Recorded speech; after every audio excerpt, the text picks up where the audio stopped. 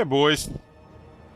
Messed up sleeping schedule, Elich reporting in. We are here with a awkward start campaign of Warhost of Zharr with spicy setup.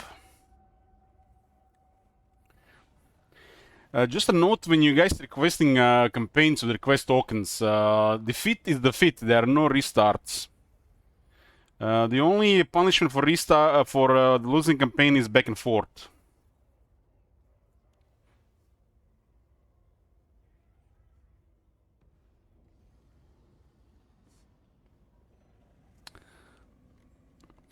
I literally, if you guys been wondering where I've been the last 2 days, I haven't literally slept the last 2 days.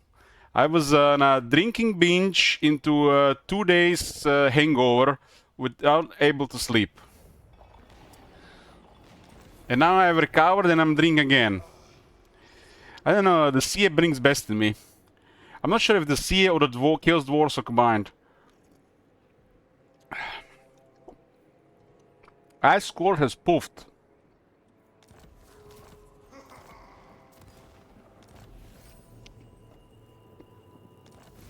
Let's see if we can salvage this campaign. We're gonna have a regular campaign after this one, followed by another request. Zatan da Draj.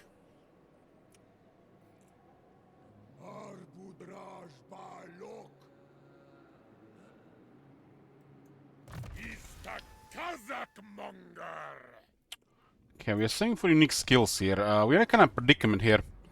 This is not a regular campaign. What I mean by this is not a regular campaign. In a regular campaign, you have your standard setup of early game, where there is no house rules induced self-sabotage or excessive enemy buffs. So you can actually cruise at your pleasure. There's still some unpredictable things that happen, but not much to surprise an experienced player like myself. I feel like in these setups, the early game is can be, went from nothing happening to like we are dying, stop kicking us. We have Kolek on the left, and we got Village on the right, and these are friends of this faction, and these factions are required to have a stable campaign of Wars of Zharr. But in this campaign, we rolled, it was requested, we rolled the Wars of Chaos, we rolled Norse, Beastmen, Ogre Kingdoms, and Dwarves, and we have to declare war on all those factions and never make peace treaty, and the goal of the campaign is to destroy these factions. So we couldn't really do anything from the very start of the campaign, and it's been a struggle. We couldn't even get a tier 2 on time, let alone any units. The Chaos Dwarves, unlike some other factions, they actually really depended on the opening going smoothly, because the whole faction resources and provinces, how they're set up, require you to build something. And if you don't have the time or means to build something, you get nowhere.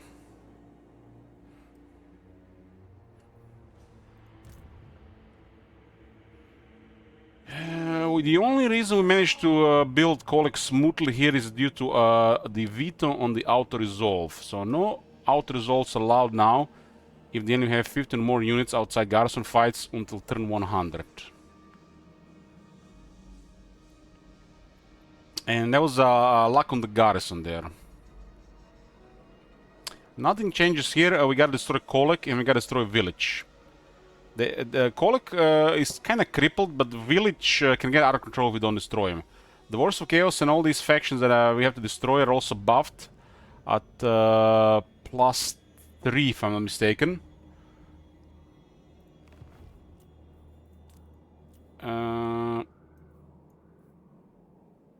Yeah, they are buffed at no, they're actually buffed at +4. Miners are at +3. That's actually pretty high. And in all but, some freak accident cases, we are gonna be the only faction other than some other factions buffed at +4 to be able to handle them. So this is why we have to focus on, because there is no like downtime. We have to destroy them, otherwise they get out of control.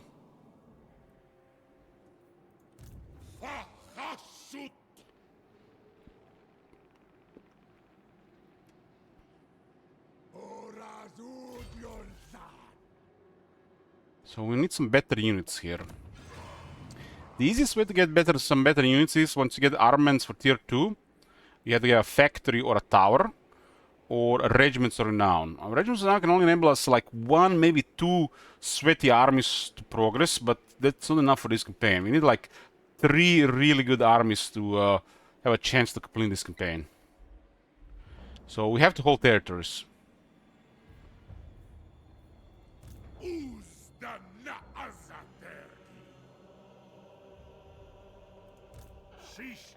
Chosen of Zinch on turn 12.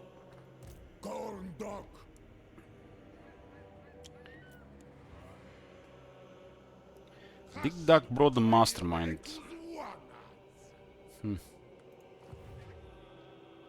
One of our convoys did get destroyed by the Norskans. Reliability rating is recovered, and if we destroy a village, we might actually have a stable east. We can't find Grand Kate. If we have to find Grand Kate as well, this is doomed. Doomed.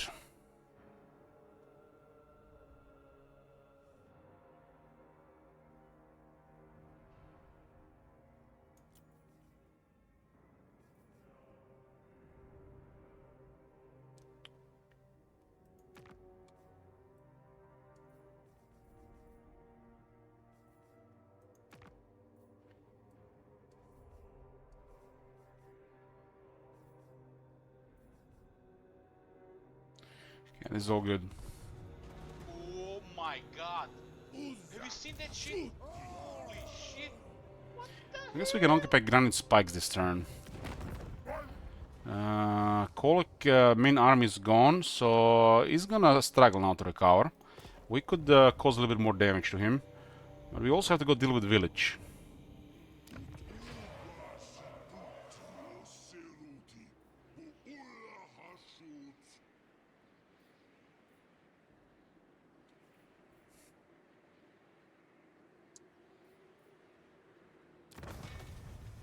We get another blunderbuss unit, and we can recruit some Chaos Dwarf warriors. This at 4 could give these units black powder plenty.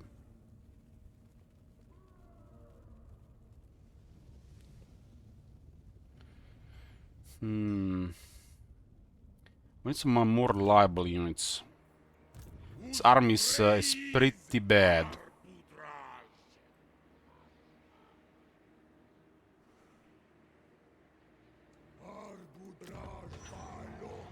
We can access some war machines here in a couple turns.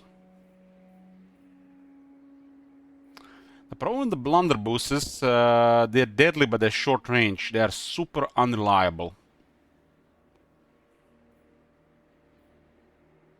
Outside the balance of power and auto resolve, it's a horrible unit.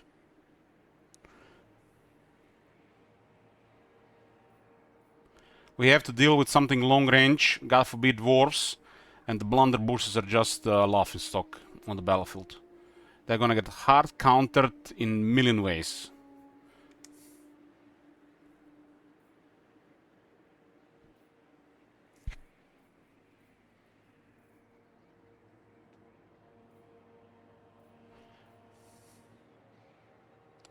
Our ultimate for this campaign are the dwarves. And the best unit we have against dwarves are the Hell Cannons and Dreadquake Mortars.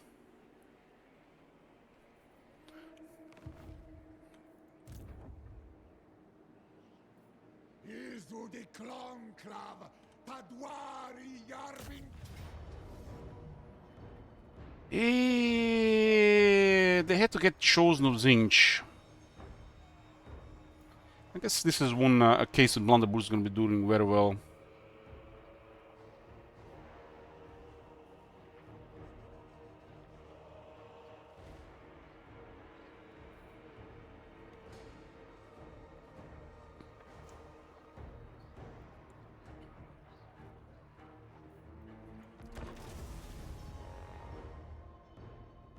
Some to kill the airships. The hell cannons kill the airships.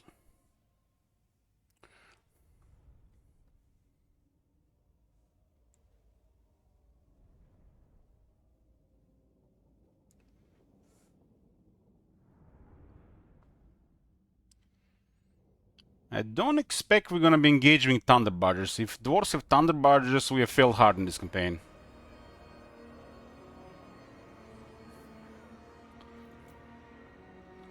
And it's just gonna be suffering no matter what.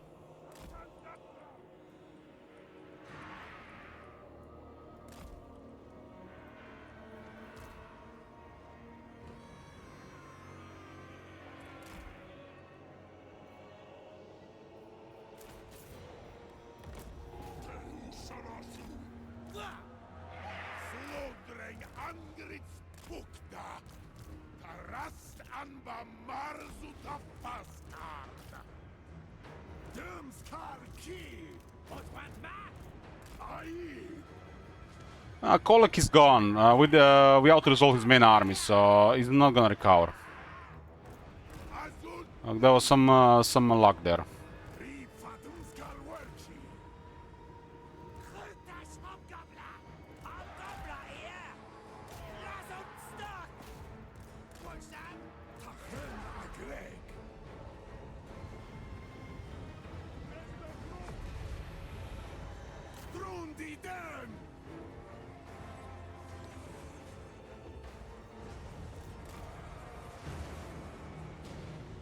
Well, I'm glad you enjoyed it, Leaves. I did enjoy it myself.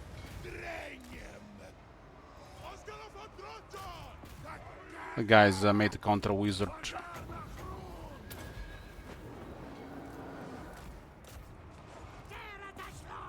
What a great weapon set. Let's go there.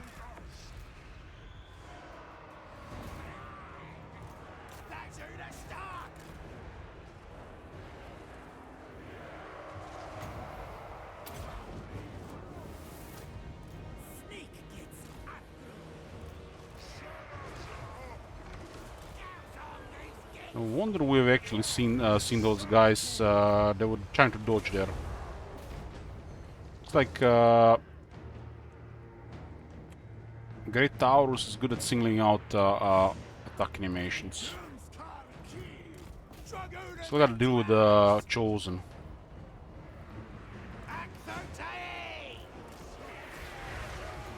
Damn, those Chosen are got routed fast.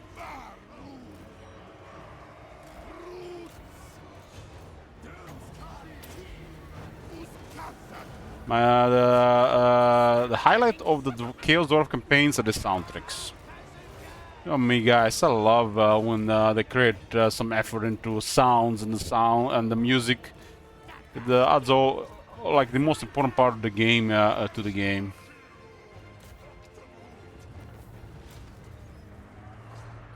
This faction will always be a dark cloud over Warhammer 3 for me.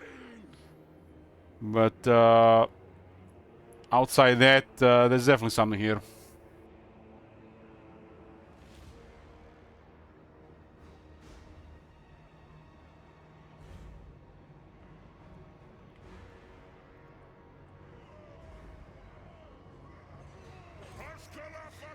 Great weapons are good here, but they get frenzy.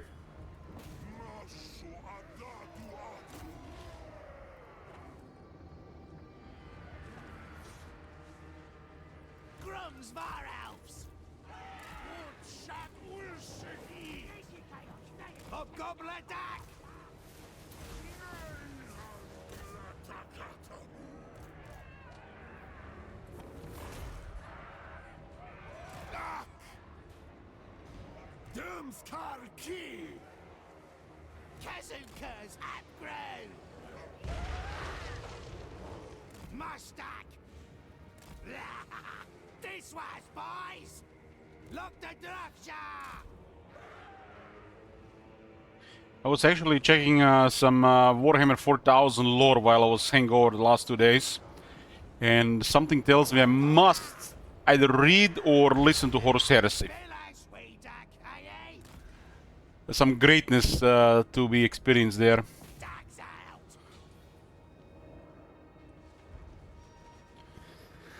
In my lifetime, boys, action, a live action of Horus Heresy in our lifetimes.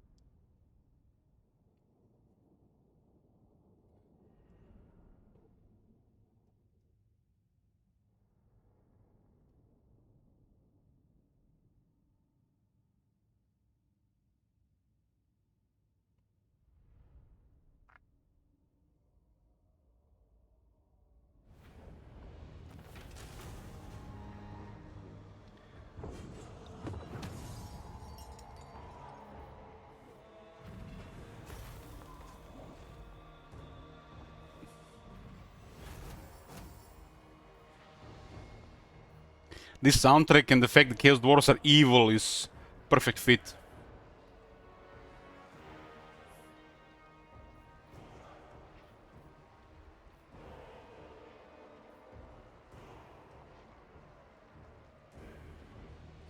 Lives, hook me up on Discord. I'll check it out.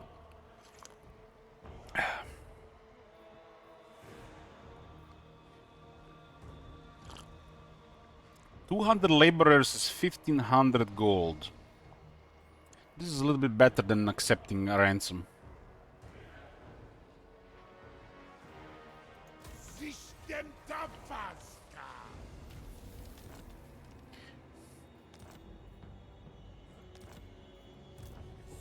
The Great Taurus mount seems to have a quite solid attack animations. The highlight of it, it has AP damage, but its defense is questionable.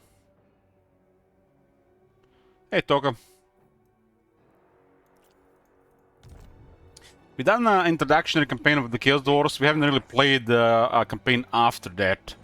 The introductory campaign, it's almost like I consider a tutorial. But I got a lot of experience fighting Chaos Dwarfs in various states of the game.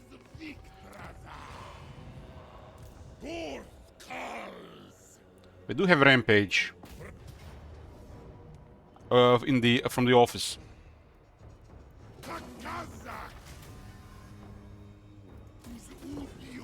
There's a Tower of Zharr, what do you call the seat that grants 15% Rampage.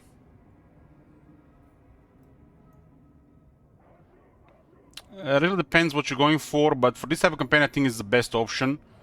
I think overall one of the best options is probably Machinator and or Blacksmith for these guys. Because it makes things go smoother over time. Thermal armor is pretty sweet these days. That's a crazy armor for Bench these days. And Bench did get buffs in the last update.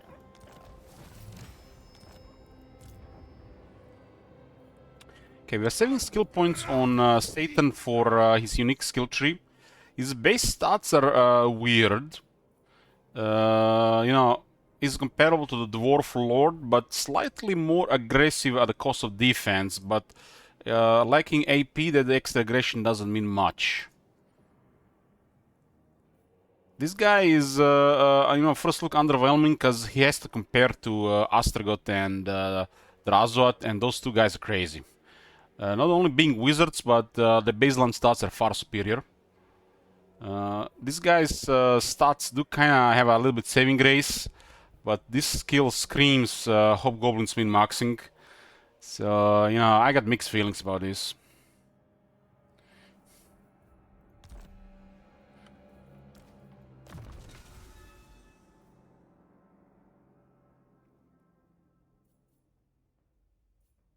At least this guy can take all of this.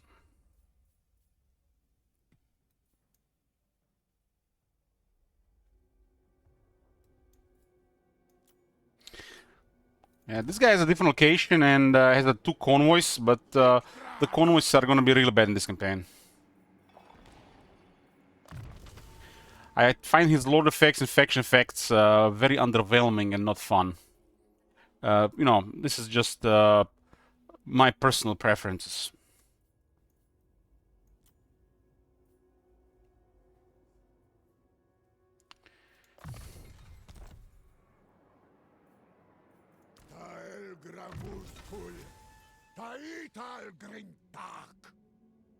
This guy could be a really nice campaign agent. I hope we don't need to do sweaty hobgoblins for progress, because I do not want to use hobgoblins. I do not want to use hobgoblins. Just so many times I see Chaos Dwarf AI armies full of hobgoblins. It's literally caused some kind of post-traumatic stress from playing all those campaigns. It's like seeing hobgoblins now is just... it's tedium, it's drag, it's I don't want to use them. I get irritated when I see the hobgoblins.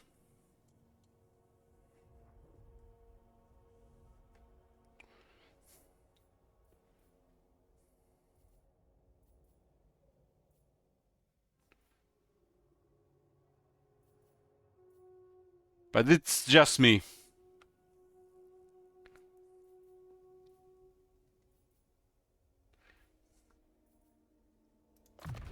Stick him and get him to get some advantage with poor quality early on. Zatan is Victraza, whose praise are Budra. Don't get confused here. This is gonna be a hard, potentially long campaign, and we're gonna require some effort. But I'm expecting this to happen for our second campaign, next Thorin campaign, and the next Grim campaign. These three campaigns, basically, one of them was a big request, and two of them were punishment for failing two back and forth campaigns. But we'll make sure there's some campaigns in between, so we don't just go from these crazy campaigns one into another.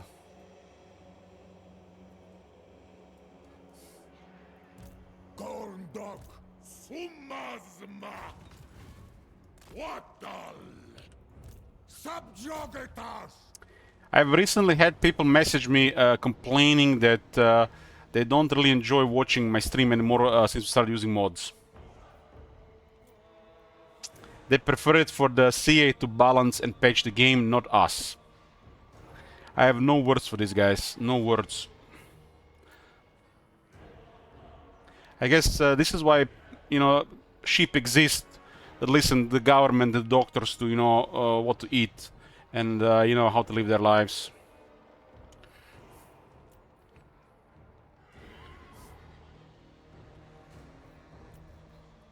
Imagine taking advice from a doctor about nutrition. Jesus.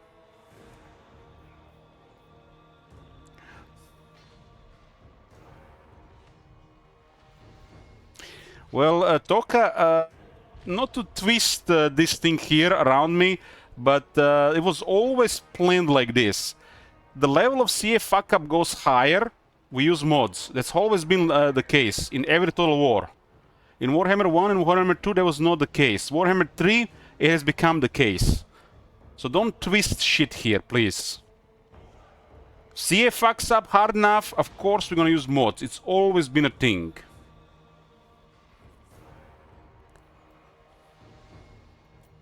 Warhammer 1 and Warhammer 2 was not fucked enough. They fucked this game up with the late 2023. And you have to use mods from that point on. We've always had plans to use mods if CA fucked up bad enough. It has always been the case in the past Total War. The mods have carried Total War more than Creative Assembly has ever done to the series.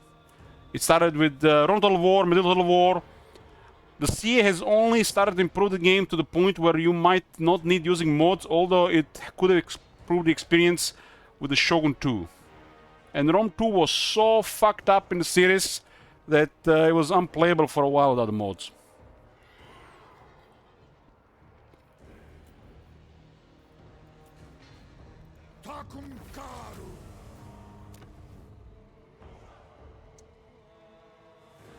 So Valerie is a tower, is a factory, and this has to be an outpost. Yeah, I mean we lack territory, so it has to be balanced right now. Honestly, the outposts do seem the worst, especially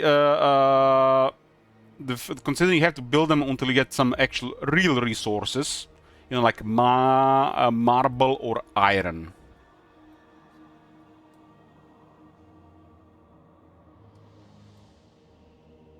I don't. I see him on here. I can show you.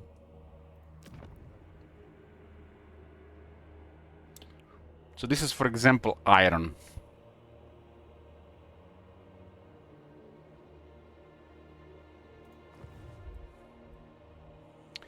Where the Miracle Balance patch is not one to focus on nerfs. It's supposed to make things better by removing multiplayer and balance the game in the spirit of vanilla. And Thrones of Delay is the blueprint / standard for this balance. Because it shifted things quite a bit, the Thrones of Delay of Warhammer 3. When you look at the Empire and the Dwarves and the power level that's been increased in both the levels of magic units, both mid and high tier. But we have done some nerfs, and some more nerfs will happen. But I can mention a couple of nerfs we did. For the Dwarves, we have nerfed Iron Drakes. The recruitment of the Iron Drake has been increased by 1 turn. Because that is like, there's no words. There is no words. If you think that is right, you're fucking clueless and hopeless. Iron Drakes have been nerfed. They have been reverted to their original design regarding recruitment. They need extra turn to recruit. We also done the similar thing with the Frostworm, because they fucked up Frostworms as well. The Frostworm is a strong unit. It's definitely not a basic unit. We also increased the recruitment time on this Frostworm by 1 turn. This does not mean these units need 3 or more turns to recruit. They can no longer be recruited in 1 turn. Iron Drakes is a stupid powerful unit that literally takes away from the Dwarves, and that shit needs to be balanced. There has to be a downside to Iron Drakes. The Iron Drakes being a 1 turn recruitment is fucking stupid. Same for the Frostworm. Oh my god. Have you seen So that shit? the type of balancing regarding nerfs you can expect from the Miracle Balance patch is like that.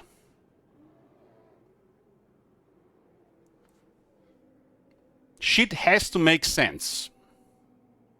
Gyrocopters are fine. Gyrocopters are fine because there's plenty of ways to counter gyrocopters and they require effort to use. While the Iron Drakes, they're stupid hard to kill, and they literally lower the pressure and the defense capabilities building over the Dwarves, because they can be instantly recruited.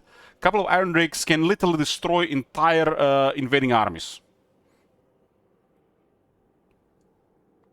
The Iron Drakes have a crazy toughness and they have crazy offense. They cannot be 1 turn recruitment unit. It's an elite unit that should always be at least 2 turns to recruit.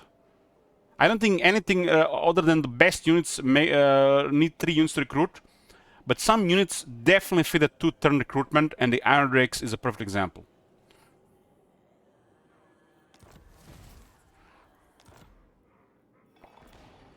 Yoo-hoo! Victras! Dumle Fahasut Raj Arbu! No, nothing can really bother us from the west. This army is not that tough without extra dwarves, though. 3 out of 3, huh? 3 out of 3. This building will definitely get a buff. They will get a garrison. This also enables Infernal Castellan. I guess this makes a lot of sense. It also requires gold. The Chaos Dwarves use the different resources. They require gold, raw materials, and/or armaments to build buildings. Or armaments to build buildings. Raw materials and armaments early on are don't really expand. They seem like more precious than gold. Well, gold will be always the main factor for armor capacity.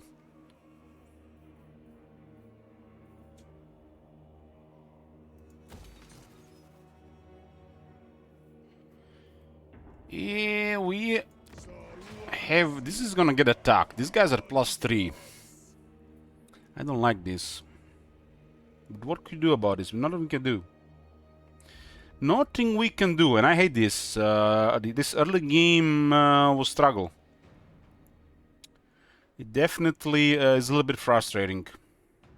But if one side of things cannot be frustrating, the being successful will not feel satisfying. It's just the way it is.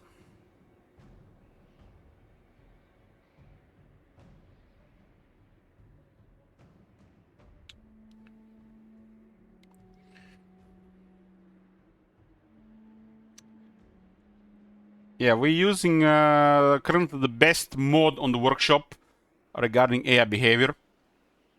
And if you guys don't believe in my testing and stuff, I think this can tell you everything. This is literally a new mod on the workshop. It already has over 1,000 subscribers.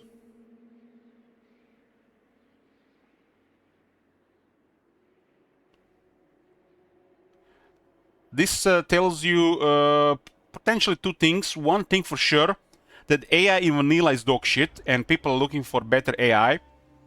And that people are still using this tells you that this is actually good shit. From our test that we did this over the other stuff, this is vastly superior. For the short term we tested it. And I say short term, we test more than other modders or CA for sure. I think even more testing is required, but it's too time consuming.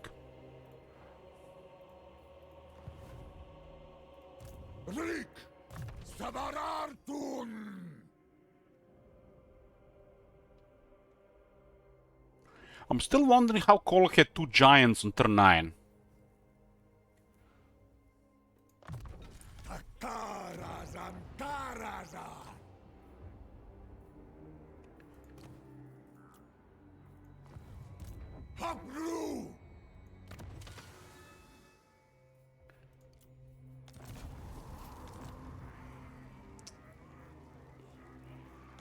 Saumansia nuntu, asumor anjas lock.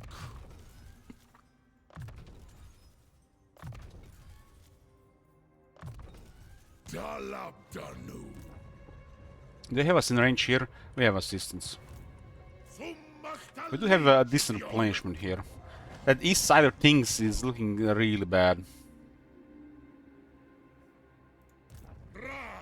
I don't think we can waste another turn here. We already lost so much here. This gotta be the best opening here.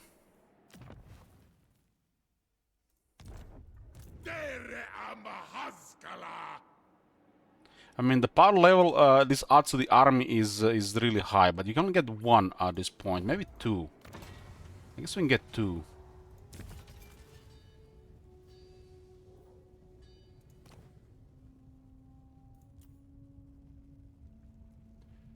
To give them more ammunition, we would have to pay 12 per turn. I guess it's unrealistic right now.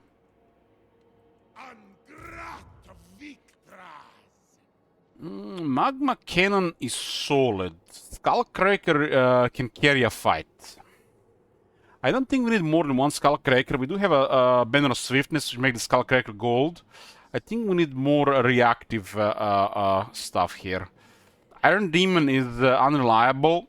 I think Magma Cannon can be relied upon.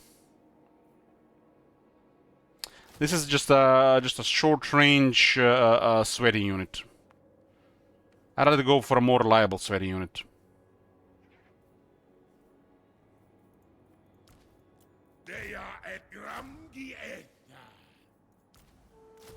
One Skullcracker can make all the difference in some fights. And with the fact we have better swiftness, we gotta get one. Not really sure what to expect these days with Magma Cannon. Both Magma Cannon and the Death Shrieker Rocket Launcher got nerfed because of multiplayer.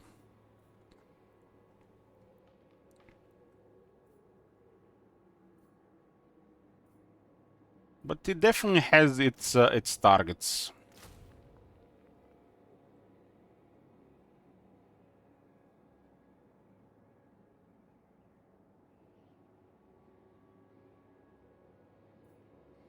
I think the best artillery of the Chaos Dwarfs are Hell Cannons and Mortars, but those come later.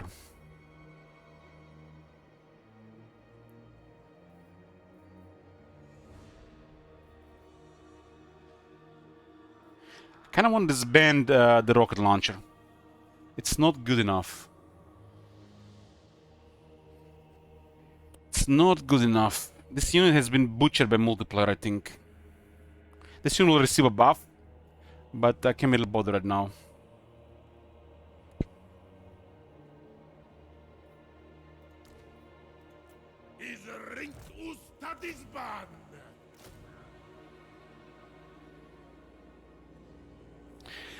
The problem with these war machines, you know what is the core issue? Which is kind of hard to balance between the campaign and the multiplayer in compared to their counterparts of other factions. The main issue is single entity. Single entity. Single entity. And Hell Cannon is better than all of them. And the Hell Cannon has been kind of a little bit overshadowed by the power creep. We did a small buff to the Hell Cannon.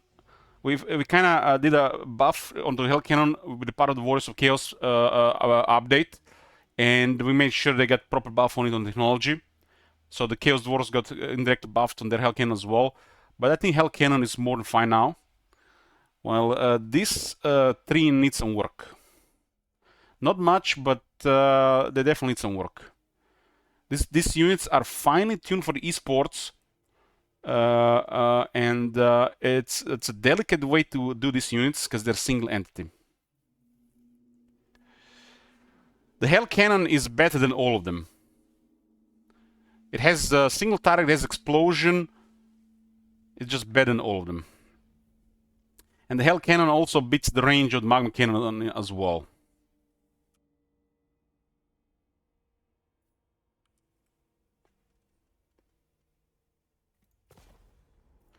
And I guess this is the reason why they put the Hell Cannon separated from the rest of the war machines.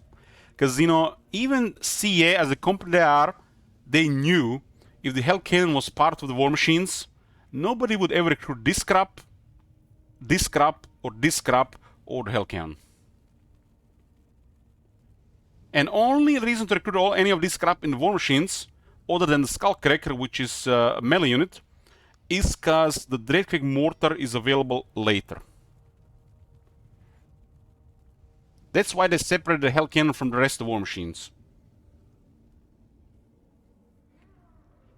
Hell Cannon is just a superior unit in every way, and this unit has been nerfed in Warhammer 2 and has been touched since then.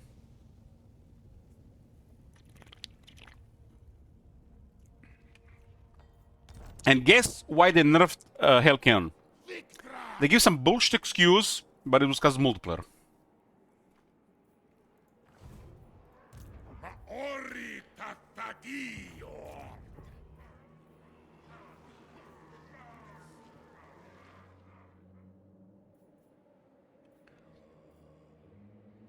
Right, we can only wait for this.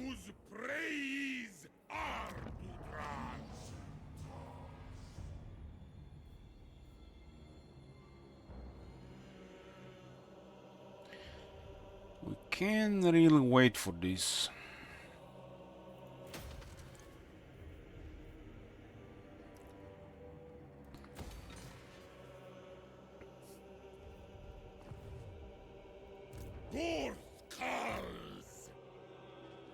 Darwi Algrundal Haskala is the Kazakh Monger. Where are we at? I think this is pretty nice to get because of 50% magic find, especially since the items are now it's hard to drop. Well, this could prevent war with Zulahu. Zulahu doesn't like us right now.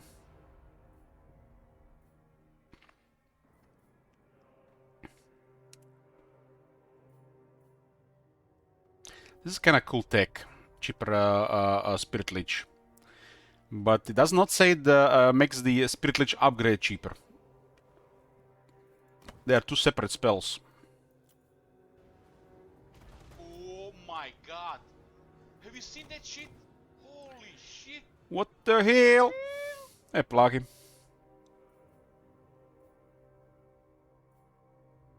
The convoys are not gonna do anything this campaign. It's literally the only thing this faction other than location has special is the extra convoy. It's everything is trash. Zayton's faction load effect, faction effect. We got an extra convoy, but in this campaign, extra convoy is useless.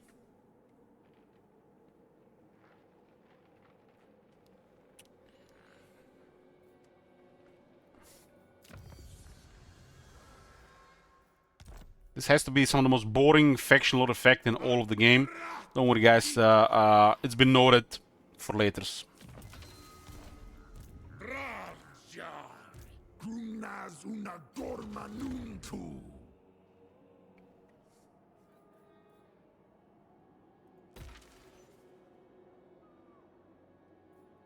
We're gonna get attacked here. We might not even get this thing on time here.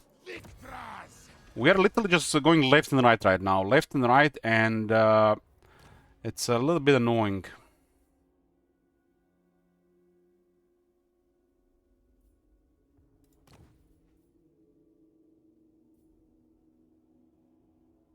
I think we can avoid war with Zulahu if we get this.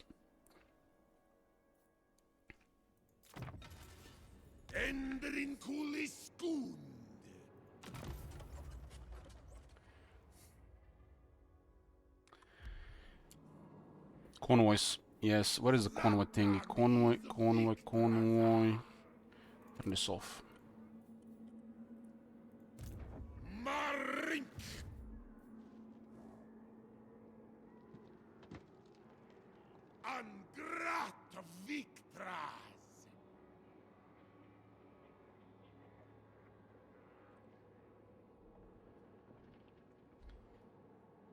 This is what I call extended early game because of a really bad position for this type of campaign.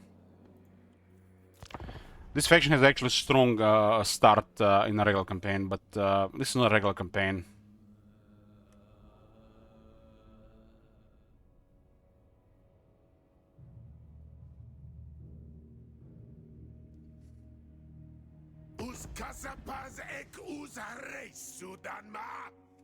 Is tak as uzlag und den dock.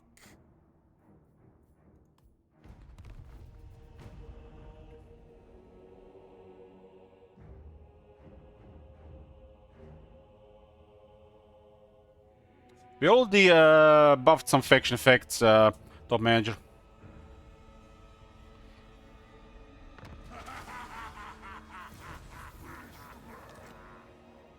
Three more technologies for Talisman preservation.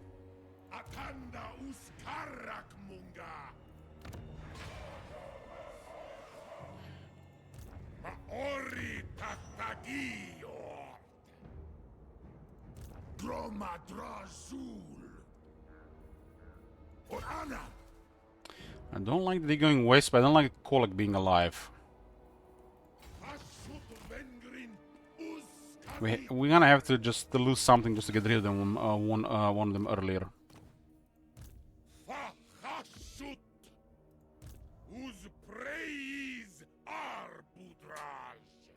Any buff to Lord of Hashut?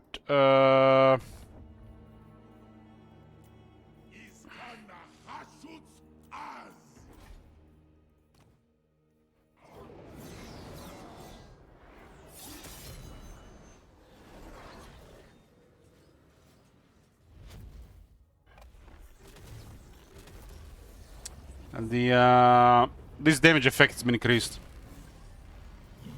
We have increased the damage of all the Spirit Lich type effects in the game.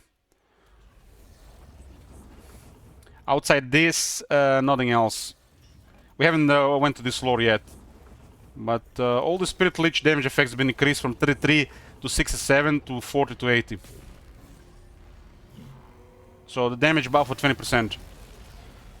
That's one of the core multiplayer nonsense that has been in the plaguing the game for a very long time.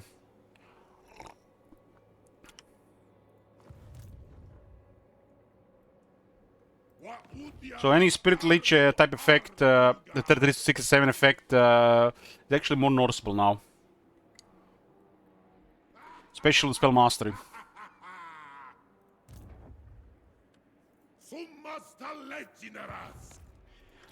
But regarding magic, the Lord of Fire, for example, Lord of Death for this faction is really strong. Lord of Fire especially.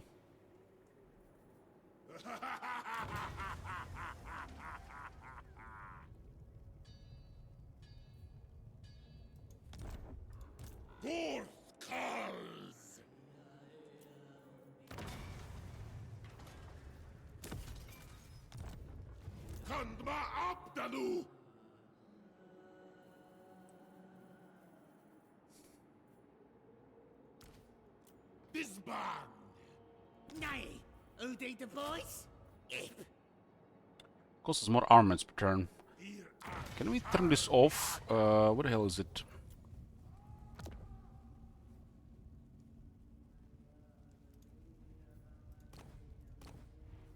So once you activate it,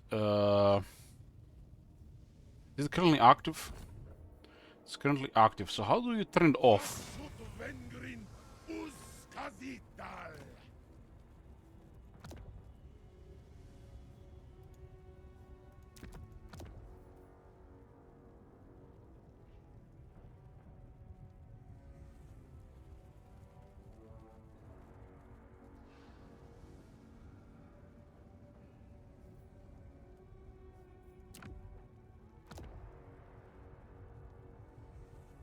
So I just click it again and apply and it's gonna turn it off.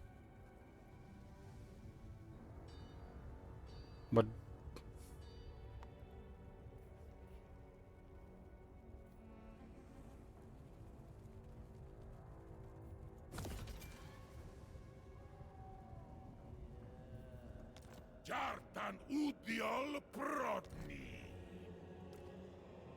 because we don't need this for a couple turns.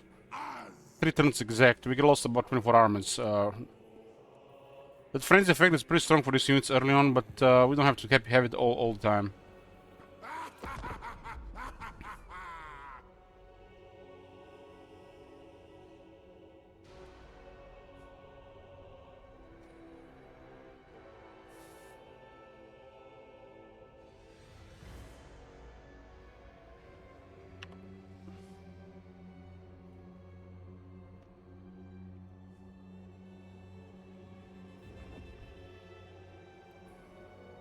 Was that ogres coming our way?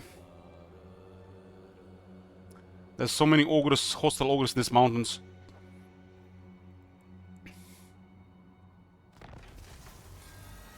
But it's good, it's good.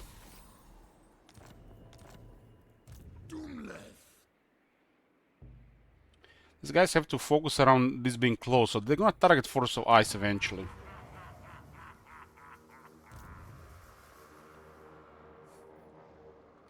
Kolek might be back in time, huh?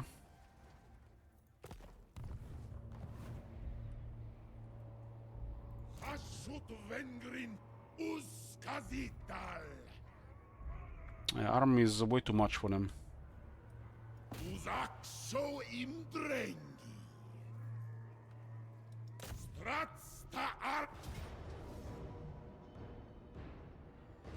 They're trading a Pyrrhic victory, huh?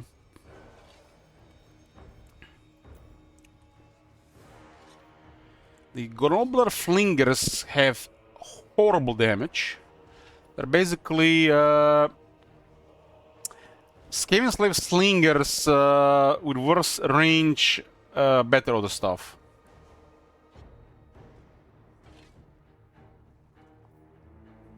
What is this? A bruiser? Anti-infantry, huh?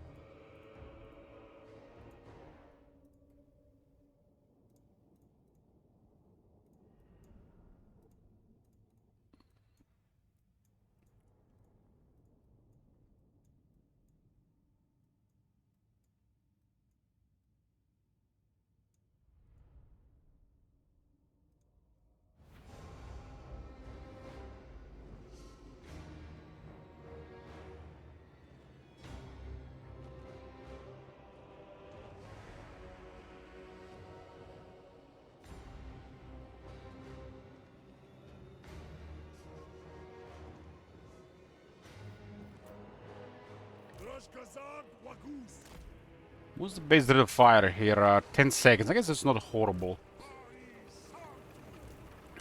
The rate of fire is the only really saving grace here.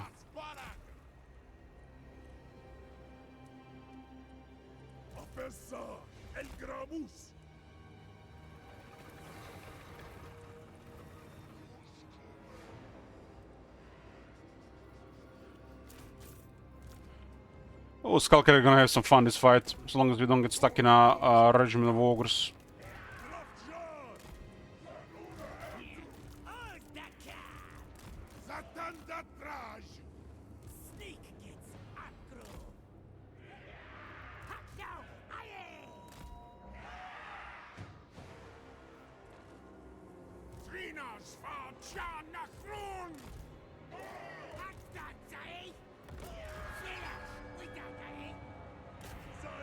Fire boys, have fun. They're not firing.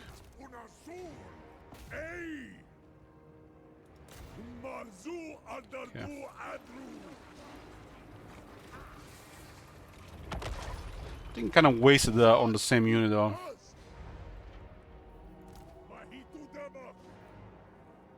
It has half the firepower over a cannon unit. Half. Half.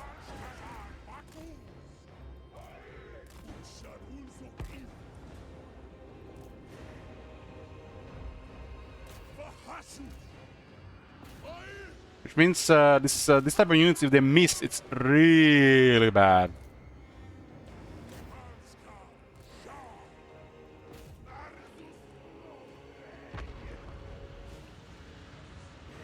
Like that.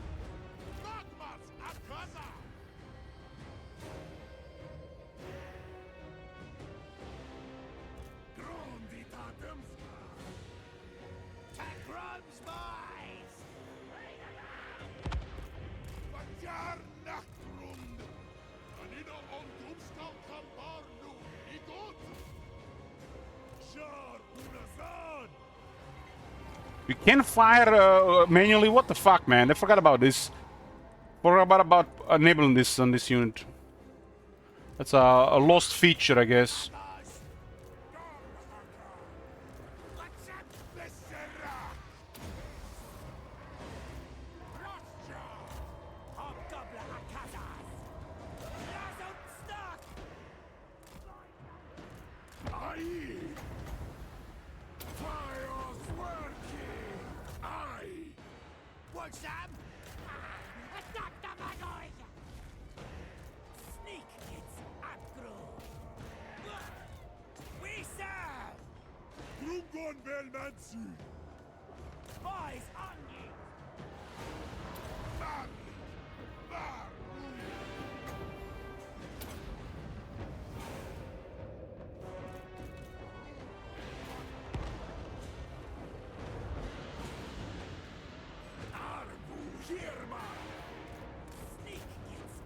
That's what I'm talking about, a flame storm. Cast a flame storm in the middle of noblers, they're nearly all dead. That's how it's done. Don't tickle them and leave most of them alive.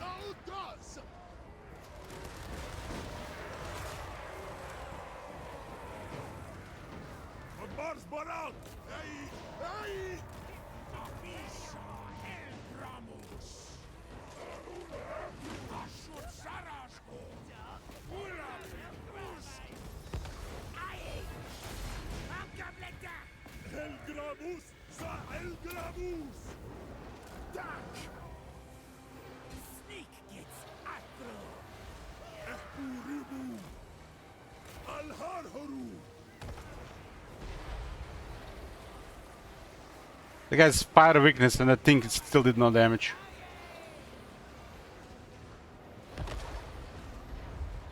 Zharr. Unasa.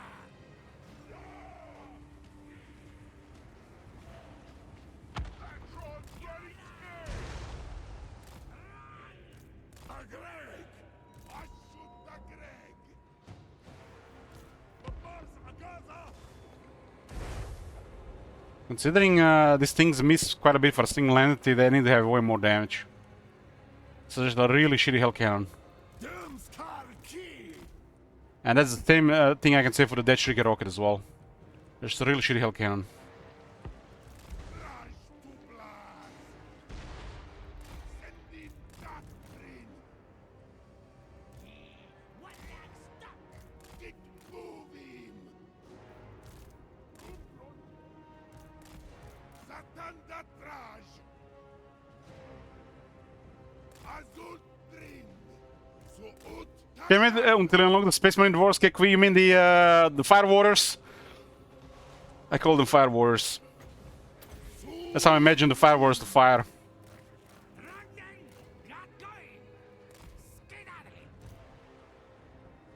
Duck. Blood Gazra. On my wise. Yes. Stock. Stock. I got him. Hey, Brace.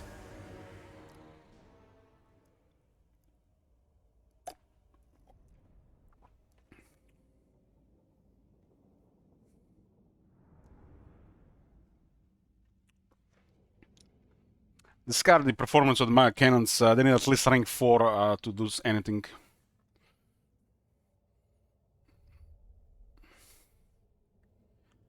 Start judging these units at rank 4 plus.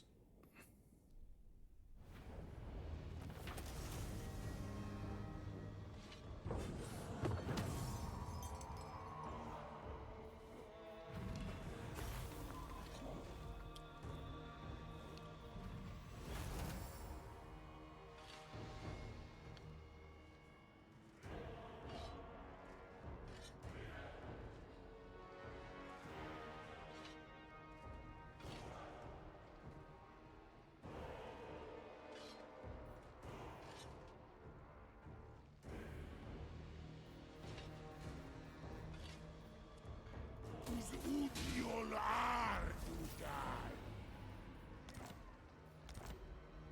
Satan Dadraj. I think moving without replenishment is a terrible idea. We could have had this attack next turn, but there's 2 more factions nearby.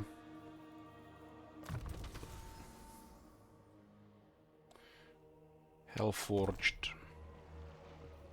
Skullcracker is Hellforged.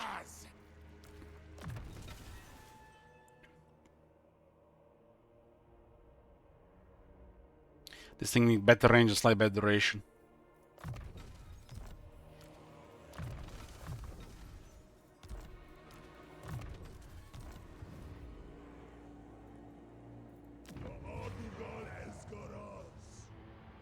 This is probably gonna get attacked by Norscans, but nothing we can do about it. We gotta poke this first. I did rush some of the seats with labor.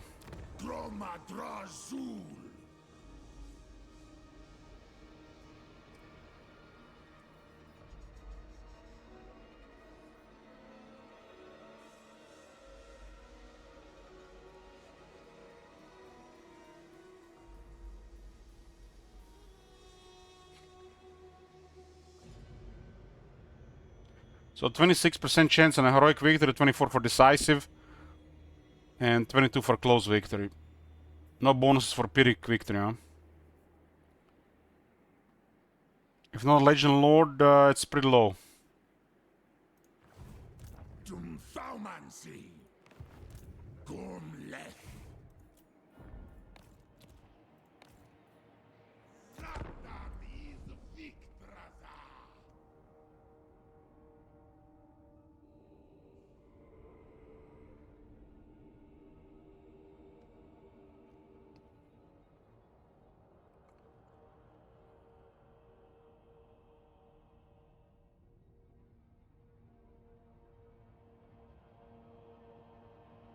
Well, still the best way to get items is to stake lords on the Legend Lord.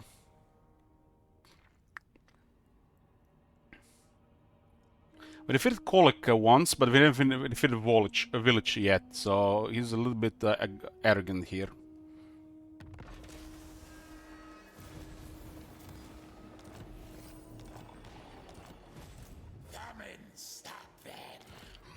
They got completely changed their tunes once they lost the initial army.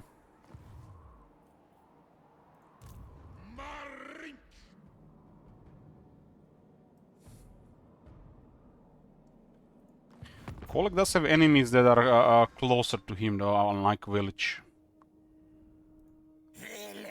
Feels like a hell of a whack-a-mole right now.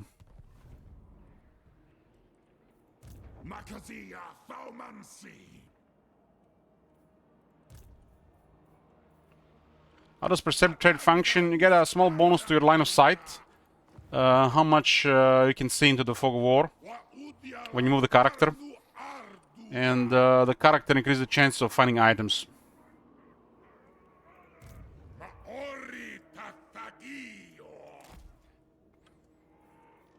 Left, right, left, right, left, right for now.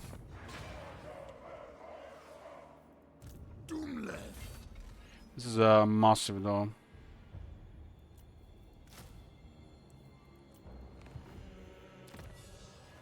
Twenty relations with all Chaos Dwarfs. And 15 legions with everybody. These two guys are doing okay for the moment. They're a little bit hostile and we have a lower ability rating. So far, nothing bad happened due to low reliability rating.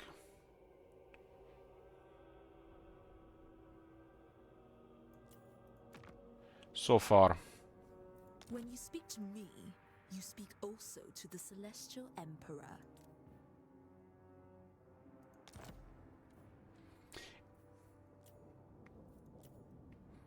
Looks like they did get wrecked here.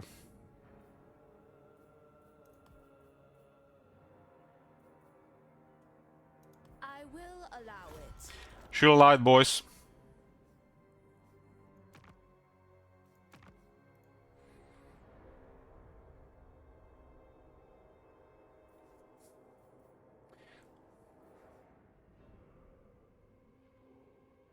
Of course it takes, yes, of course it takes. I mean, that is the point of these properties and stats.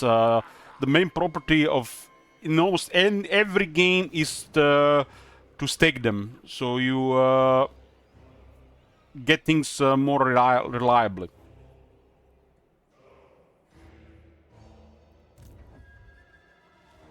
So if you have a lord with perceptive and a scouting wizard in the army, you will have, on average, the best chance to find magic items in the recent update.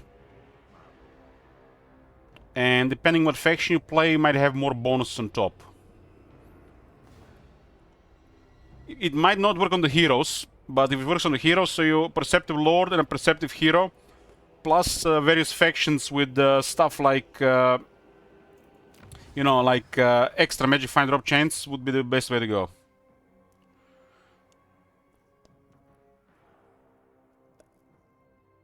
So perceptive lord with a perceptive hero and get a technology like this and you're golden.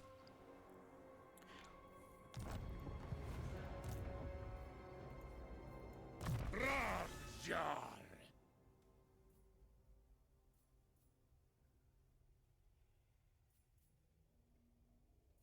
Yeah, from my experience, perceptive works on the heroes, but we nearly like confirmed it. You know, it does definitely feels like getting more items when you have perceptive on a hero.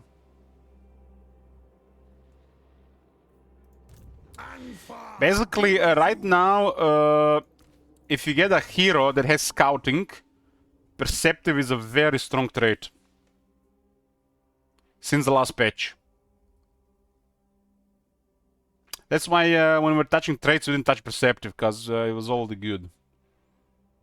So anybody has scouting, perceptive is one of the best things to get on them. That's like the new meta.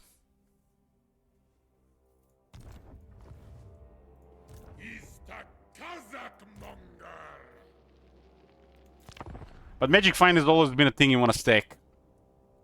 But then they nerfed the drop chances, so it's better than before.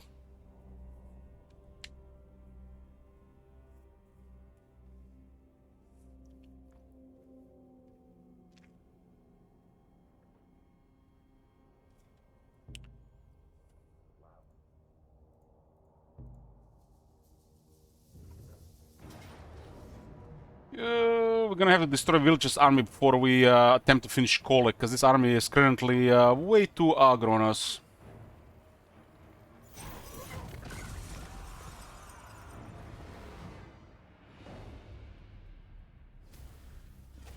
Yeah, he just made a critical move, critically bad move.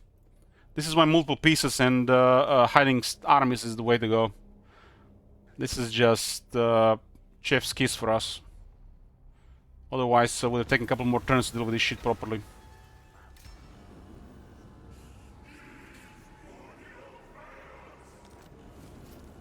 The creme de season turns 16. Okay, that's a good seat. That's a trash seat.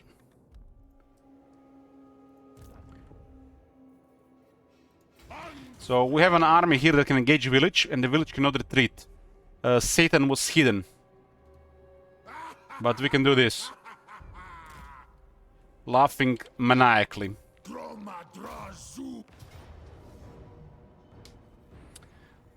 The hardest part of this campaign right now is to deal with initial army of Kolek, initial army of village. Because we can't really just deal with them one go, because one will come from the other side the moment we go after the other. But the idea here is deal with their initial army, and the rest of the stuff they have is weakened.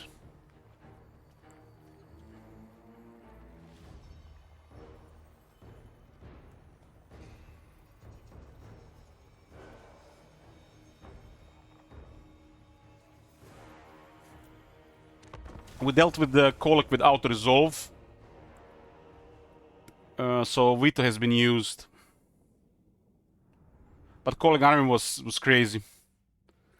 Had multiple Dragon Ogres and had 2 Chaos Giants and a Hell Cannon on turn 9. And had Kolek. Kolek is buffed in the Miracle Balance patch. We could have got really screwed by the Balance of Power in that case, for example. But I baited him on the Garrison. So the plan was to auto-resolve them on the Garrison. Was just hoped for the Pyrrhic victory, and we got the Pyrrhic victory.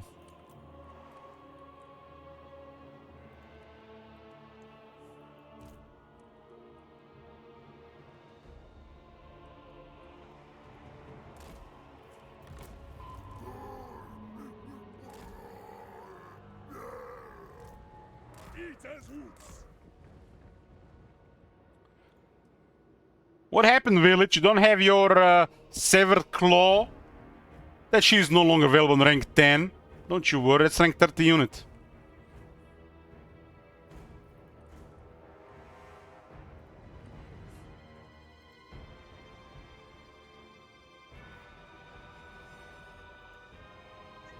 Several flying units.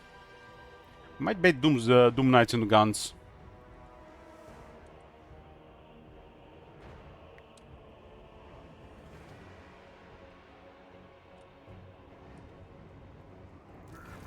Let's put a cannon fodder somewhere like this.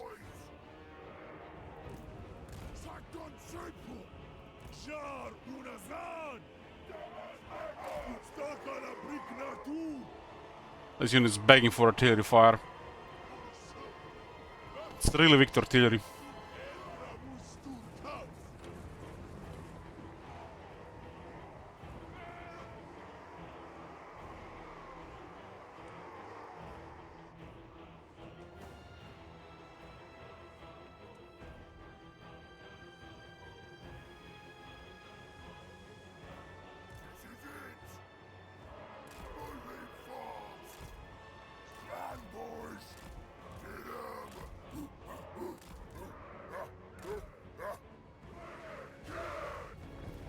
Kind of hilarious. These are orc laborers. They're literally having almost the same weapons as the black orcs.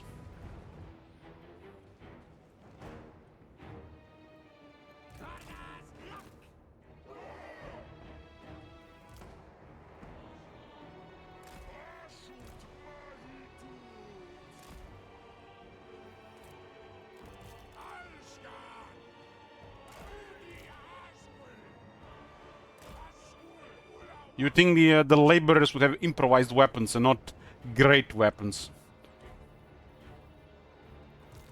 Sneak gets aggro. Hobgoblin, don't buy low. Lock that rapture.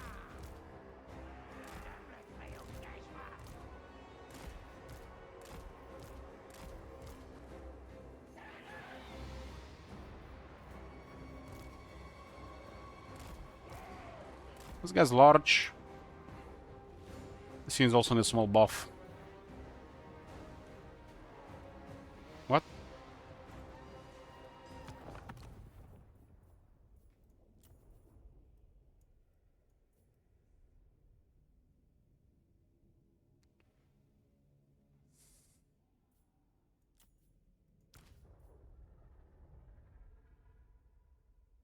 Since when this unit has 8 anti-large? I don't remember this in the patch notes. Remember how many times I complained about this?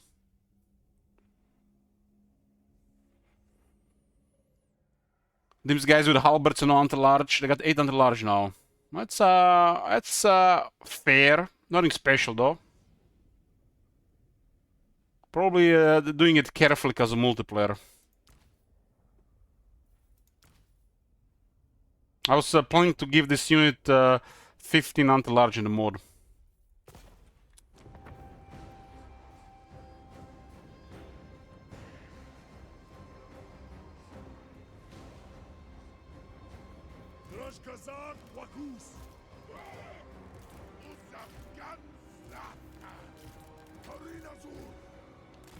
You have to respond to harassment here.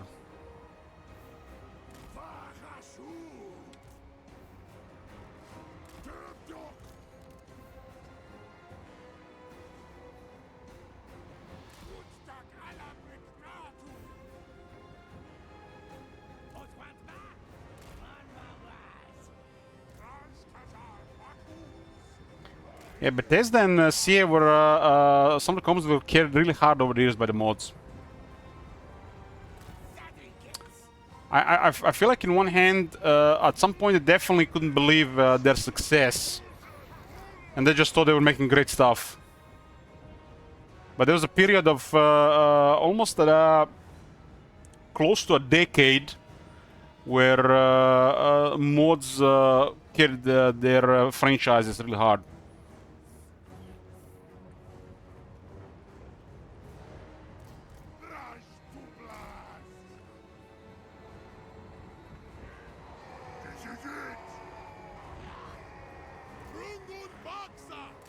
There's a Skullcracker is with a banner of swiftness. It's a very powerful thing to put on a Skullcracker. It has a 5000 mass. So any speed increases to a unit with such high mass makes it has a crazy collision damage. Any unit that has poor mass, like this Hobgoblin Sneaky gets, will just get killed on contact. They're just gonna explode in a pool of blood. Like bloody mess, Fallout style. Some units can resist this, like the Chaos Warriors, but with a banner of swiftness, the Skullcracker will still be crushing them.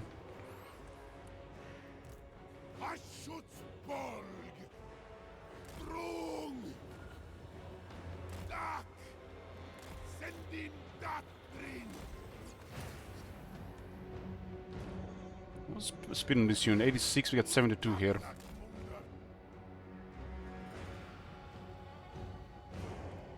And we got artillery guys who just get closer.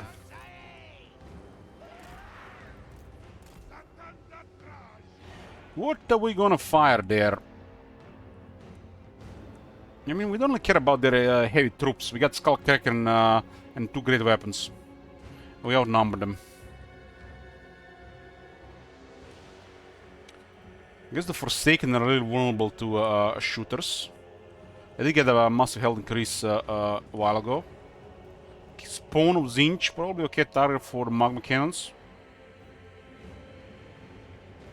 All the spawns got a damage buff also recently. Doom Knights...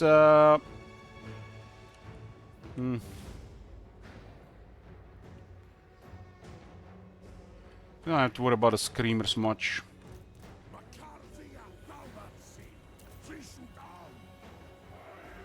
And they spawn. The chaos spawns are supposed to have very high damage, but they're kind of bulky, not very fast, and easy to shoot down.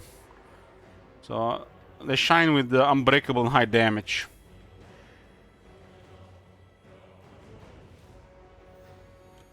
Which is kinda, you know, with the speed and kinda makes them look like a solid in a base environment. Like multiplayer.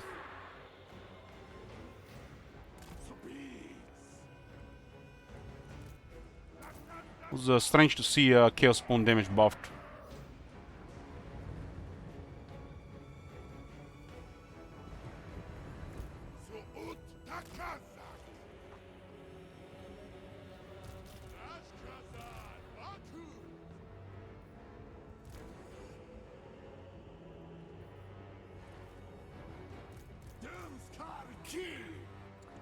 Well, well, well. What do we have here? Do we cook some boys? Haven't upgraded the spell yet.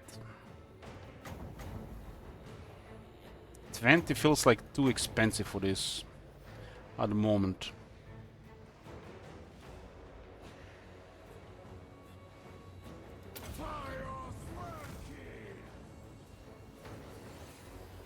Don't have the burning head upgrade right now. That's a good flamestorm dead unit.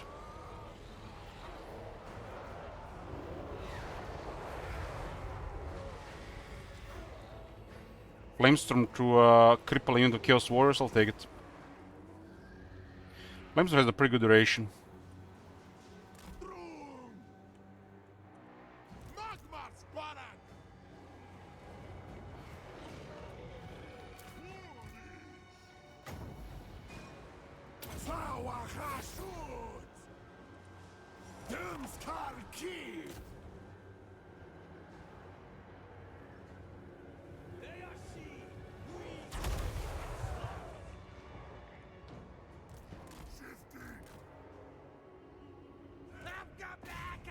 Horsemen are best dealt with the basic archers.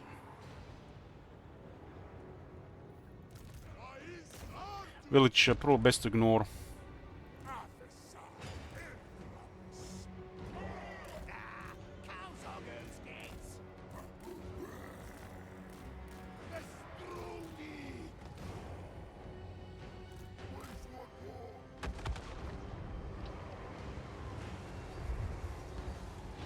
Can't believe the magma kilns can even kill a spawn there in direct hits. It looks like that it is almost like they just get scratched by the projectile and burn a little. That's kind of embarrassing for a single entity artillery unit. There's poor penetration. It's more relying on that some kind of vortex effect on contact. It's horrible. A regular cannon might be actually better than a magma cannon, just with just half the entities.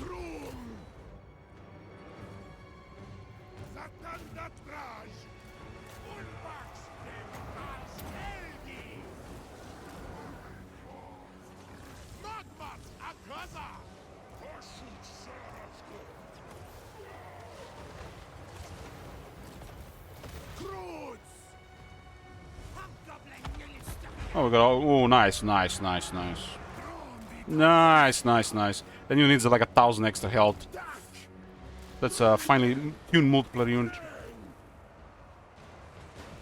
Doom Knights get terrified. Oh my god, that's so sad to see. Such a poor health in that unit.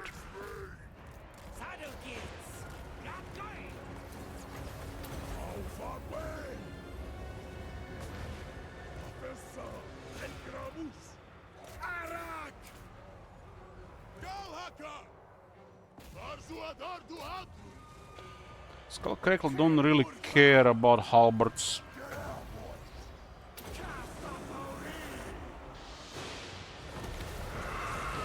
Marauders get cooked here.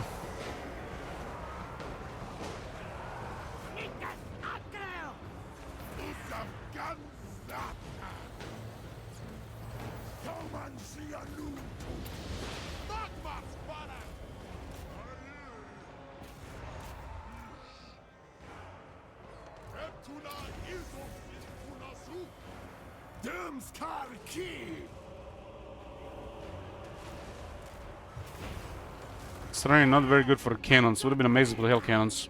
These hell cannons have a lobbing homing projectile. These units have a really bad trajectory. Horrible. The moment the terrain is not ideal, this is a really trash unit.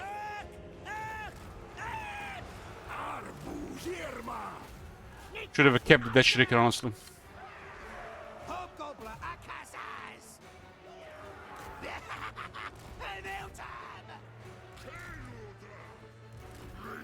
Keep the Death Shriek in the future, ignore magma cannons.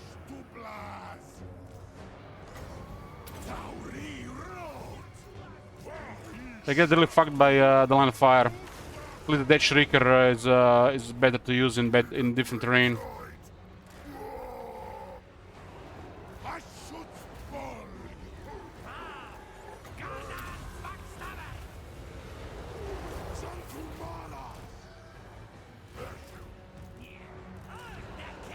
The rate of fire, the angle of fire, and the damage, it all matters. And the magma cannon is this is not good. It's not good. The moment we get a little bit fucked by the terrain, it might be pointless to even having the army. You're really dependent on putting it in a good position. If the damage was like 3% higher, I might take into account like you might get fucked by the bad terrain. But the damage is atrocious for getting messed by bad terrain.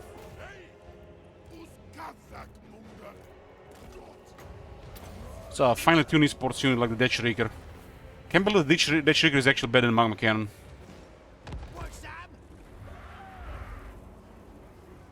All the shots with the magma cannon have no penetration. They just scratch and set things on fire. And this fire damage is atrocious. Just look at this, 12 damage. This vortex effect.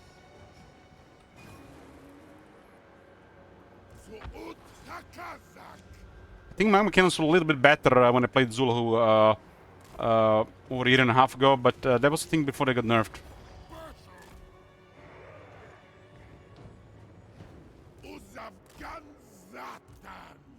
Unfortunately, the Chaos Dwarves cannot really compare to the Empire.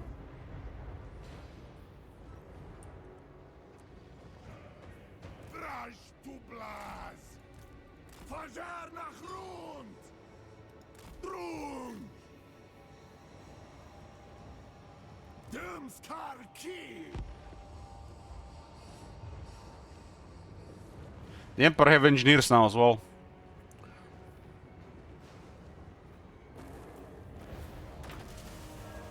I think the Chaos Dwarves were comparable to the Empire before the Throne's delay, but after Throne's delay they can compare it to the Empire.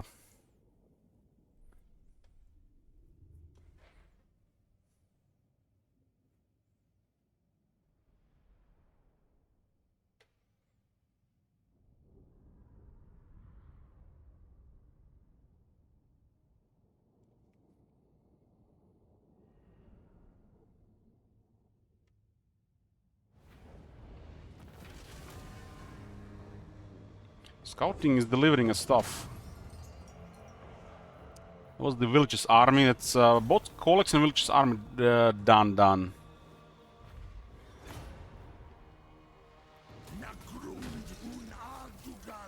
And we got the worst unique item in the game.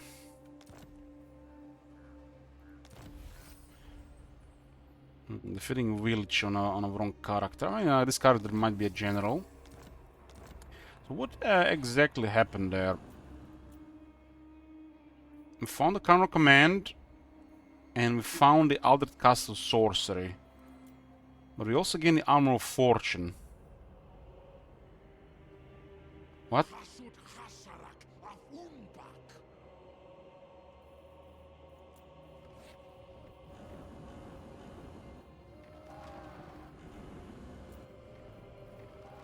That was not a reward from a quest.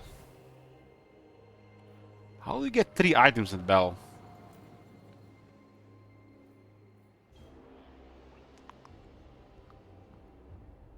We gained this, this, and this from the same fight.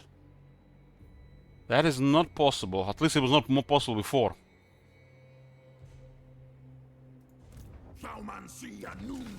That almost smells like a bug.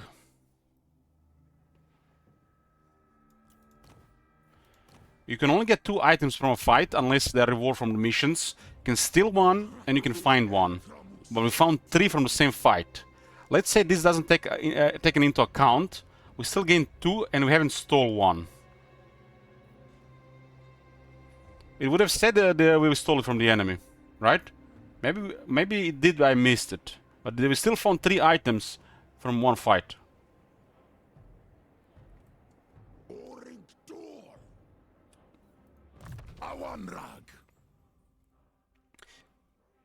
Maybe the unique items have a special role on the drop. You can still find a regular item together.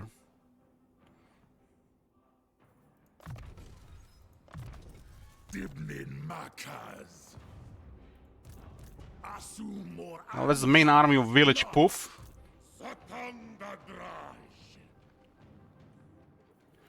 Because the items you steal, the game tells you stole them. Before the patch you could steal one, you can find one. And it used to be bug for years. And now we found 3 without them saying stealing.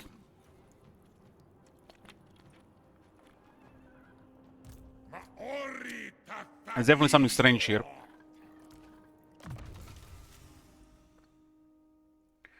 I can conduit first.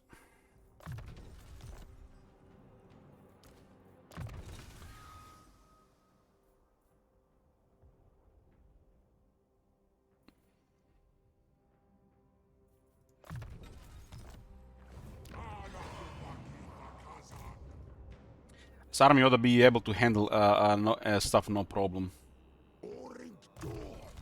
We'll get a little bit more chance to magma cannons, but goddamn man, that battle was just an example where the Death Trigger rocket is going to be overly superior to the magma cannon. I don't care about the ideal terrain, making magma cannon slightly better. Whose praise are Budraj? Gomleth. Zatan is Victraza. We'll try to provoke them here. So we might not have the extra movement.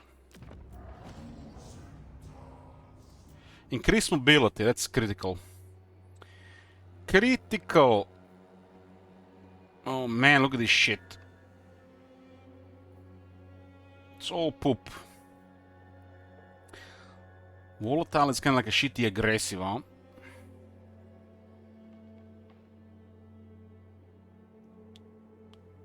Remind me, does the Infernal Castellan have a mount?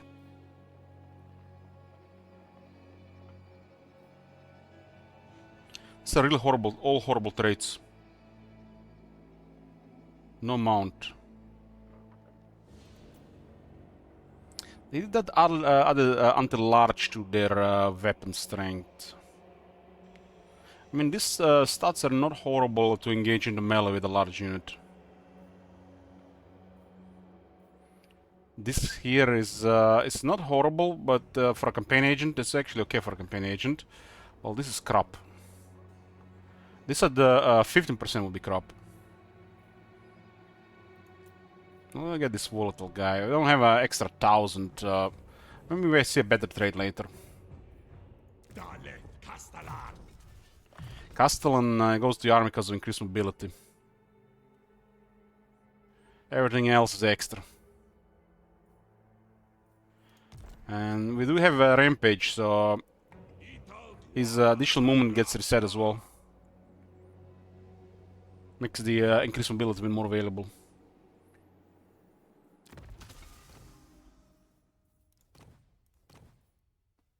Look at the how many ancillaries the Chaos Dwarves have. Holy fuck, man. They're now like almost as good as Kislev.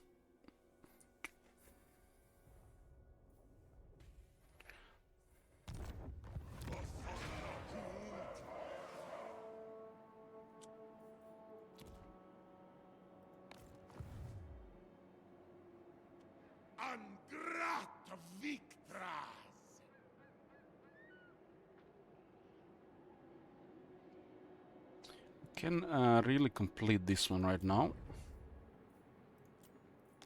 Hoping those Norskans will not go a long way here. Oh, this is hot.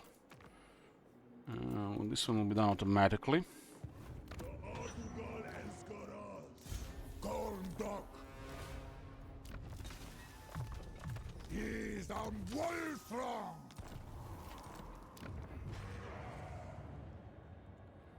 You know what would be a cool feature that, you know, I'm like, don't want to even say out loud because, you know, I know how some people feel about this.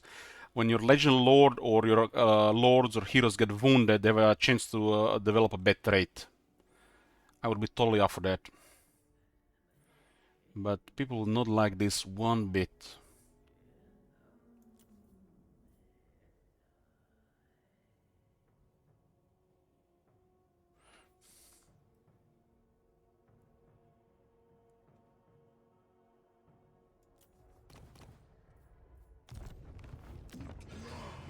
I already noted some things for later, Blade Master. Don't have time to work on the mod right now, though.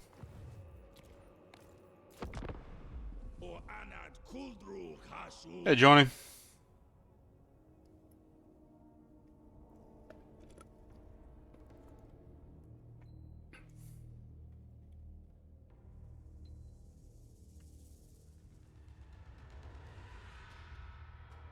But if it's Kolek's army and Vilch's army, just have to destroy their factions. This is a bait, so we retreat out of the range.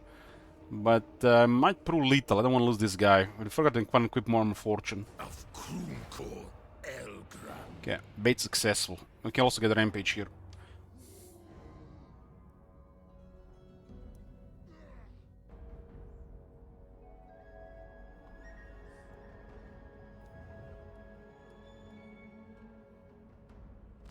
Hopefully the Kolek will be busy enough so we can deal with village here.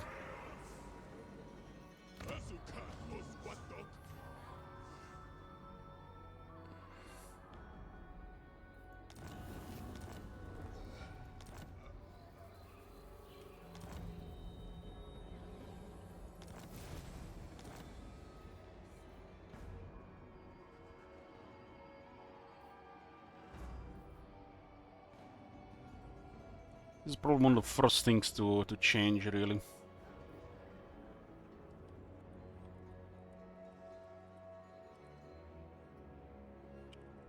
Every Chaos Dwarf faction have this in the capital, right? How the fuck they did not put any garrison protecting this thing? That is such a massive oversight.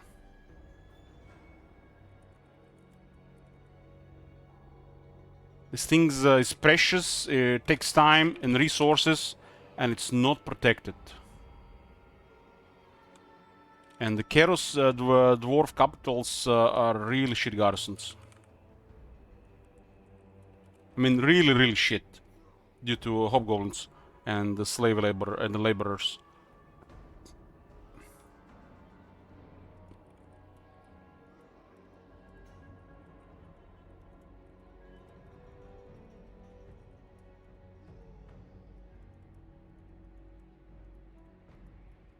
Gromril, tipped drill assembly line. The plan is to add 2 Chaos Dwarf warriors here.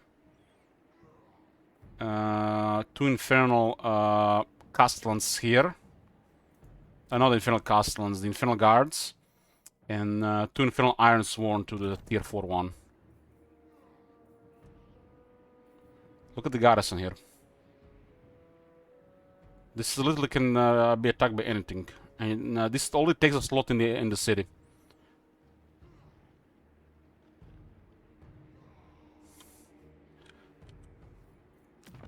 All the landmarks should provide small to crazy garrison, and this one not having garrison, I feel like is a massive oversight. Yeah, Gromrel is supposed to be like one of the best materials, right?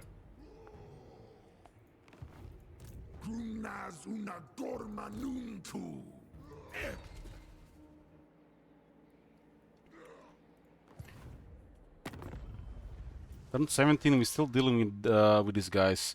Looks like Mummy Ying is getting wrecked by Beastmen. What the fuck? Please don't die to Beastmen. I mean, Clan Nation might actually benefit from her getting wrecked by the Beastmen. You know, I'm gonna devour. Gold's gonna be one of our main enemies.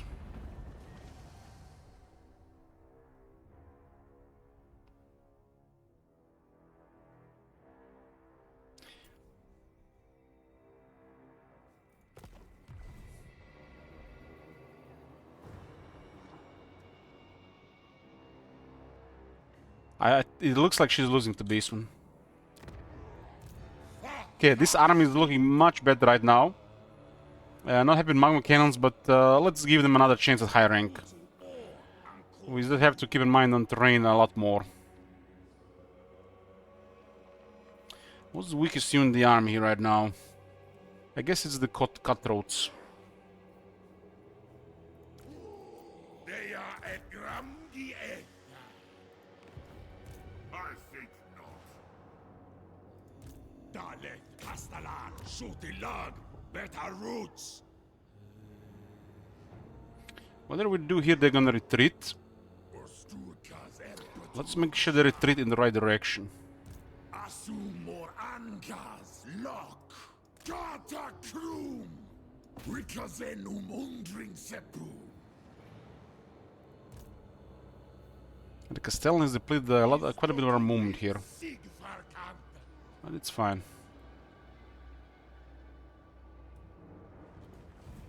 Dromadrazul, Dantalaz, Sumazma.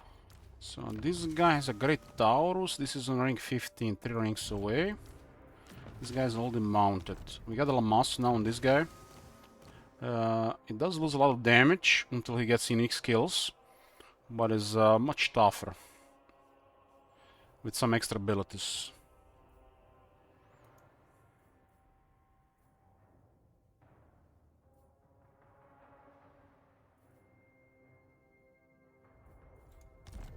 But this guy's actually pretty good damage with his weapon and unique skills.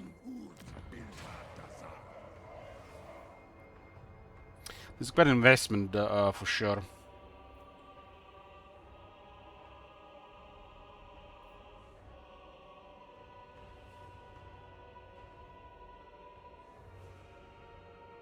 It's kind of crazy how poor this is, considering it's supposed to be a special thing. Hey, St. Isaac.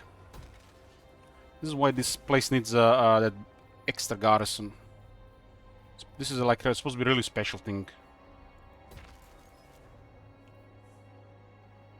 I don't care what it does in a Realm of Chaos. It really sucks in the Immortal Empires.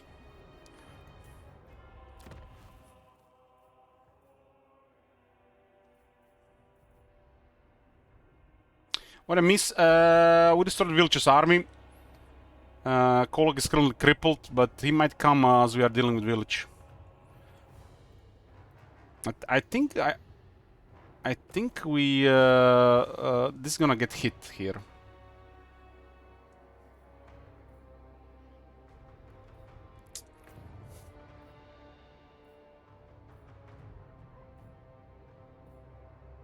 So we create a volatile one and got another volatile one in the pool. Maori Tafagio.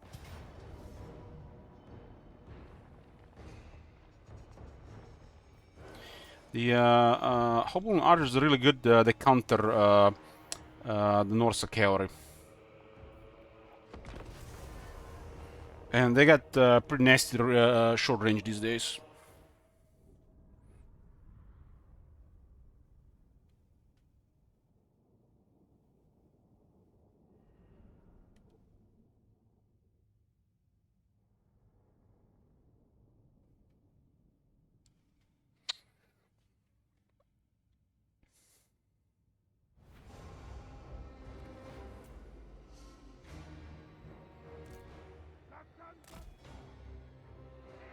Yeah, this is much better terrain for magma cannons.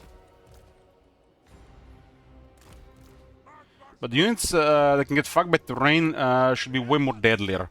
And the cannons, they get penetration. Magma cannon is a single entity with poor penetration. That's extra horrible.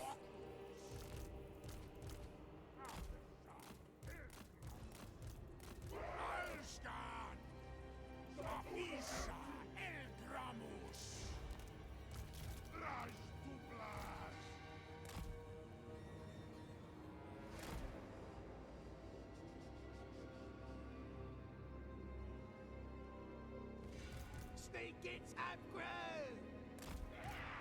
Hobgoblin!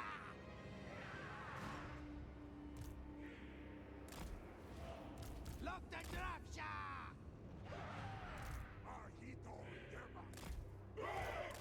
These two blunderbusses can shine in a lot of situations. But we could have some fun with them as the army is a little bit more oiled. Right now we got hobgoblins and this guy in the army. I don't wanna see them in the army later.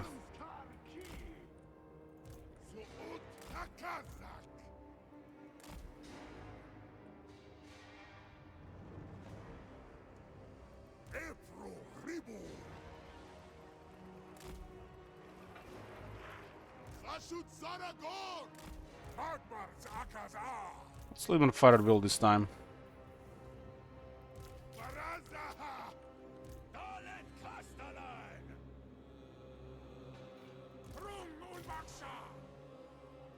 Like our best part of the army right now, I'm afraid the Legend Lord is nothing reliable right now. Our best part of the army is the Demon Smith Sorcerer, the Skullcracker, and these units. Everything else seems like, you know, these guys can do work, but they're eventually gonna get outmatched, especially without Frenzy. Well, Magma Cannons really feel like a little bit off right now. We'll see with the higher rank. This is one of those units that need really much higher rank.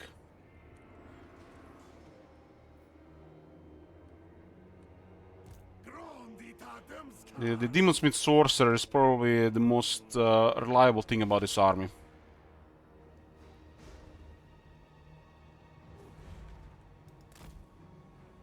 It's a Flying Wizard, man. Flying Wizards are always been one of the most reliable things in the game.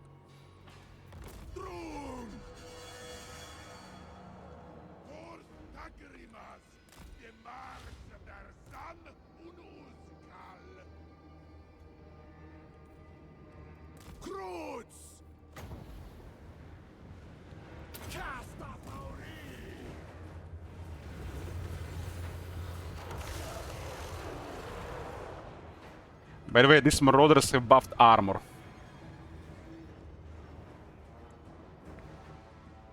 It's a dense formation is obliterated by a vortex.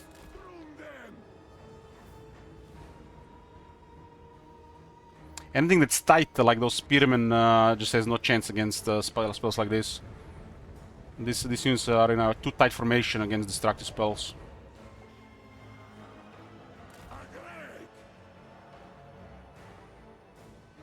It's a flamestorm.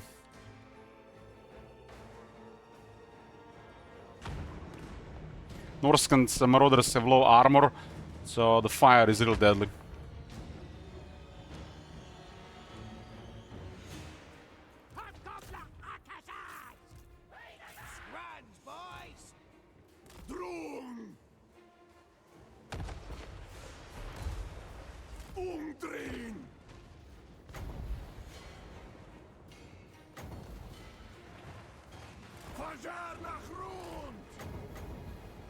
You also have to keep in mind what happens when a sorcerer casts a spell. The enemy gets weak to fire.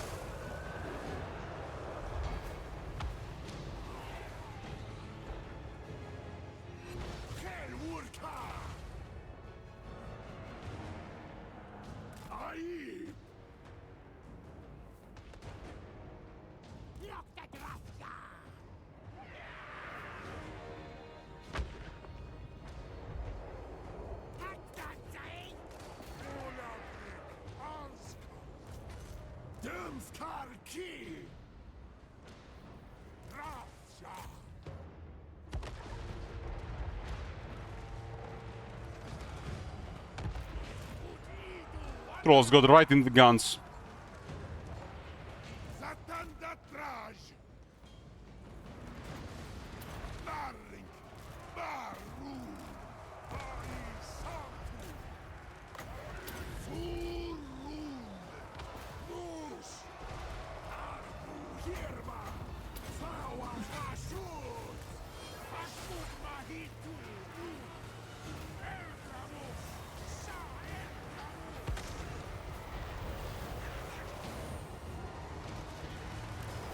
Satanda Traj. Udio Afra. Galaga.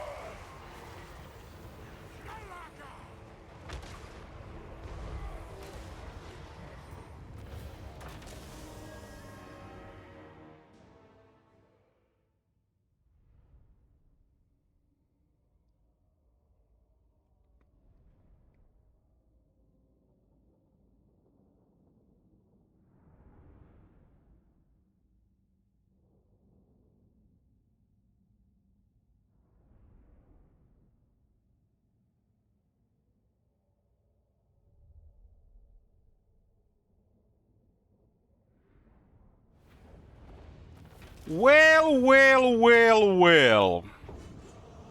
What do we have here? Talisman of Preservation.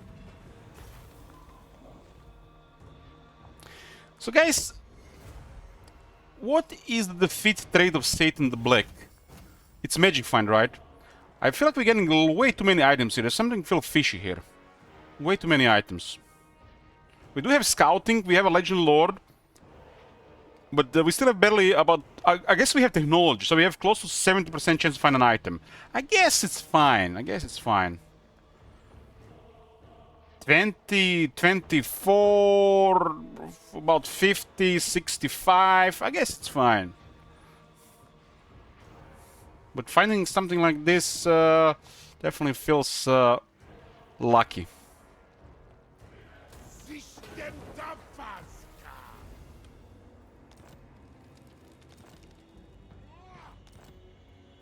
Satanda. We do have Scouting, which is not upgraded. And we have Technology for Magic Item Drop Chance, which are focused. And we've been getting items very consistently. I mean, Legend Lord does have a high chance to find items. But there's definitely some RNG on our side here. Whose praise This is one of the better items in the game.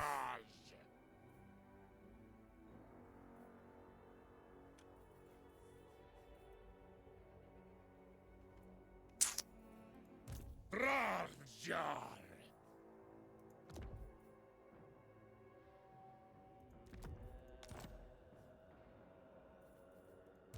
Fahashut.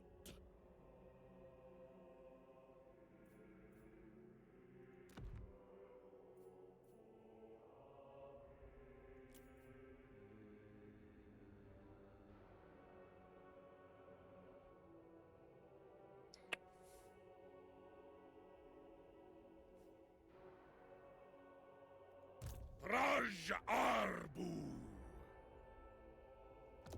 Okay, let's put a Crown of Skulls here. Good thing about this, we having this here, we might find another one. Don't like the channeling stuff, but this item is too strong to not use. This gives us we can cast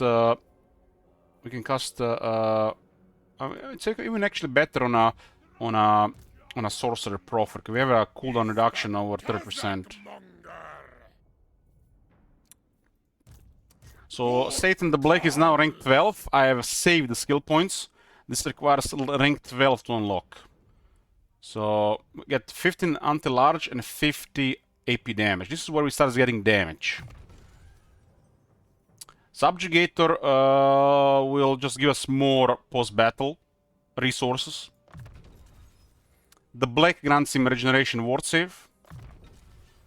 General Zharr increases the upkeep production, replenishment, and recruit rank. This is all good stuff, by the way. This grants the entire army armor, leadership, and melee defense.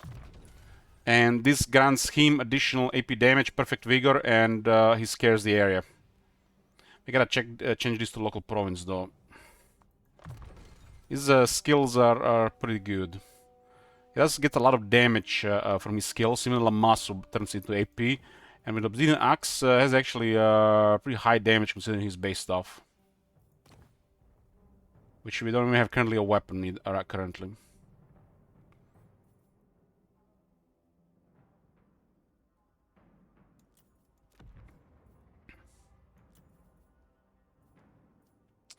So we get 33% ward save with regeneration. Lamasu does provide Sorcerer's Miasma, which basically turns, I guess this is, what is this, stand 5-5? I guess it's stand 10. I guess Gameless Armor is better than Armor Fortune these days.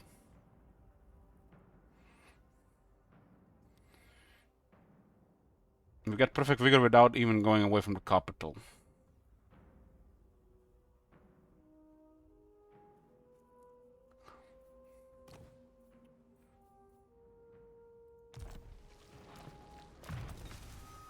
Got Arcane Conduit, 10% more spell mastery. I'll prioritize the Flamestorm because there's a lot of low armor at the beginning of the game. I mean, what happened in that fight? We casted Flamestorm twice to destroy 2 tier 1 units. Honestly, that's nothing special. We casted Flamestorm twice, destroyed 5 units, that would be special. This stuff's supposed to destroy especially low tier stuff that gets countered by it. Like Flamestorm will counter regiments of infantry with low armor, and pressing bolts burn will counter pinned armored units. So pinned armor units, this counters literally they don't have to be pinned. The way the Flamestorm activates, it almost always gonna hit. Just have to calculate a little bit. But the whole fire is destructive. We reworked it. Still, the most questionable spell is Fireball, but it could be cast to trigger Kindle Flame at a longer range. The entire lore has been buffed. I think it's in a good spot. Fireball is the only thing that I'm not 100% sure about this lore right now, but I think it's acceptable. I think buffing Fireball any higher might do too much. The damage with the Fireball is not a problem. The problem with the Fireball is the angle. It hits the ground a lot. But if you're in the air, I think Fireball is fine. But by the time you get into the air, you don't really want to cast Fireball anymore. Unless you have a lot of power and you just want to just keep casting spells. Usually go to cast the Kindle Flame would be Cloak. But you're going to cast the Flaming Sword when you have another power, so you're not even going to consider Fireball, because this immediately start casting Fireball will require some aiming. So I don't think we can do much with the Fireball. It's just Fireball is what it is. It's if you're like desperate in some situations, it can be pretty good, but as the wizard gets stronger, the Fireball will always be the weakest. It's just how it is. You're not gonna cast your Fireball when you have other stuff available. It's just it's not good with the other options. Meanwhile, Spirit Lich is always gonna be strong, just because it's you know what its purpose is. Fireball kind of gets weaker because you open more destructive spells. You get Burning Head, you get Piercing Bolts, you get Flamestorm. Flamestorm, it costs 10, and a Fireball costs 5. In what reality would you consider 2 or 3 Fireballs versus a Flamestorm? It's just how it is.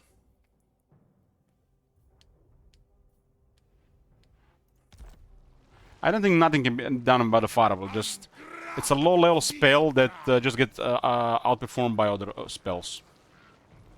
Maybe if you just have 5 power left and you have a good target, I guess you might be the only time you're gonna consider Fireball, because there's nothing else at that point. But I honestly still would probably cast Cascading Firecloak over a Fireball if I just had very little power left, because this is even cheaper than a Fireball. So you can almost cast 2 times Cloak over a Fireball.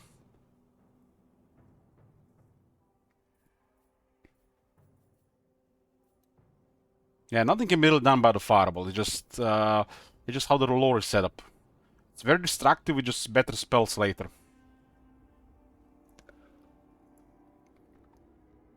Even if we increase the damage in the fireball, still requires aiming and angle, which makes it not, unreliable.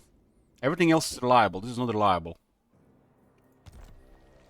Has to aim and it has to get that right angle trajectory to hit the target. The damage is already okay with it. Whose praise are Budra? Who's the Naazatergi? Doomskullki.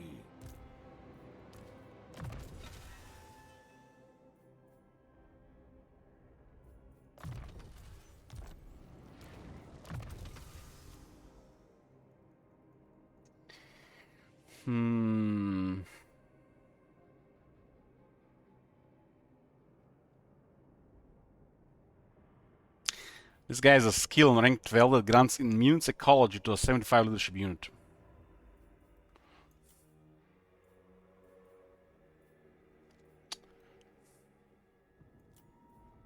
I guess restock is pretty cool.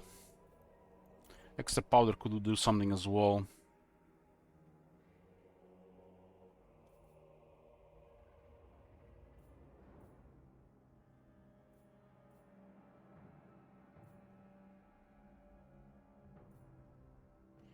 Flash bomb has 75-meter range.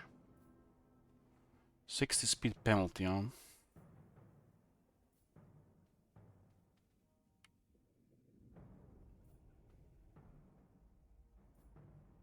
This guy actually has okay stats on the range.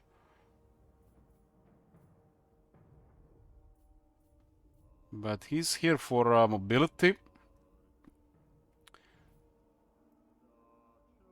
and restock. Extra powder is 35. They haven't put this one to 55 yet. They actually did a massive update on a lot of these abilities. I guess I forgot about this one. I think the flash bomb is even better than extra powder. What's the range on this? Yeah, that's gonna be inconvenient since this is 75-meter range.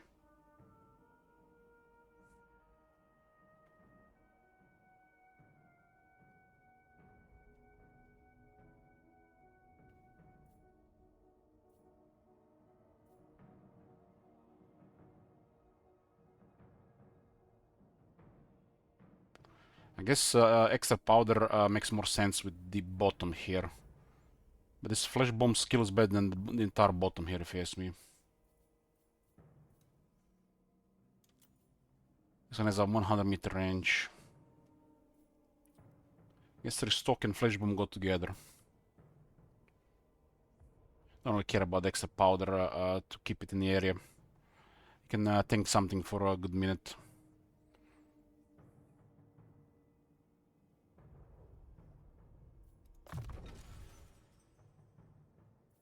Has 80 leadership and still has a leadership skill here. He does have hard to hit.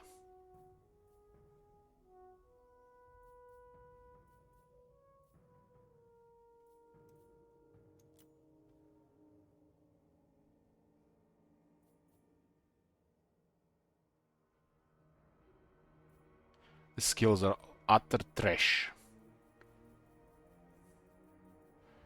Trash, trash, trash.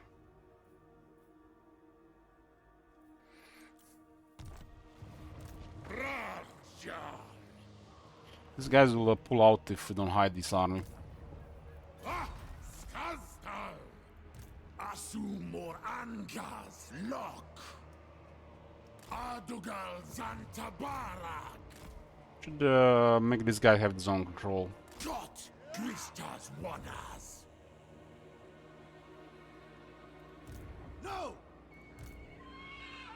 Nothing to worry about here. It does look like they might be having another army somewhere. There's an army garrisoning Eastern Steppes. They're garrisoning Dragon's Crossroad. How do we know? There's a military presence of 5 in a 3-region province.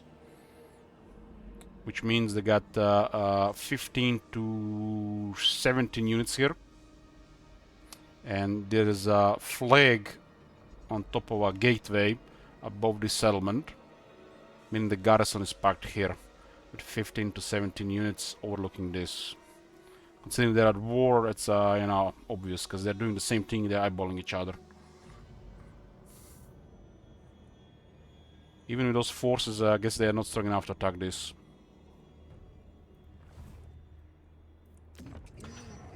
Cheese. Knowledge is cheese, boys. You heard it right. You heard it here. Top manager. Just lost to IQ.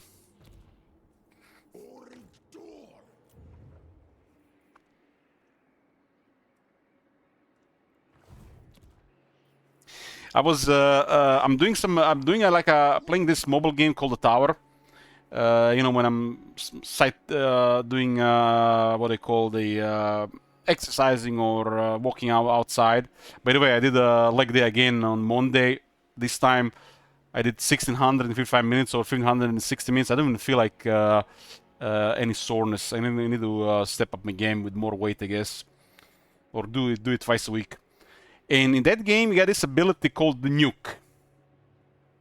And the nuke basically is an active ability that can have a chance to destroy all enemies on the screen. And you can upgrade it all the way to 100%. And so you have your decision to use it when you need it the most. And I heard 2 people mention it, that ability, as cheese.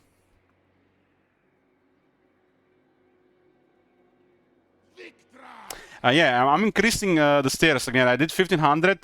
Now I did 1600. I'm gonna do 1800 next time. The goal is to increase it a little bit, to do 5000 in one session. And then I don't think I need to do more than 5000.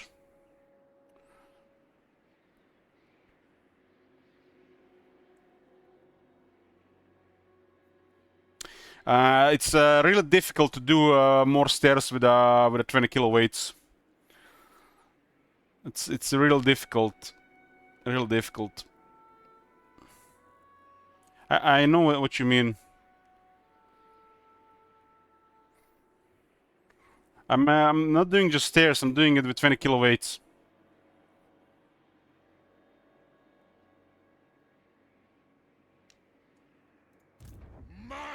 I just have to increase the speed a bit. I think doing 2 or 3 stairs at once just increase chance for injury.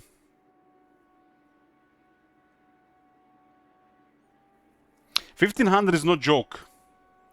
1,500 is no joke, especially in about 50 minutes.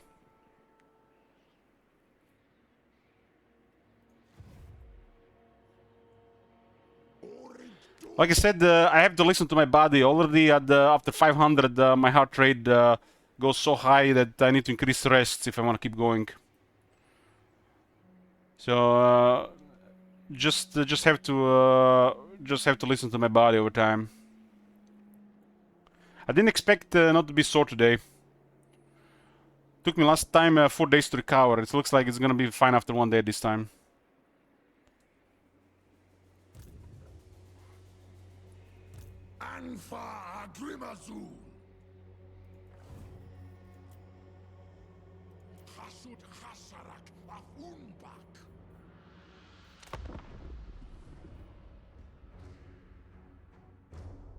I think doing 2000 under 1 hour would be ideal. But I want to turn it into like twice a week thing for intensive exercise.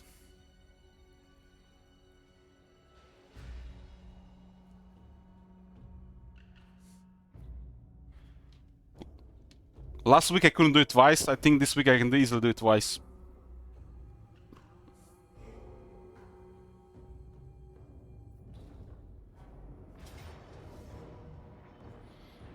Okay. They didn't want to attack they see our force. They didn't want to counter our force in hiding, but they still they said no to that, and they still moved towards this force to attack them. because the AI do not see reinforcing army from the ambush. They have no code script to respond to that. And after playing this for thousands of hours, it's pretty much confirmed. This is one of the things that should be patched. They should retreat here. But when there's a larger army reinforcing out of ambush, even if they had a chance to intercept the ambush, they still go for a smaller army, and they do not see the reinforcing army. Which means they don't have an option to retreat as a you know, there is no option to retreat for them.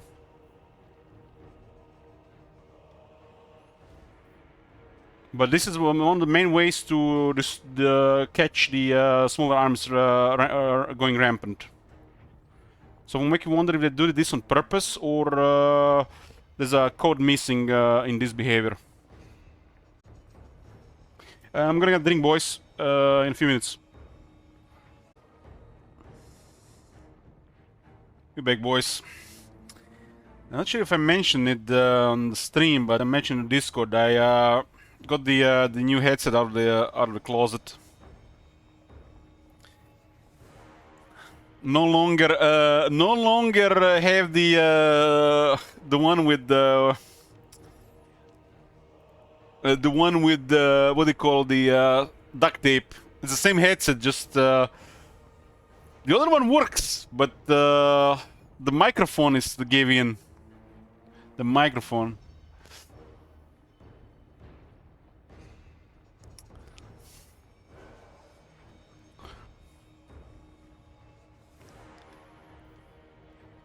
I'm gonna miss this headset. I'm gonna look on the internet if I can still find it somewhere to buy.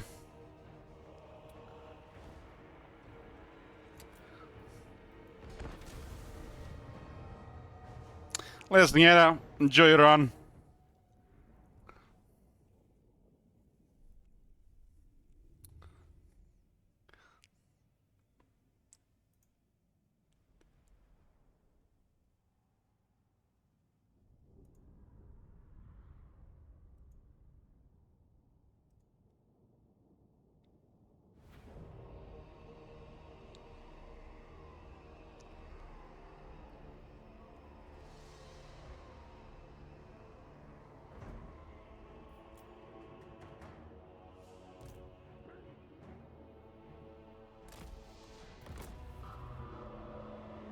We got the smaller army out of position.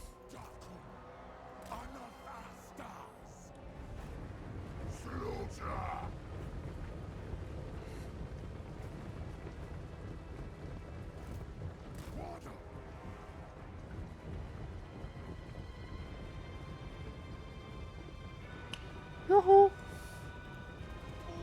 my god. Have you seen that shit? Holy shit. What the hell? What a hell! Where's Sinister? We got the. I just noticed today. I was looking at my library. I got some 2 games that I'm not sure what was the plan with them. Zharr, do you know maybe? What's this? Look outside. Did you send this? And there's also Silver Pine Creek. We gotta check.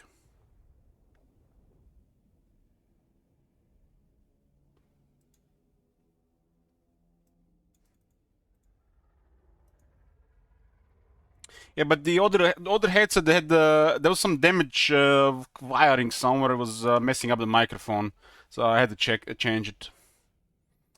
It was it was noticeable, so starting to be noticeable. So it was time to switch.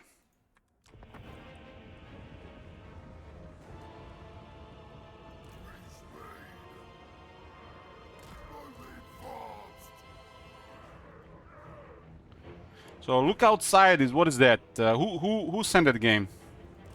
What's the plan with that game?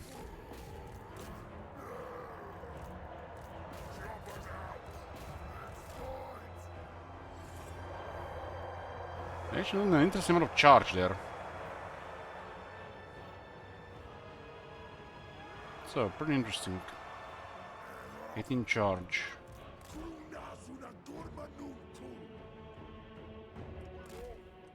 Was there Boros in that game?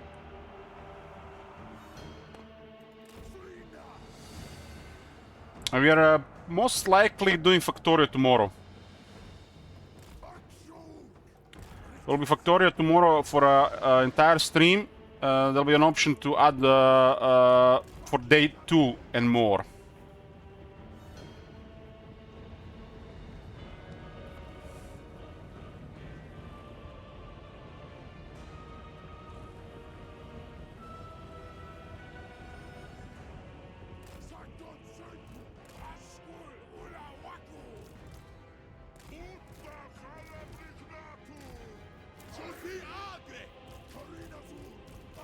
I have not played Factorio, so it's gonna be blind.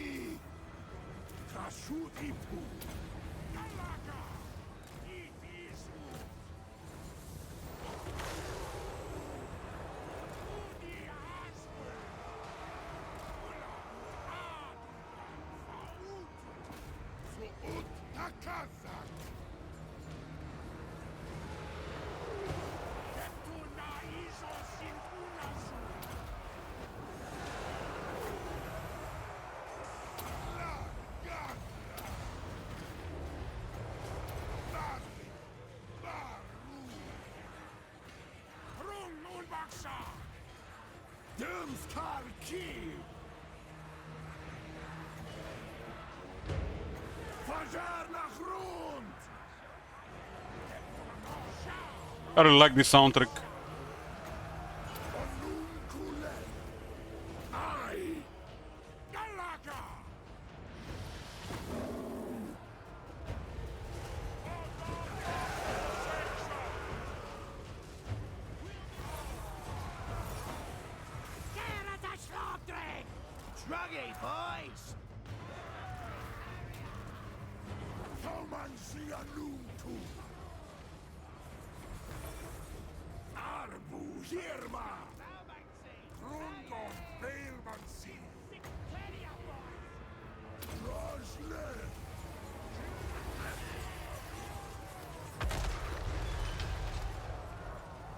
That was like such a impactful sound effect. The Magma Cannon, the damage is just so poor. This could easily have another 23% missile damage, easily. It's a single entity, for fuck's sake.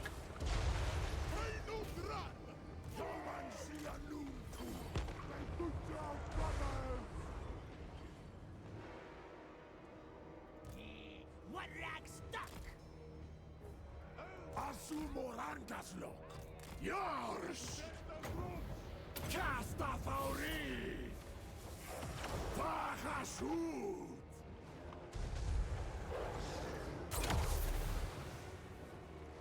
Dömskar ki! Ei! Zharr Zatadravja!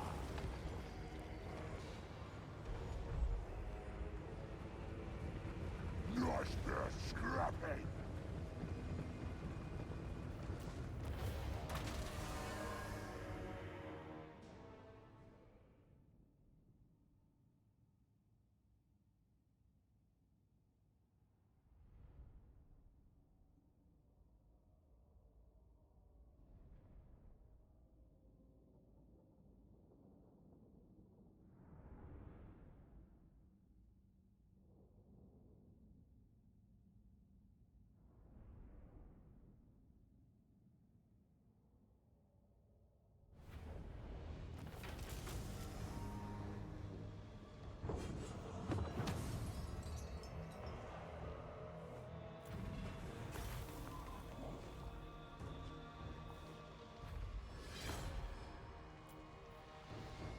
300 labor. Let's get 300 labor.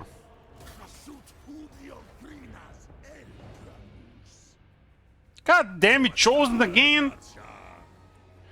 3,000 enemies in battle for an obsidian axe. Man, these guys have such easy quests and just crazy rewards.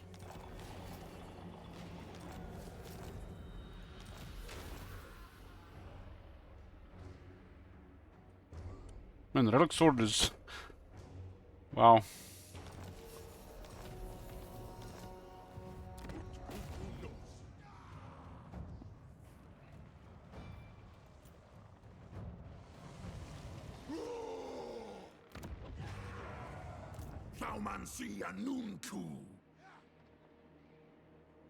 If I do this, they might not have enough range because of the debuff. Okay, okay, very good.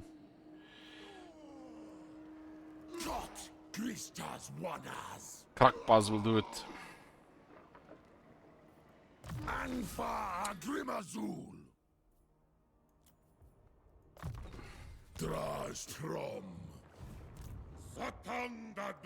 So they didn't do quest battles. Instead, they did just do 2 settlements. You get 5,000, 25 influence and unique armor. Kill 3,000 enemies in battle, which is on the level of this. Another 5,000 unique item and influence. And this item is actually very good.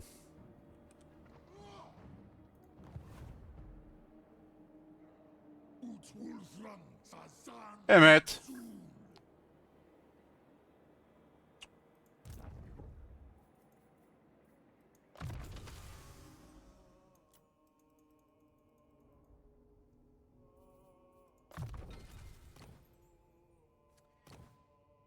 Uh, 18 turns, 0 ancillaries. Chaos Dwarf ancillaries.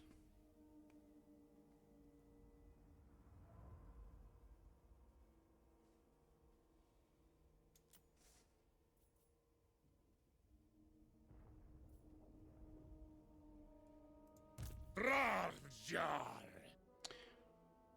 So getting magic attacks from the Lamasu. Marink. Fahashut. Sumazma.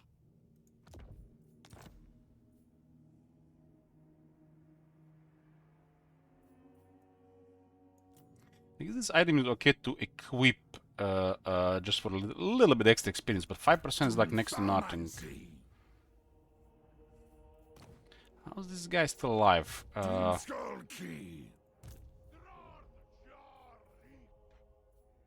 One of them actually survived. This is the guy that actually got back.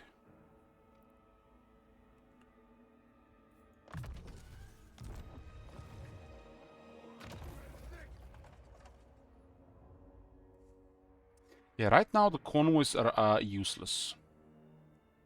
It's gonna be RNG, but it's probably not worth the resource unless it's gold.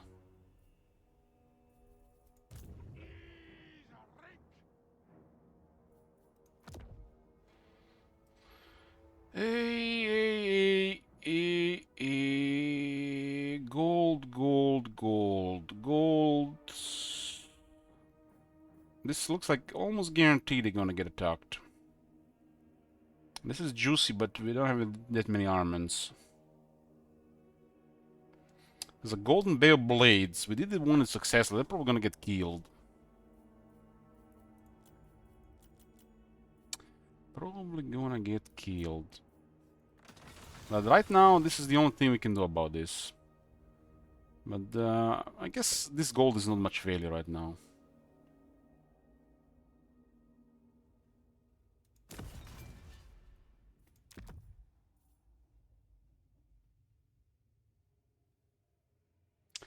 Character experience per turn plus 30. Damn!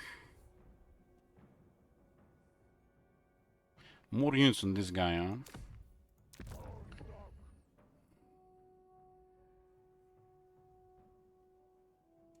This one is a little bit safer.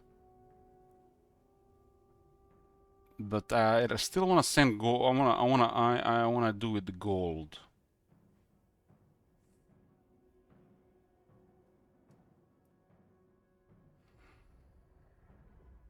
They skip almost 1.5 turn of movement per turn. We might get invents, you know, as well. Ah, fuck it.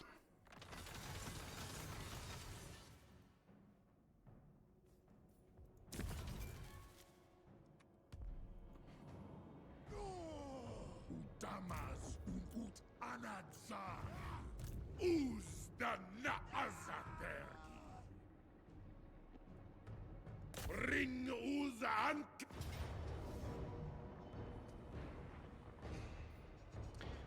This is survivors. Survivors.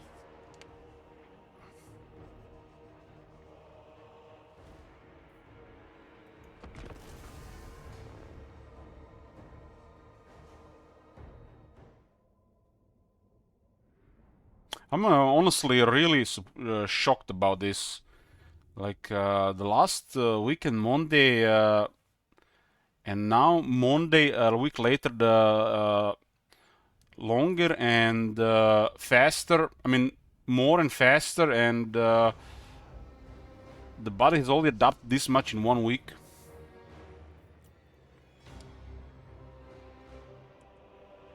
It's like a type of training that you want to give up after 30 minutes.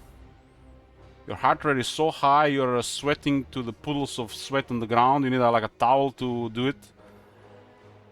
And already adapted this much in 1 week.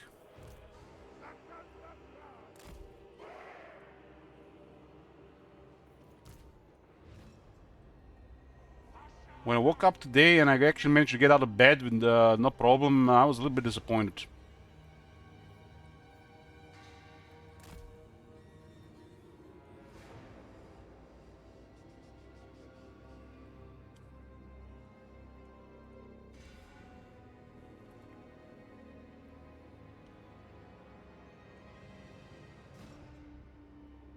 I actually didn't sleep for 2 days.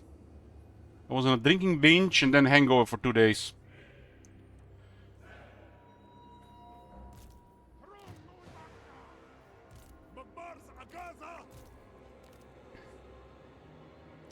Hey there, bro.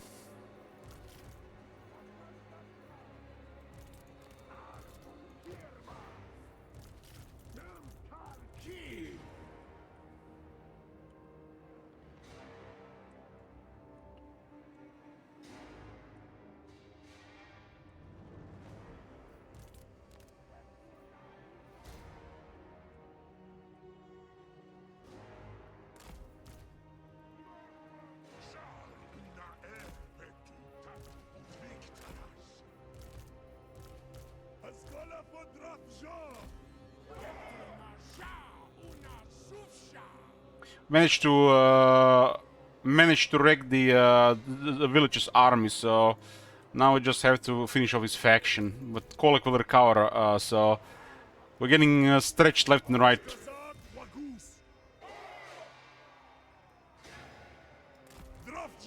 Why then again? I feel like this. I don't know.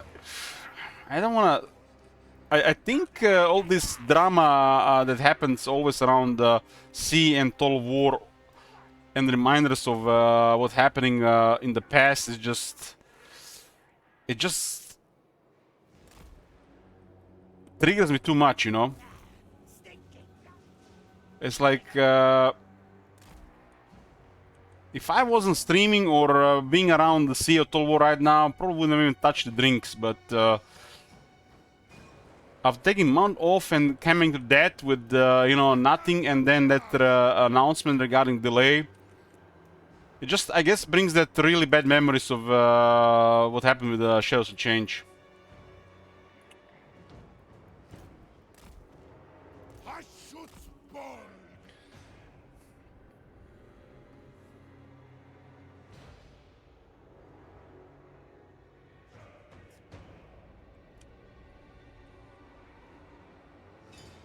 It's not easy, you know, when you're trying to do something every day. And it might not be happening on the stream anymore, but people still send me messages and ask me about this stuff. And they vent. So they sometimes just vent.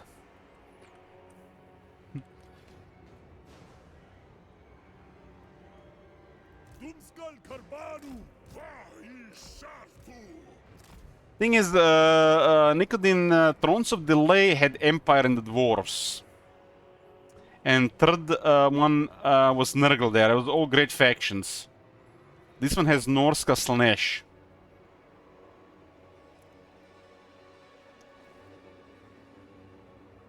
I'm struggling with this. It's like I get to one of those points where it's like I find it really difficult to continue doing what I'm doing, if you know what I mean. Just because nothing seems to be going well in this regard. Gets to the point like, what's the point of it? What's you put time and effort into something that is not going to work out in the end? And that's why I drink.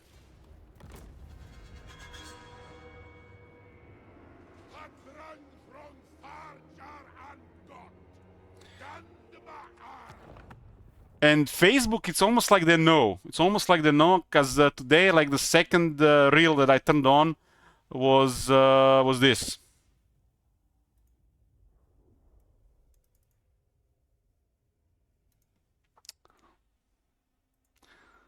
I just like, it was this.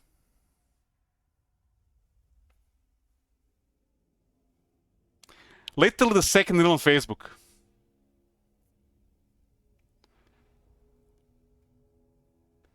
I went to the store, bought a bottle of Šljivovica and started the stream. Kid you fucking not.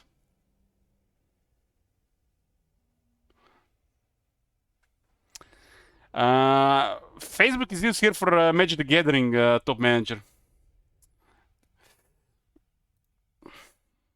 It's the main source of communication between the player base. Community.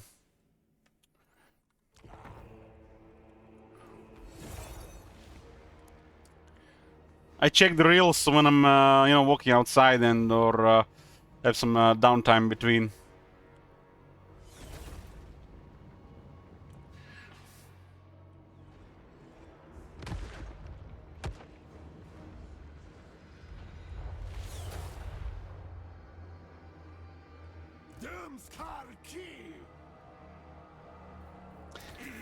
Well, it's not all horrible. I found some really good anime recently, and I finally started watching Attack on Titan. But goddamn, that one is so hard to watch that just makes me want to drink even more.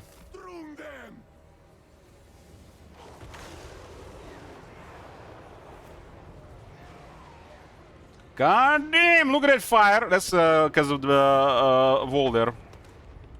Flamestorm does really well next to a wall. But low armor units get destroyed by Flamestorm. It's just a normal thing to see.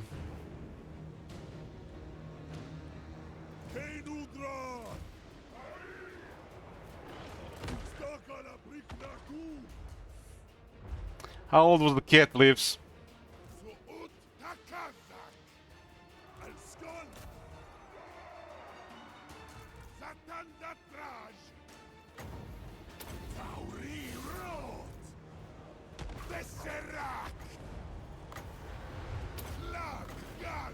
These two debuffs are actually really big for this encounter.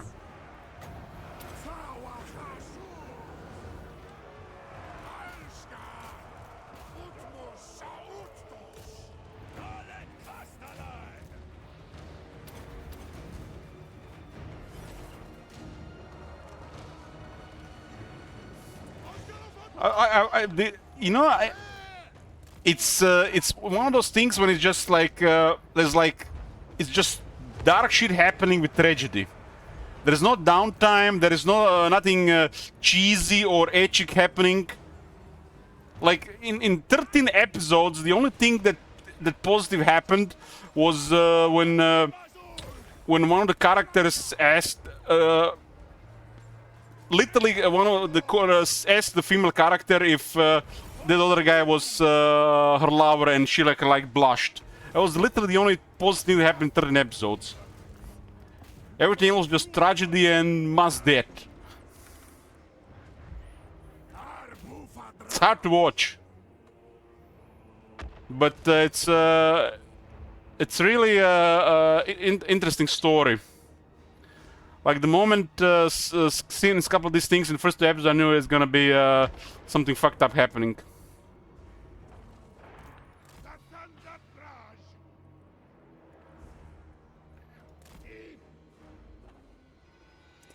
My favorite anime is still Goblin Slayer. This is so wholesome at the end of the first season when the guy takes off his helmet. It's like my favorite moment so far in anime. There is nothing degenerate happening, nothing slashy happening. It's just that's like the best scene so far that I've seen. The second season was meh, but the first season was great.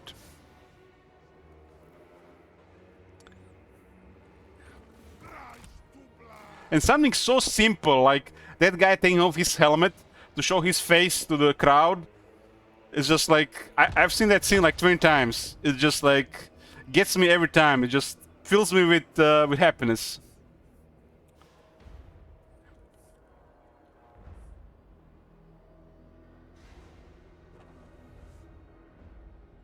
I mean, the first season is just I don't know what they were doing with the first season there, first episode. I mean, but after a couple of episodes, it literally it shifts.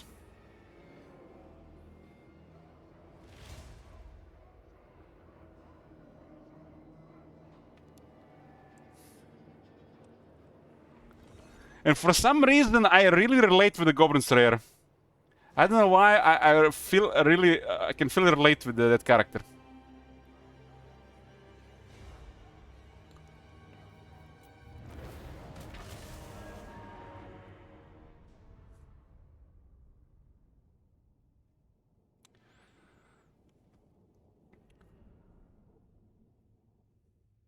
So I'm really like the Goblin Slayer.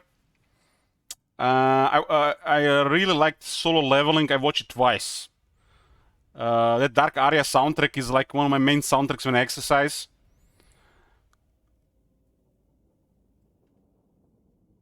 I really like ReZero, but it's hard to watch.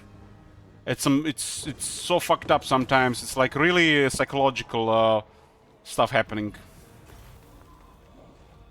Who would have said that the anime has such a psychological drama going on?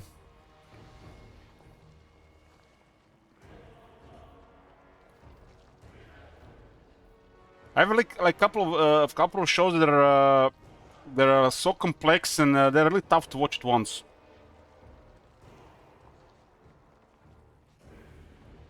So I mixed it around.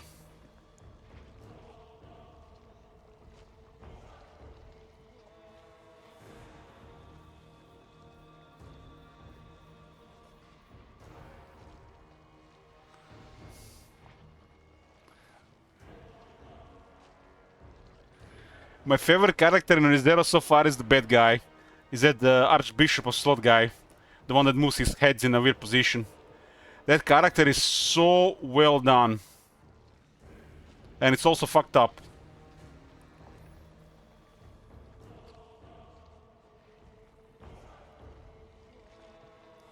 Why do they make up such messed up psychological stuff in animes, guys?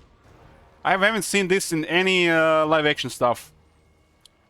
I haven't felt so emotionally drained and psychologically attacked since I seen Old Boy. And Old Boy is literally a fucked up experience to watch.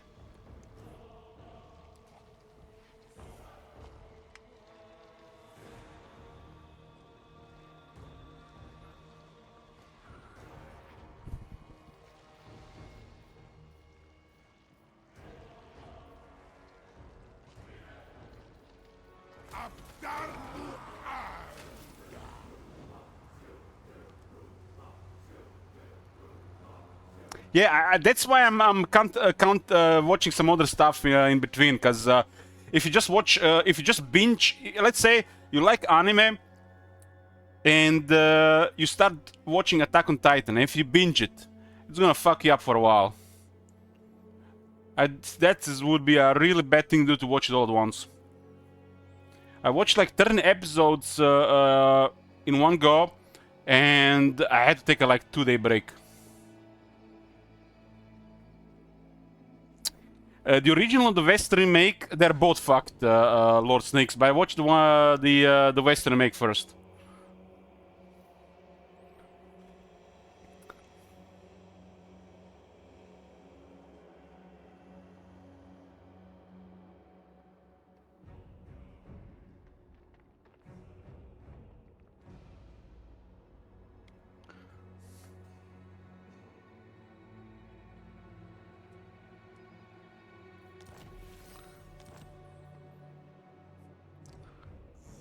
Satan is Victraza.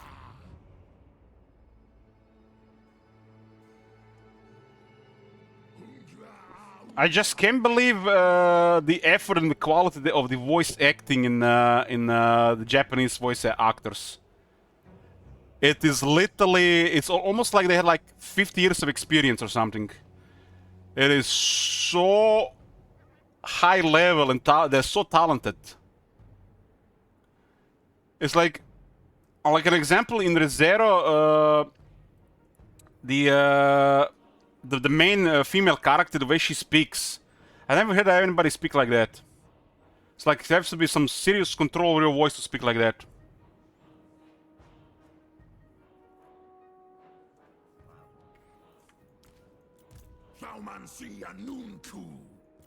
Emilia, yeah, the way the voice actor does Emilia, that's like some of those lines. Like, how does she do it?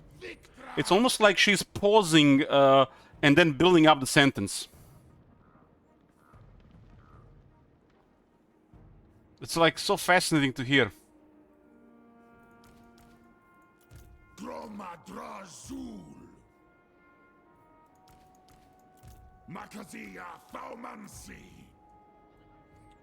Like they sometimes take talented known actors or real actors to do voice acting in stuff like they do all the time, and they deliver some really good shit. I feel like the best people in the Western stuff they make, they can't even compete with the anime and the Japanese voice actor at all. It's just like no competition. No competition. And it adds like a level of quality to the anime that, considering the genres, cannot be matched by any live action. It's like it feels to me like it's hard to compare, but the couple of things I watched, it feels like I'm going from one Lord of the Rings to another Lord of the Rings. It's like I'm discovering more Lord of the Rings movies. It's on that level of quality.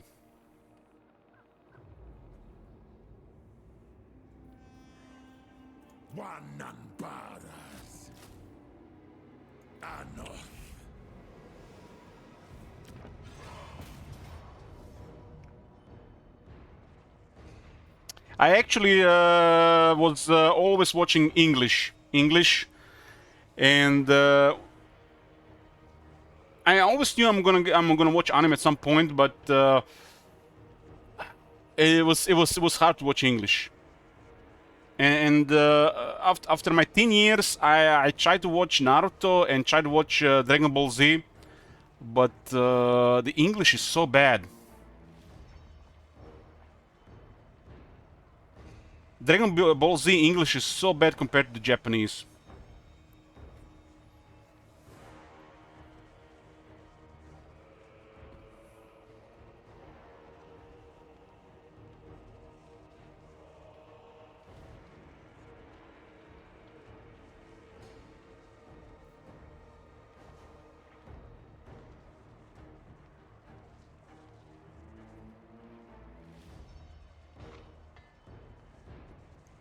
I got mixed feelings about the new Superman. I do give it 6 out of 10.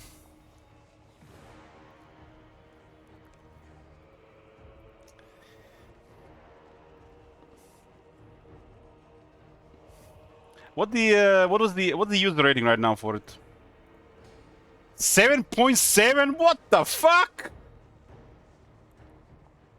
What the shit? 7.7?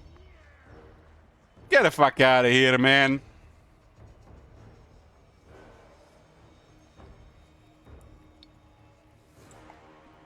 This is no way it's gonna stay over 7.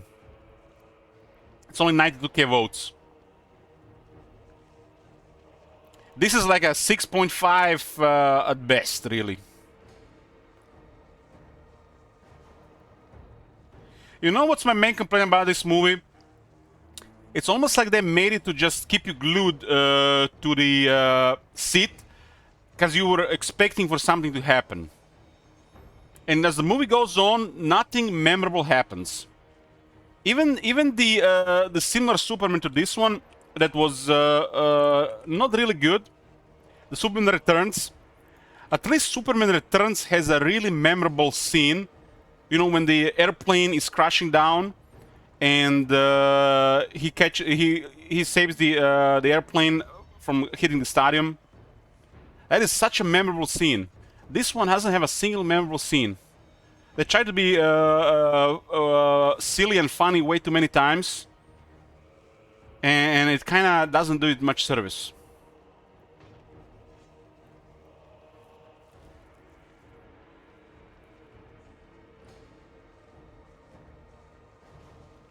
This guy does look okay for a Superman.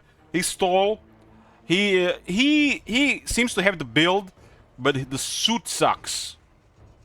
The suit sucks, and Henry Cavill, that guy. You cannot compare that guy. He cannot compare this guy.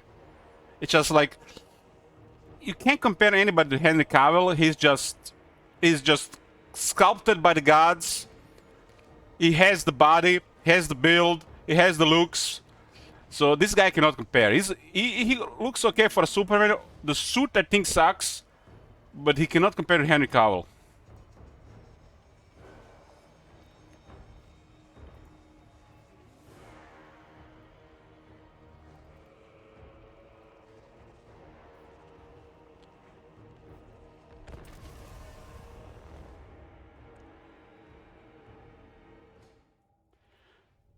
Henry Cavill has a lot of roles around, and some of them, you know, just like early on, it feels like they were all over the place. But once he started doing stuff he likes, it's almost like he puts too much effort. And anybody coming into that role after him, it feels like it's gonna be lacking. And when I say effort, it might not be the acting itself, but for the Superman, he put a lot of effort in his body. For Geralt, he put a lot of effort into the character. He's not like the most amazing actor, but I think the done those characters a real justice.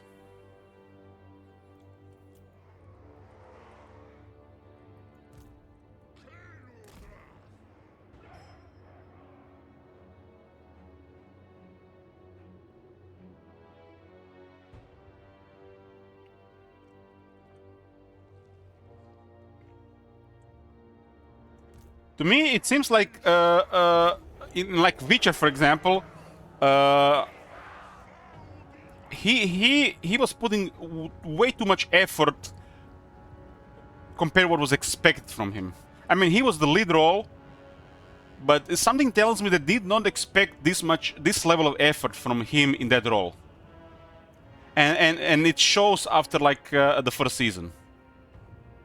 They did not expect from him to put this much effort into that role, and he put too much effort in the role, and it kinda it made the rest of the show look much poorer. Anybody else had that feeling? It's like the rest of the show felt really poor compared to the effort he done for the Geralt character.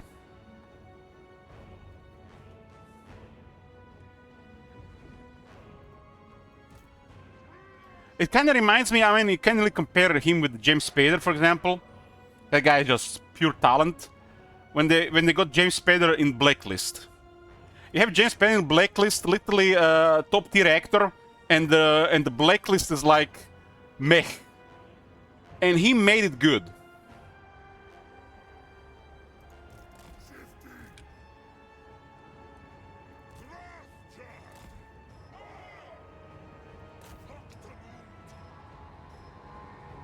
Fire! They're not firing, look at this.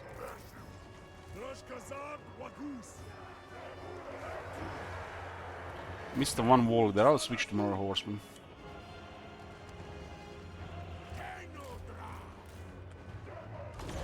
I mean, this is kind of like with a lot of things in life. A lot of times you don't really need even the amazing stuff.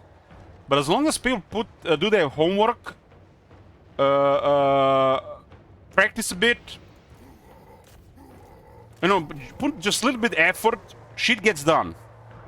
But they don't seem to be bothered that much anymore. You know, reminds me of CA and their content creators, official ones. Like, the guy comes on a pre-review of a DLC, puts zero effort into it, didn't even try to practice or anything, and goes straight into hard difficulty and fails. And then complains about it.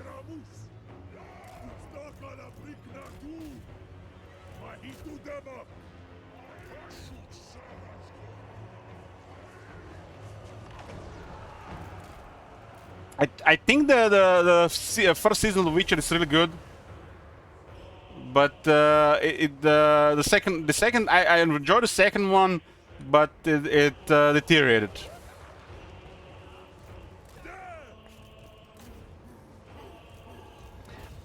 A lot of people complain about it, but for me, the first season is like I started watching first season of Witcher, and it's like 8 hours later I disappear from this planet.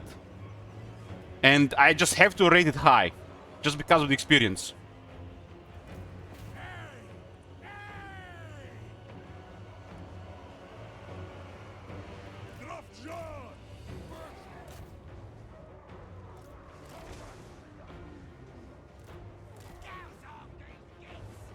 Was chosen a little bit problematic. They really get targeted by the guns though, but those knights will reach the guns.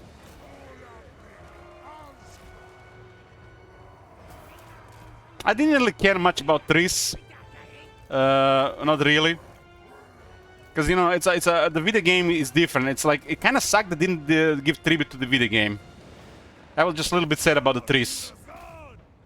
Like, it was fine to give tribute to the video game by making Triss a more important character, right? I think that was totally fine, but they didn't do it.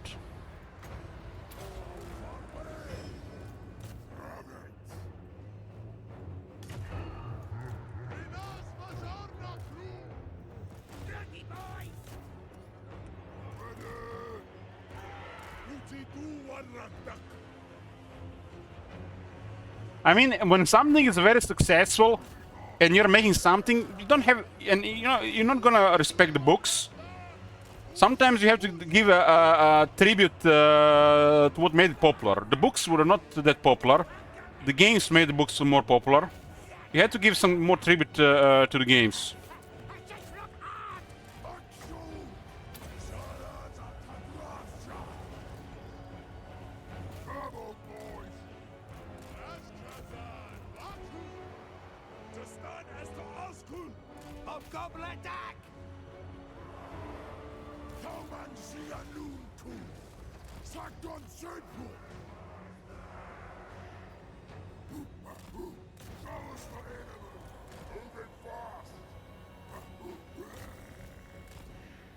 Yeah, we're talking about The Witcher.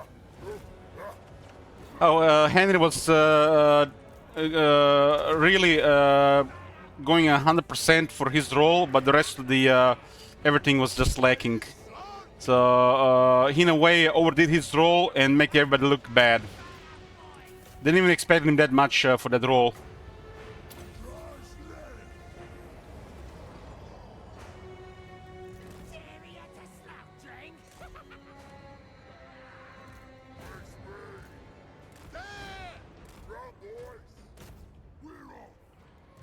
Well, Falwich, me and many others never even heard about those books until they made the show. They made the game, though.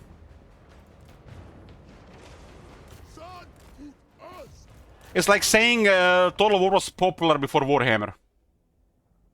Come on.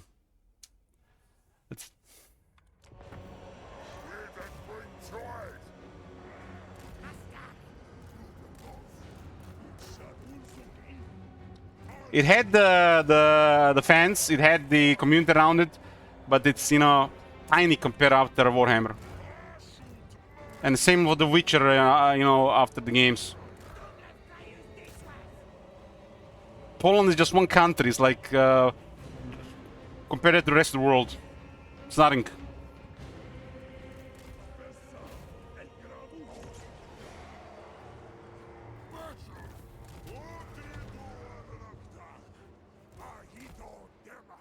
Even if it was popular in Europe, what about the rest of the continents?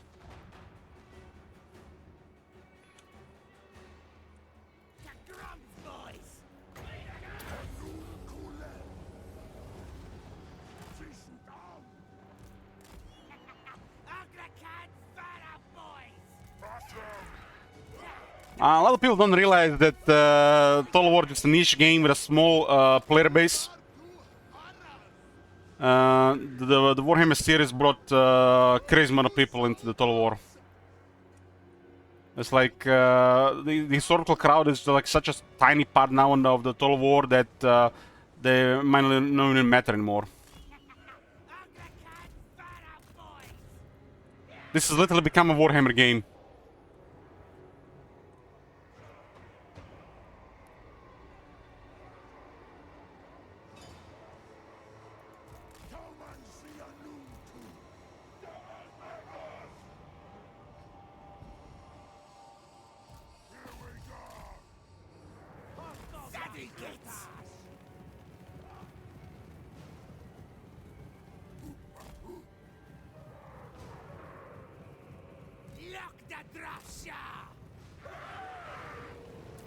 Yeah, are you really comparing things with India, Toka? Like, what the fuck, man? It's like, use your brain for fuck's sake. This is the population of Poland. 36 million people, probably close to 38 now.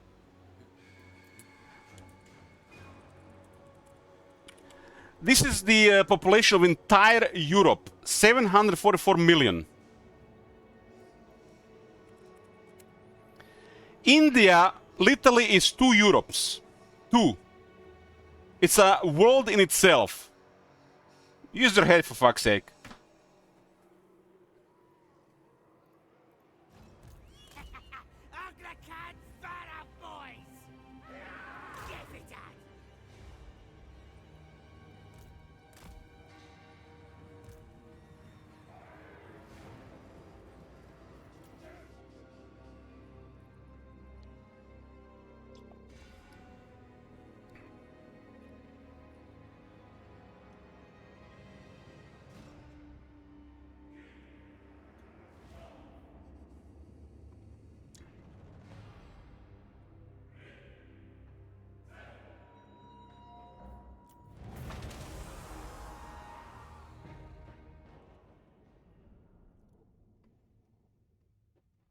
It's not slander, dear bro, it's just facts.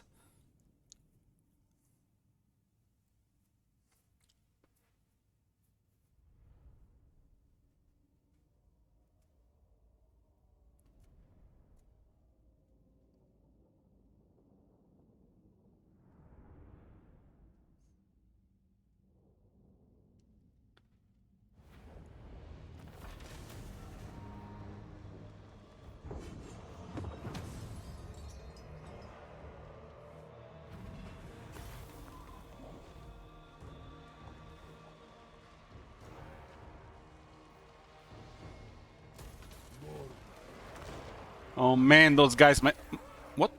Trickster Helm? We're getting items left and right. I feel like for 18 turns, there's a lot of items. Oh my god, maybe I wish the outer result. I think would have lived anyways. This is still rebelling, which means these guys might get an entire army, for fuck's sake.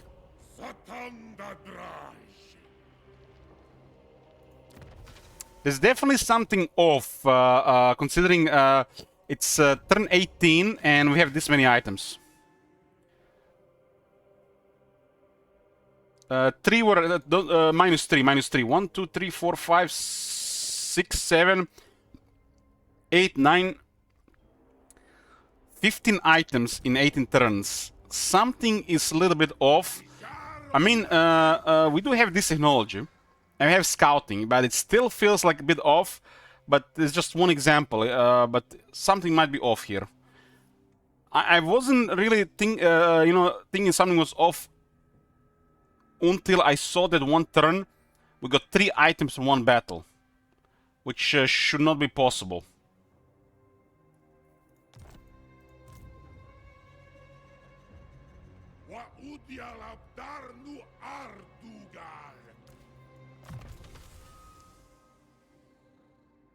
There was also a Pyrrhic victory there without additional chance to get an item. So that battle was 25% chance to find an item. 25% chance.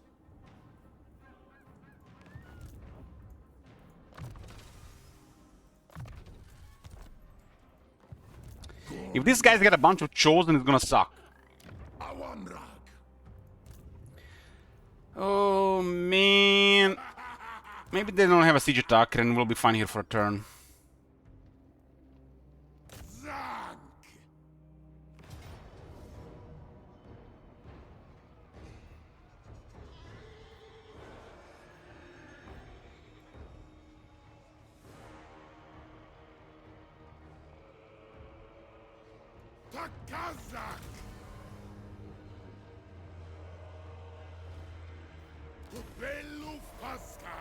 We got his item. We just had to do 2 Salams to get his item. His armor is nothing special since the update. And we found a Scroll of Leeching, so another item was found here. He does have over 6% chance to find an item, so this guy finding items is normal.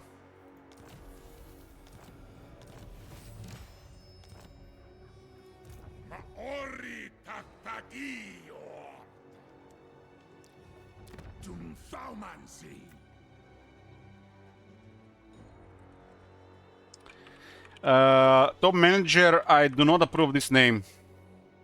Some other name, that's it, guys. To anything else. That's, I don't know, guys. You cannot name a city like this after seeing all those Goblin Girls from Murray Dungeon on this stream. Come on, man, come on. For fuck's sake.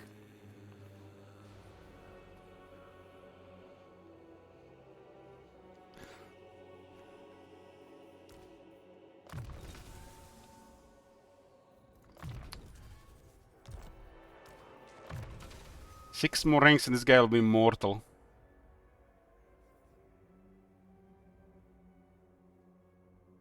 This is a pretty good character. Pretty good character. Let's get some improved spells first. Who needs scout? I'm getting items anyways. I mean, I'm gonna get scouting, right?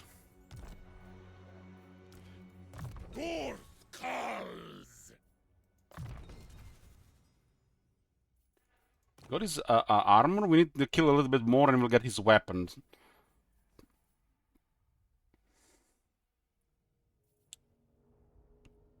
Five more moon campaign bonus and we do have a rampage. Requires a chaos rune shield. So we literally already have everything for him. We should equip Trickster Helm, otherwise we'll lower the chance of it dropping to somebody else. Whose praise arbitrage?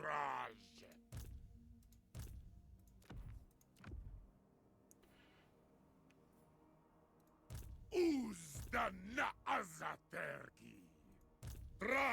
Zharr. Raj Arbu. Jarrik. Gorndok.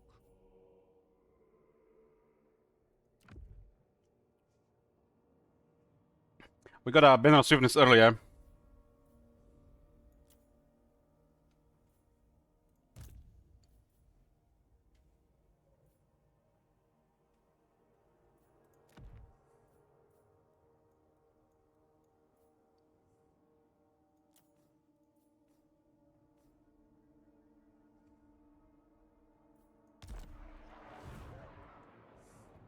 Maori Tatagio. Yeah, I don't wanna. These guys might get out of control with the units. We might need to go back again. It's really sucks if we're gonna have to go back. Gatta livsdrokugal! Disband! Usneiregat ei. Kuzi, Dak, Saru, Anku. This might be enough for a turn, but I don't think so. We're not gonna have to build anything here because they might attack this. Dromadrazul!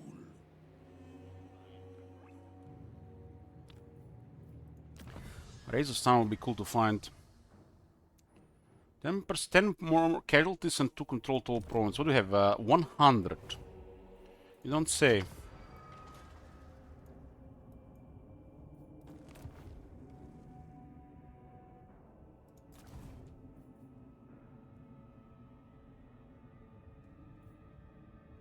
They got the good stuff here.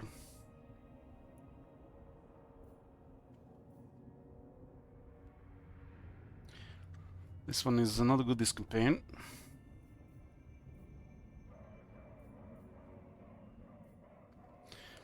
There's nothing good left here. Follower or banner every 6 turns. I guess we get more banner swiftness. Or Razor Standard.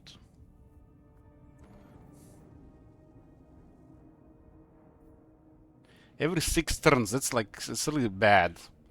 Every 6 turns.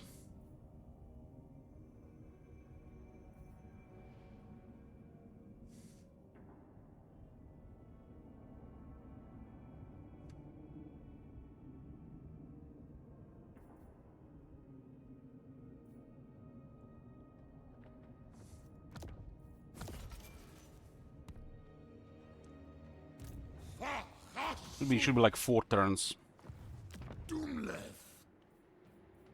Okay, we can produce armaments again.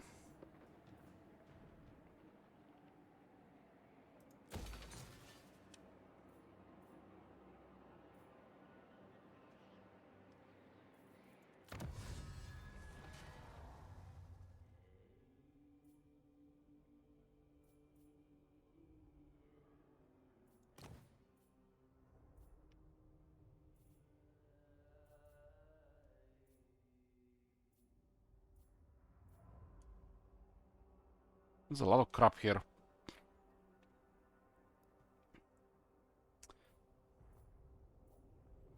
Well, we got targeted by Kolikin village, so they're doing okay.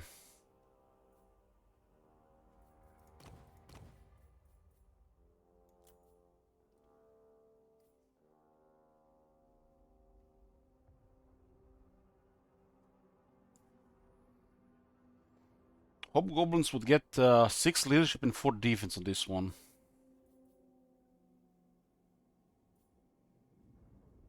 They get 50% more experience. Actually, pretty good tech. For garrisons too.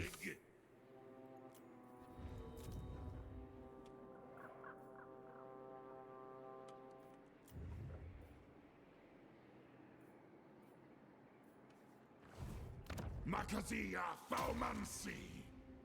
That's a lot of laborers here.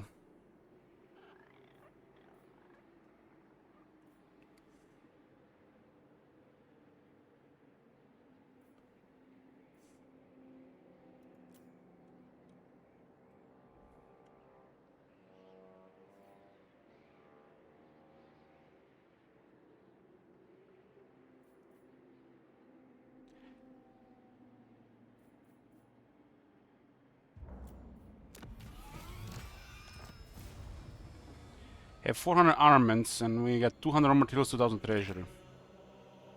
We keep on giving here.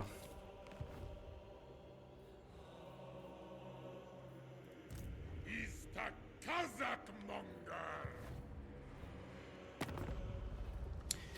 The rebellion might get a bunch more units next turn. The goal here is not now to destroy some of these warriors of chaos factions around us, maybe some ogres. Hopefully the Grand Kate will stay Grand Kate. We work with them and we go west. Rebel trading is starting to recover.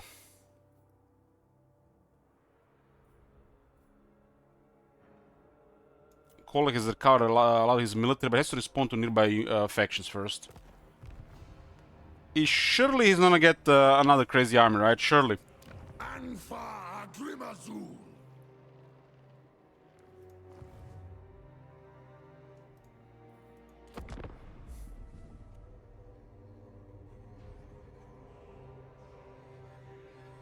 What do we got? What? Have we seen objectives of this campaign, Toka? It's reversed.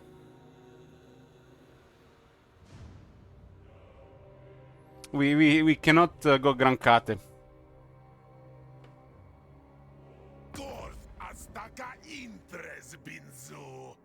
Gish ital doxa elgramus.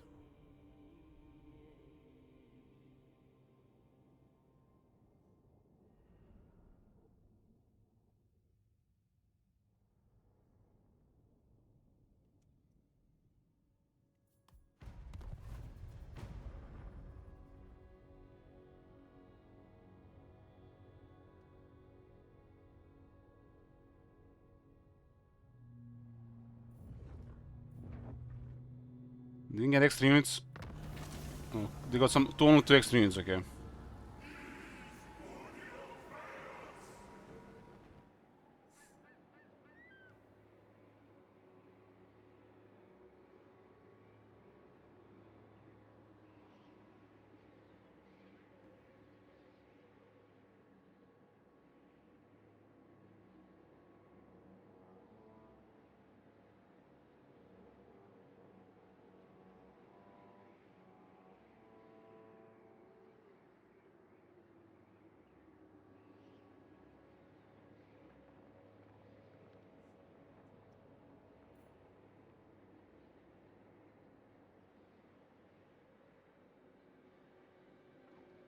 We have to destroy Wars of Chaos, Norska, Dwarves, Ogre Kingdoms, and Beastmen. So, Gran Kate should be stable, and there should be a buffer to us. We need to get him against the Ogres from the other side. It's like too much to do already. This part of the world is a little a game in itself. And we have to destroy Dwarves, which is... right now, it's fantasy.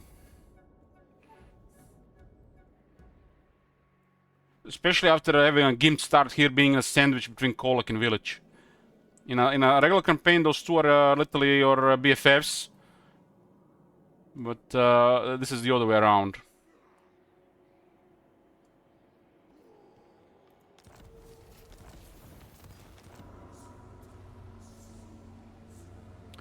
We got our first Chaos Dwarfs ancillary, and not from playing the campaign regularly, but from the seat. Oh my god. Is this what I think it is?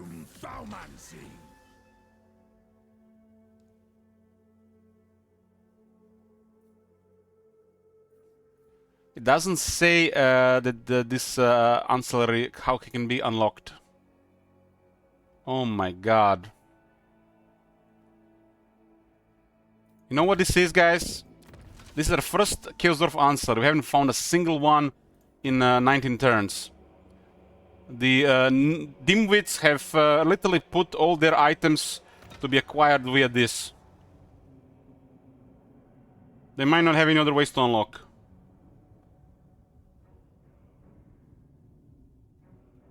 That doesn't show how it's unlocked outside this. And is this every 6 turns? Every 6 turns! What the shit? That is insane! How can be this incompetent? Literally, you play Kiesel campaign, in 6 turns you get 10 ancillaries. Here, 19 turns, 0 ancillaries. We unlock this thing every 6 turns, and we get an answer that doesn't even have a way to unlock outside this. Holy shit, man, this is bad. So this faction man doesn't even have ancillaries, huh?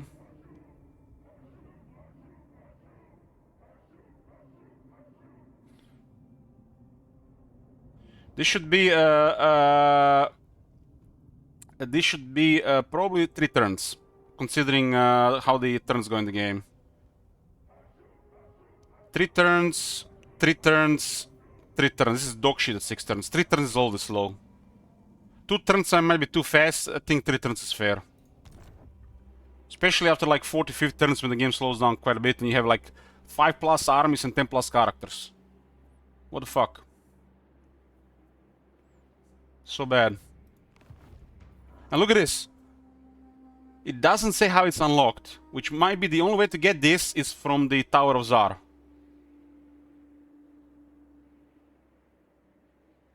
It's crazy. Fucking nuts.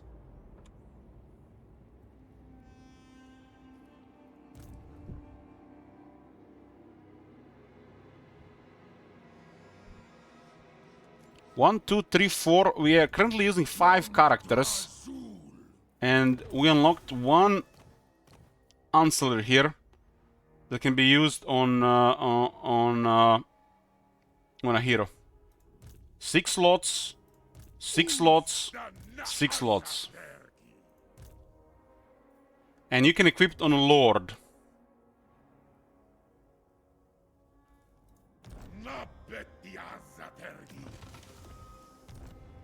At least it works. So it should say owns army. Just the text is wrong. Does it work on a hero?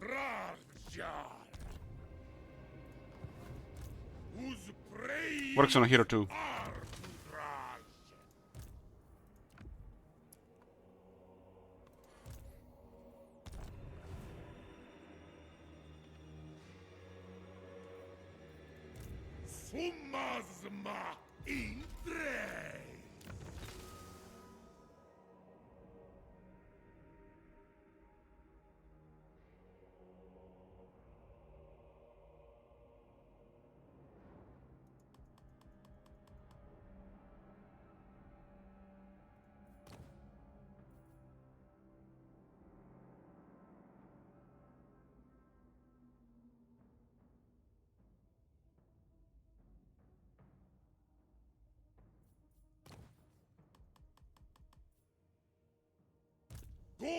Calls. Marink. Doomskullkey.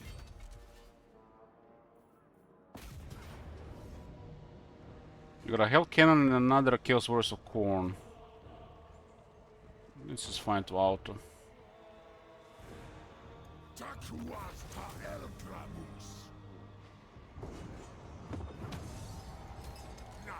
We should be careful not to have any more rebellions here.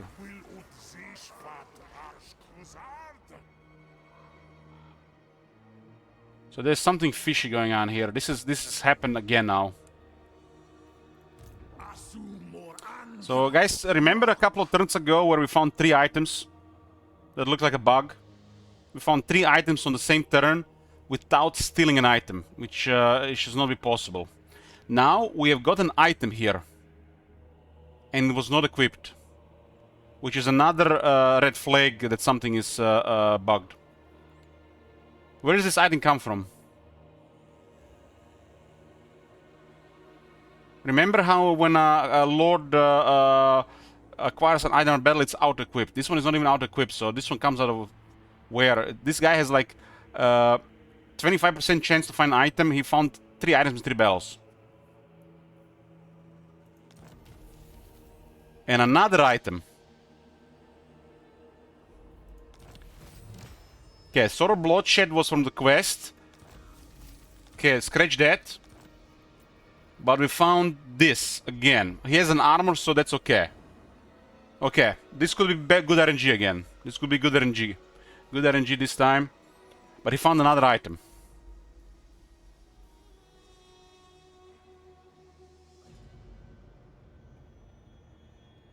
This guy has... what was that battle? That battle was Decisive Victory.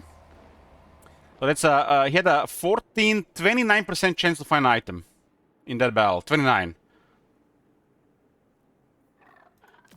So it does feel like we've been getting items a little bit too much. Maybe the change they did doesn't really work on everybody. We do have this, which currently is a lot compared to the changes they did. Because they adjusted the base stuff, but didn't change all the buffs like scouting and stuff like this. But still, we had 29% chance and we found an item again. It could be just coincidence, right? But still, 3 items that time. It was not from any quests, rewards, or anything. Found item, found item, found item, 0 equipped. From the same battle.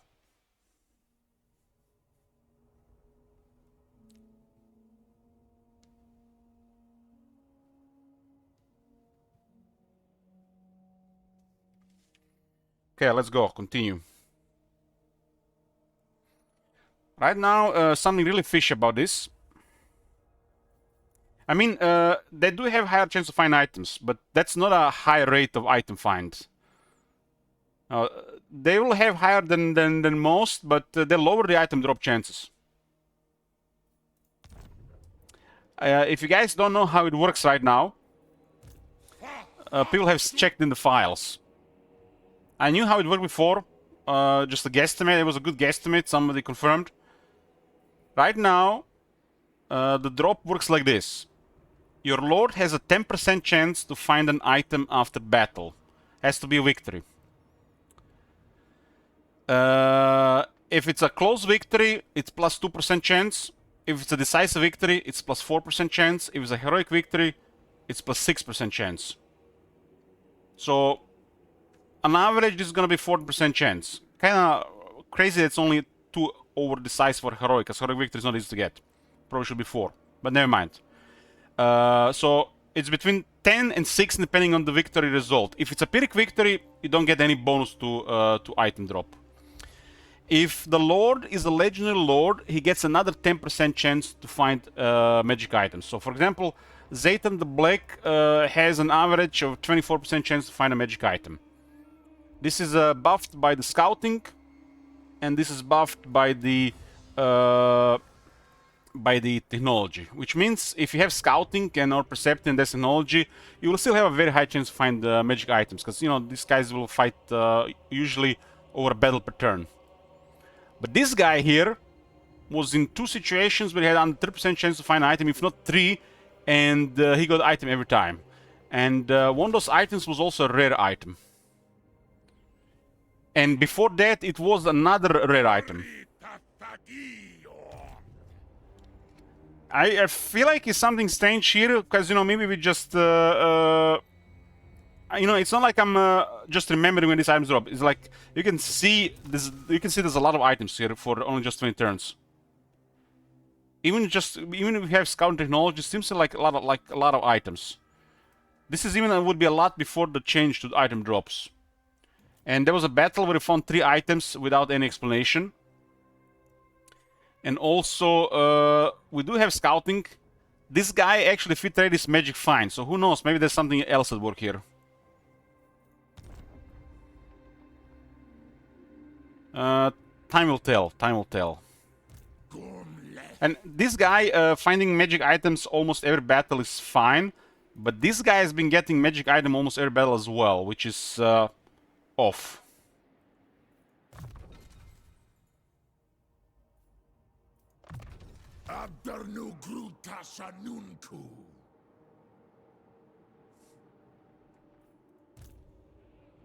We gotta target the Red Fortress. They're probably gonna have 2 armies by the time we get there. These guys have taken all of this. We can whack them all with 1 army. By the time we actually clear these guys gonna have 3 armies going west again. At least they'll try to fight back.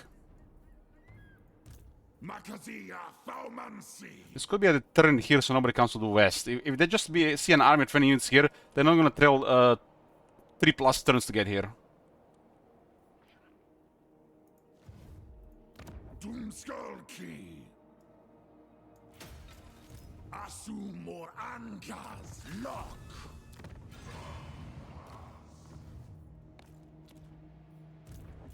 Get this for the turn right now, but we'll switch.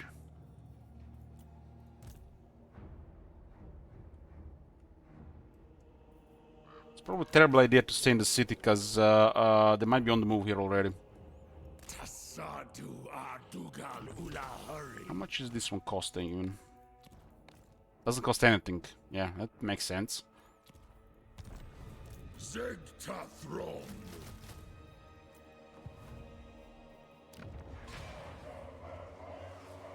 There's a lot of labor here.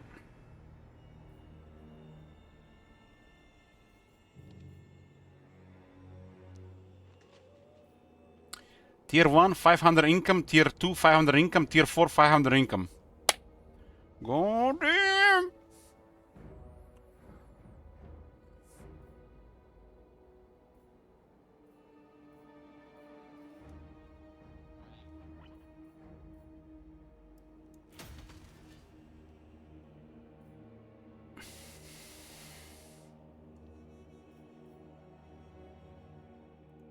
Let's go with more influence. Sumazma.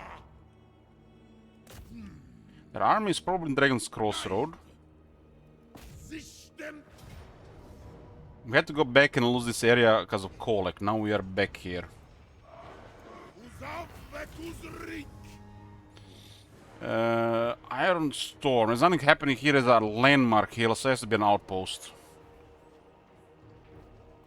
It has one extra slot with no resource.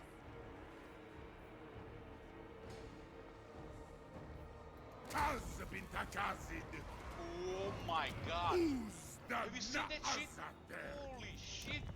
What the hell? Yoo-hoo!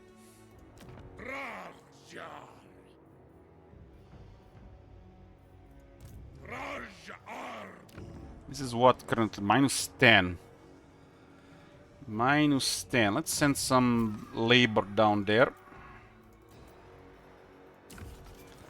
So we can get more conclave influence. Trying to progress in the Tower of Zharr a little bit faster. This army is currently does not have a match here, so we can easily march for supervisor. The moment we added a couple more of these armored units and these war machines, that was it. This area is really poor. Really poor. Serudai is okay, but not on this guy. It'll be okay on a overseer with his skill for recruitment. We'll get quite a cheap extra, an extra 4 ranks army. I guess the lightning strike made a lot of sense. They did buff lightning strike as well, again, because not many people have been using it. This one is 10% defense chance. I guess we got 5% sacking here as a filler.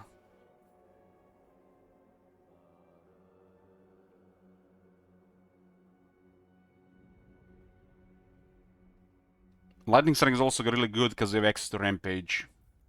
If you have rampage, lightning strike can feed rampage. Because sometimes they will pile up their force, thinking they're safe, and then you just lightning strike the main force, restore movement, and then just keep attacking. This faction doesn't have a big rampage, with the lightning strike will be really good. But they do have some rampage, so the lightning strike could enable an extra move, if not an extra turn because of it. Just a chance at the extra turn from the rampage and the lightning strike is worth all the investment.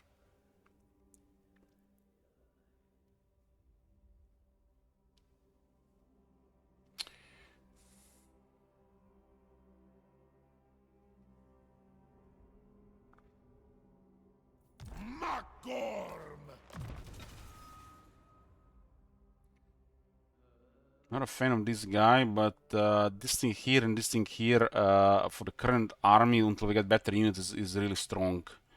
Especially on top of this. You got really cheap effective units.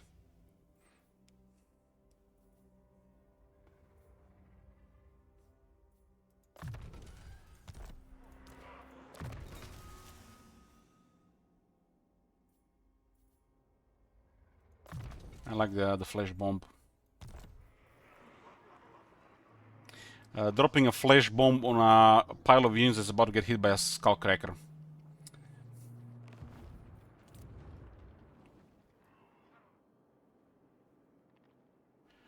place is not safe right now, so we should not build it for the moment. I do send the convoys because they have extra gold, but they're not gonna be good in this campaign until we expand more. At some point we'll have buffers, but unfortunately the military convoys cannot be sent to Gran Kate.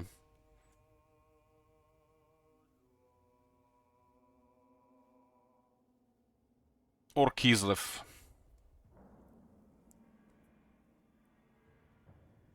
We're at war with all the ogres, all of Norska, and some other stuff, so it is what it is. I mean, gold doesn't have a really high value right now, so we could try to use gold and use gold to try to get all the resources. This faction has split resources, so the gold is not everything. Which kind of requires us to set up provinces to get things going, which is a downside for this type of campaign.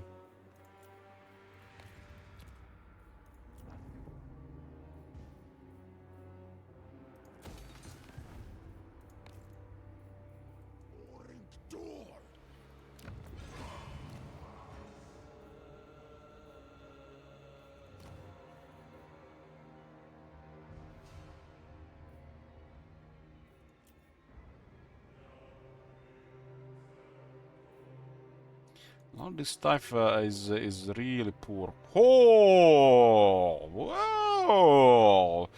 That's good shit. Finally, we see something good. That's really good. Another fire. I mean, we have a lot of debt. That is really good.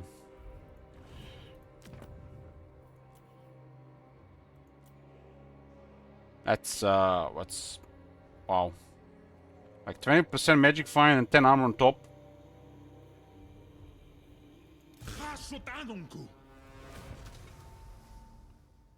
If that works, that's excellent. So this guy currently, without victory result, has a 45% chance to find an item. With a demon smith sorcerer, it's called demon smith sorcerer. Yeah, he'll have 70% chance to find an item. On a decisive victory, 74% chance to find an item.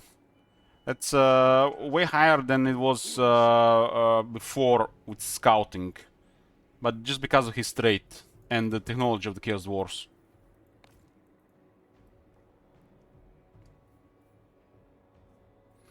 Wonder if they can have something like that on a hero as well.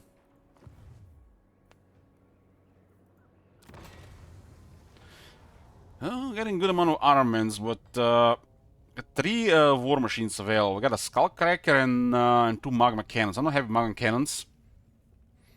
Considering the line of fire required for this unit, this rocket is still slightly better. The anti-large missile on this unit is solid as well. This unit is not good enough for the line of fire required. Skullcracker is exceptional though. But this is because they slightly overbuffed it. Did they nerf it after that? I don't remember.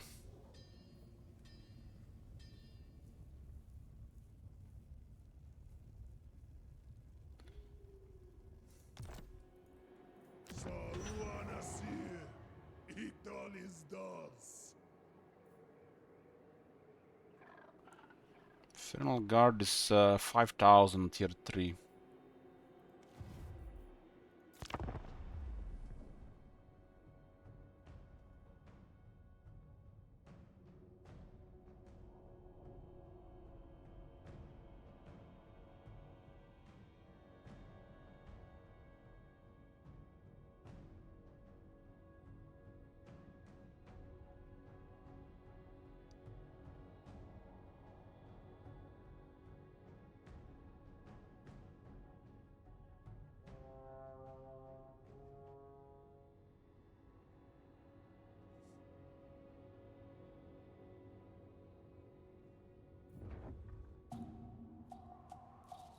Oh, see they're coming. That might not be the only army.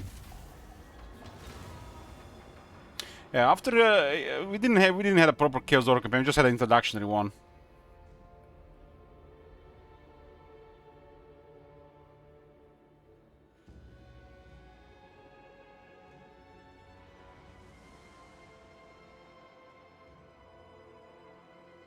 What the fuck? How are you supposed to do this?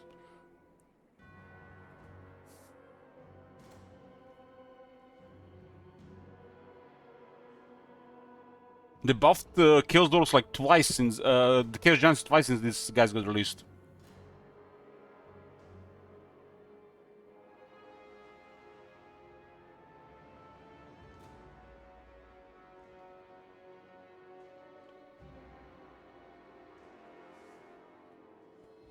I guess depending on the terrain.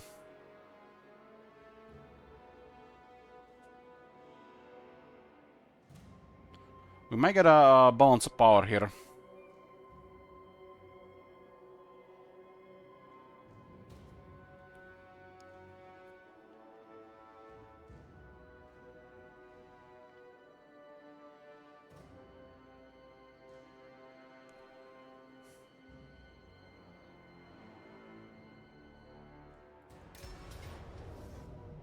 No balance of power.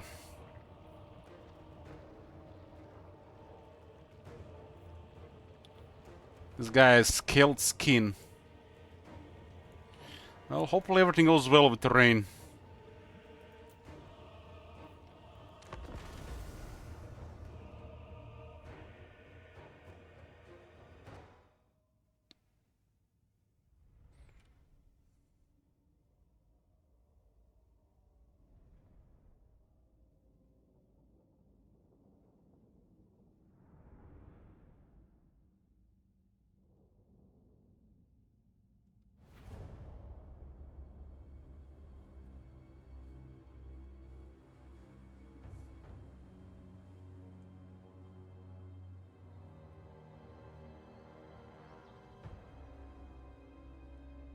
We can't let them get into the shooters. It's gonna be really bad.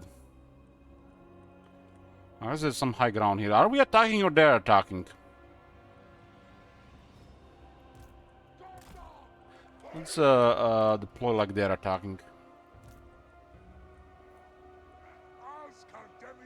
We do have extra physical resistance. I forgot this guy has extra physical resistance.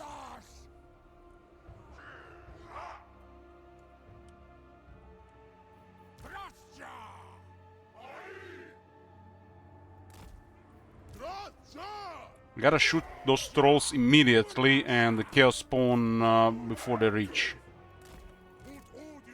The other great weapons are okay against the chaos warriors.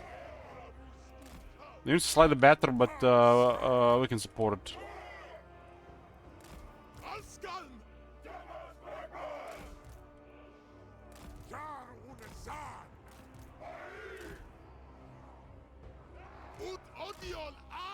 This guy gives the trait the entire army for 10 fizz resist. I forgot about that. Our army has no mobility and they got several mobile units.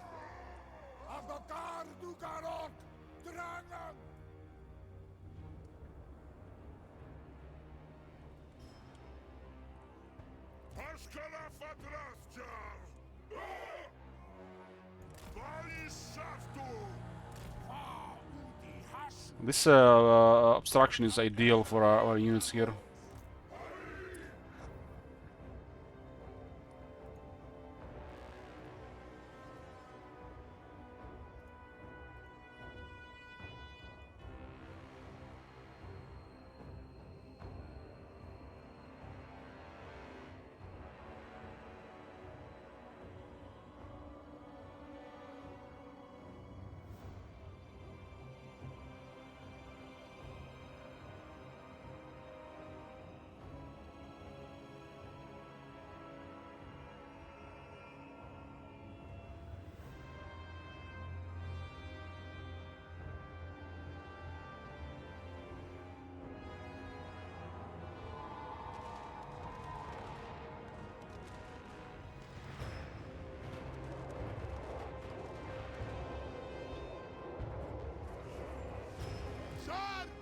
Zharr!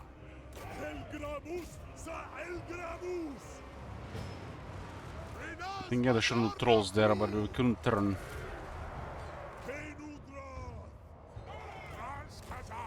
That's bad on the left side.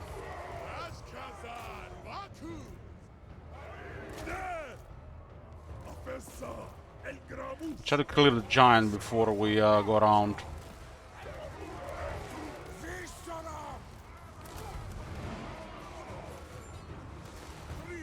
This guy's not gonna last there.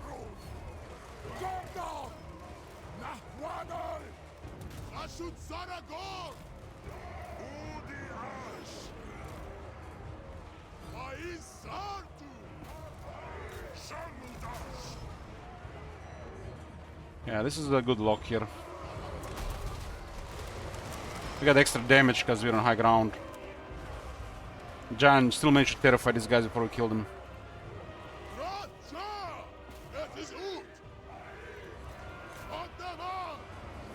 Okay, we can see the trolls as well.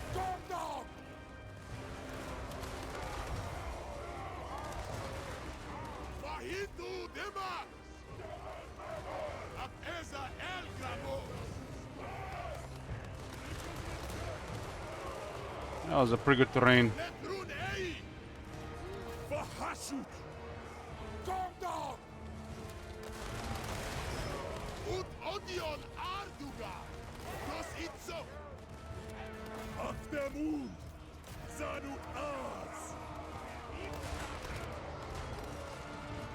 Zharr unazad! Das ist Asker! Elgramus! Yeah, those trolls, we didn't, couldn't shoot them there. Mahitu Damak! Draf Zharr! Askun Ulawaku! Utmus Sahudus! Rongon is Huden! Just break formation here.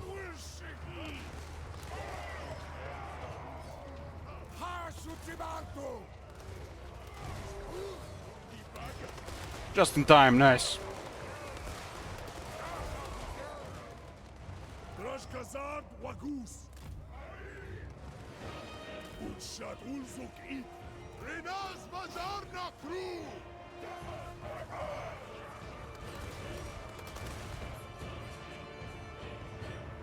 Ud Edu and Ratta! Malzu Adardu Adru!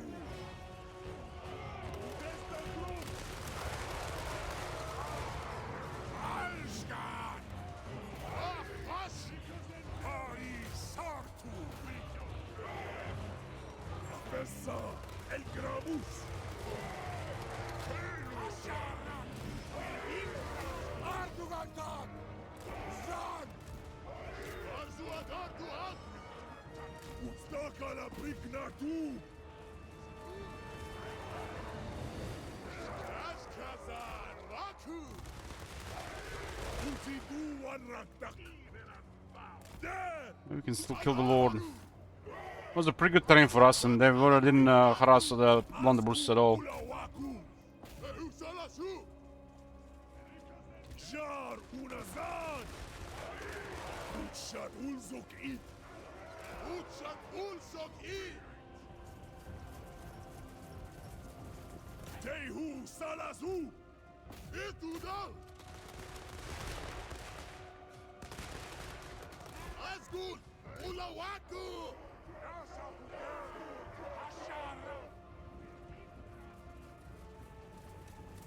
Bahashut!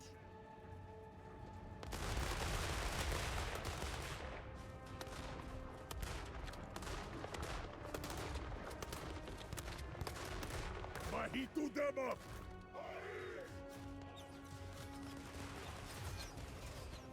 Ustakala Brignatu! San Utas! Draf Zharr! I don't think this counted the intercept battle. Drashkazard Wagus! The more we kill, the better the reward.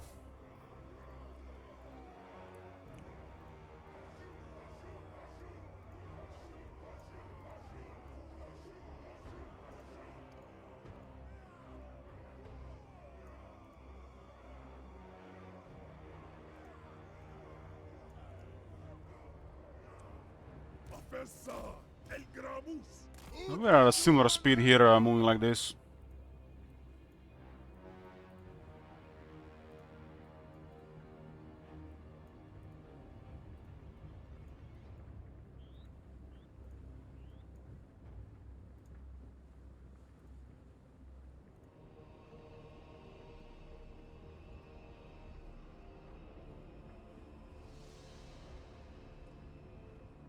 Zharr Hunazad. Uzidu Warraktak. Hakdamund.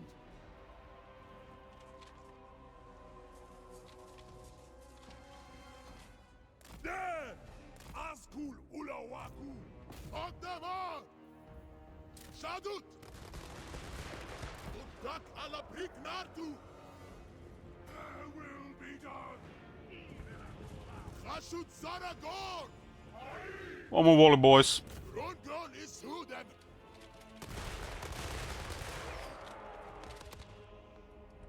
Mahitu Demak.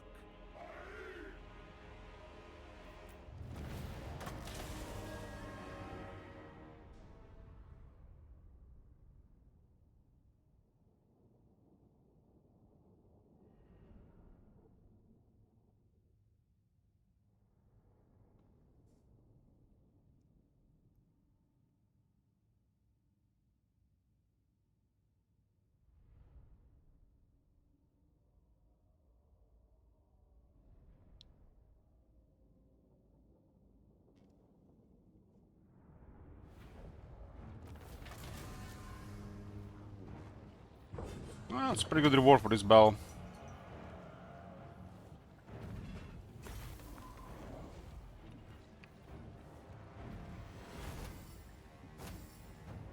Doc. 3 hammers have Confederate rock skulls, interesting.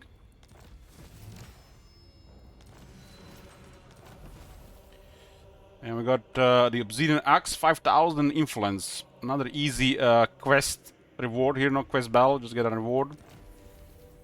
It's not even equipped automatically. Kekwi. Andadra. It's only his axe.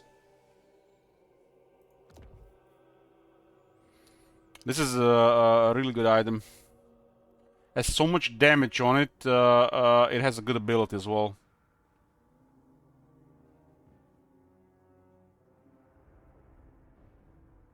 And if he's fighting another unit that doesn't have AP, the Thunder attacks do something as well.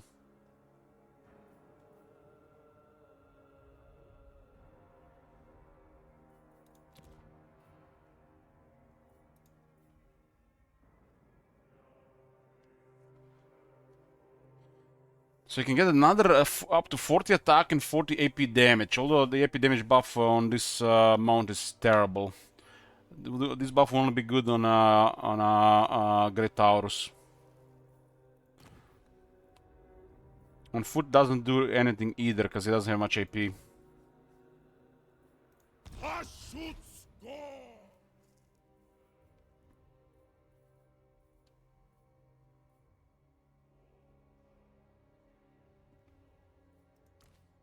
So he's a 180 AP on foot, so we give him 90 AP on foot.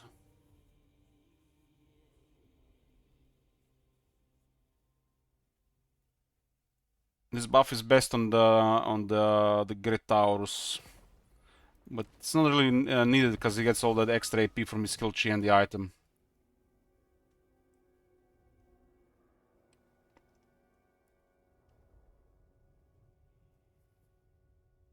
Strange, this thing buffs AP damage, not weapon strength.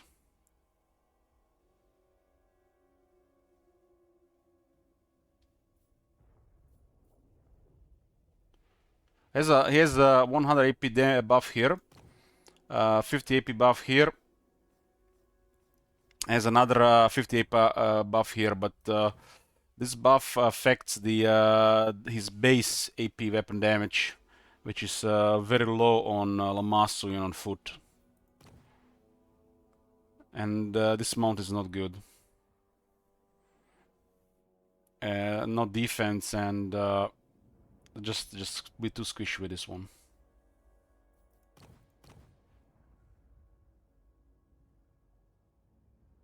The extra 40 attack is actually really good on this mount. These stats end up looking very good on Lamasu. And you get 2 extra abilities at a good range.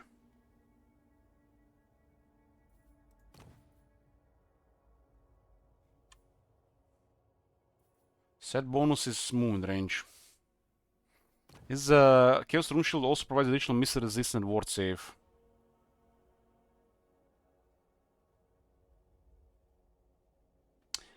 This one is really strange. You know how this one goes in intensity with duration in cooldown.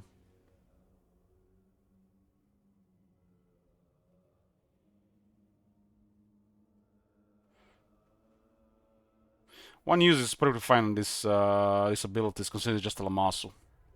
Lamasu is also another thing going for it.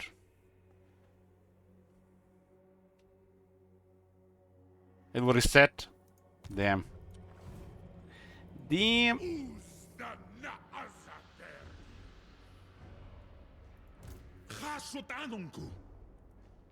The way he say Hashud is almost like he's trying to spit or there is a mic distortion.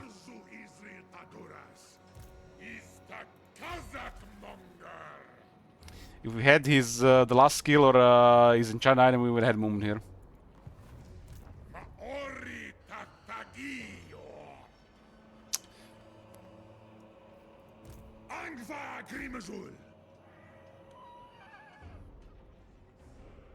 We might still fight,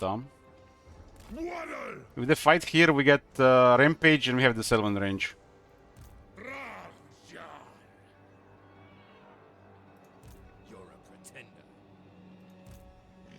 It's a lot of units, though.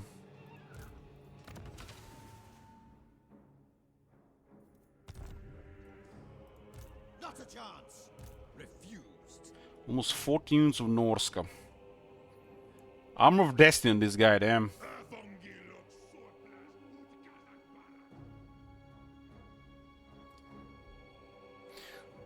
They will not retreat here. They got the army is they have way more. But I could attack this one as well.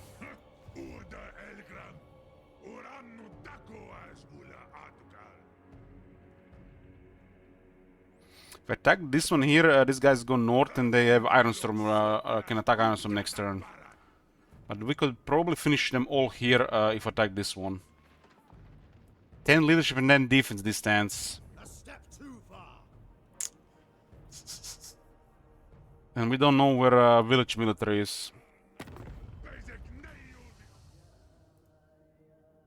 123, I guess nothing really to worry about, even if they're close.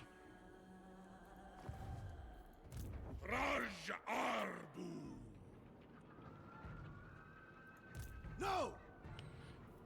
We got 70 voodoo. This fight will require a lot from the wizard.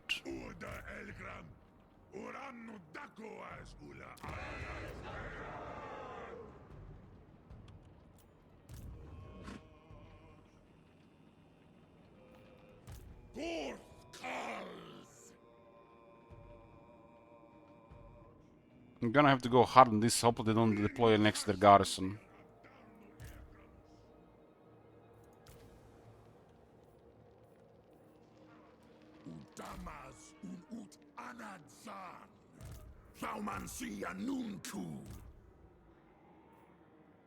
I hate the idea that this guy might be exposed here. But what can you do?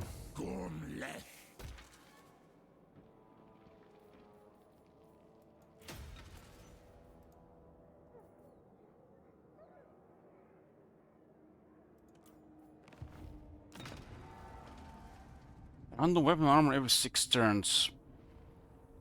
Immediately causes wall breaches and besieging. Raw materials armaments plus 5%.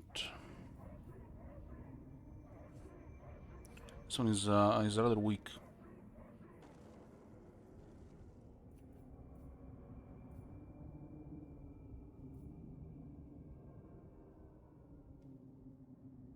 Ten research here.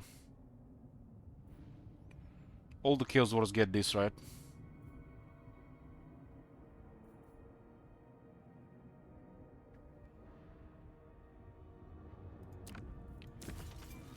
Got additional 6 replenishment here.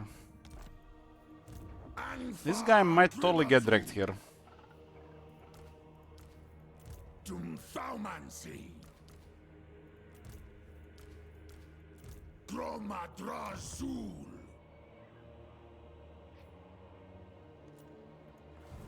Wanamparas. What's going on with the leadership here? -8. It seems like there's more going on here. You tempt a deadly fate.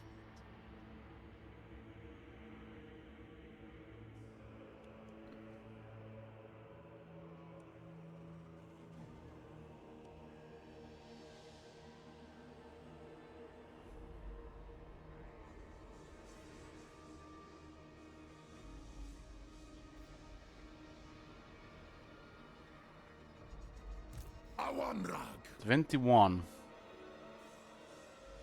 Ah.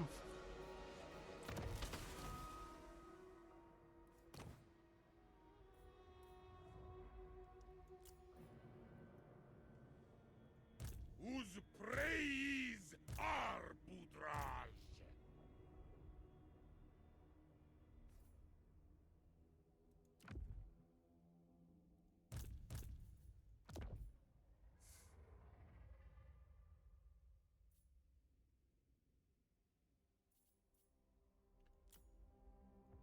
Zharr.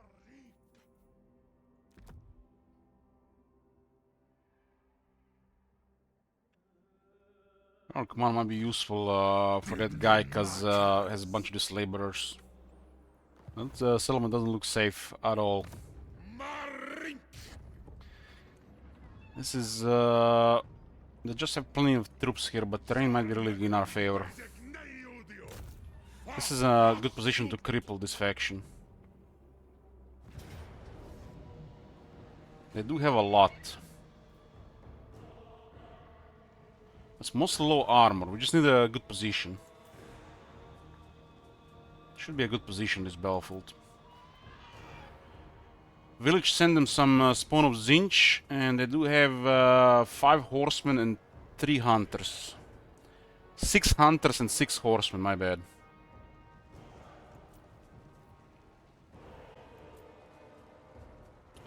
We'll do this fight, but short break first.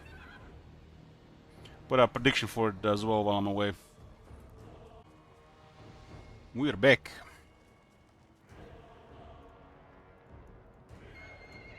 A bunch of Norskans here.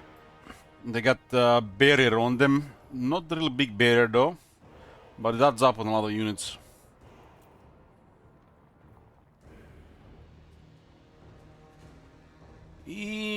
Skullcracker, huh? I think Benderson still stays on Skullcracker here.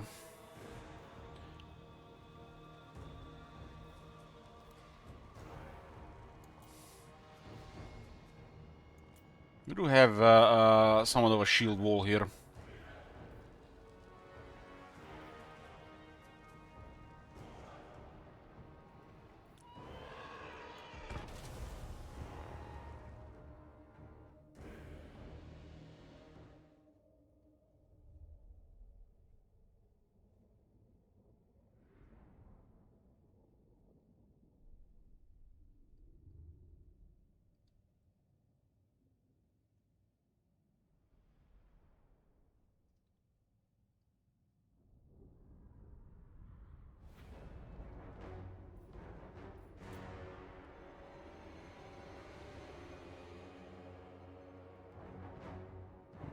It's a solid terrain for this. We have them, their reinforcements slowed by the first round of lightning strikes, but 30%, right? We need to aggro that before that arrives. When they deploy like this and not close their reinforcements, I think they overestimate their numbers.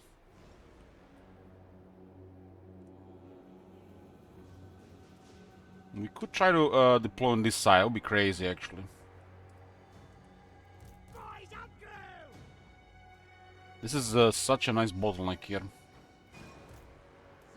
Our army is not the fastest, but we should have enough speed to get there.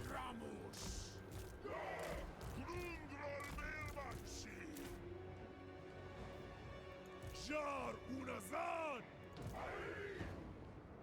Mahitu demak.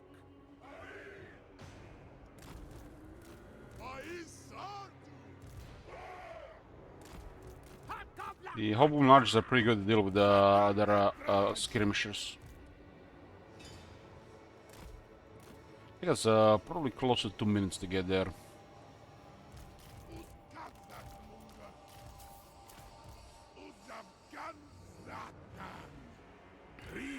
So we got 84 voodoo.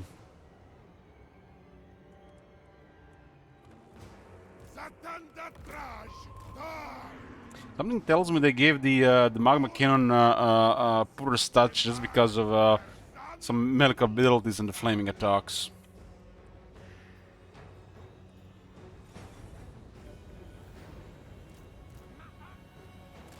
Skullcracker can also receive 2 heals from the Demon Smith. We should put these guys in the center so the guys could get closer.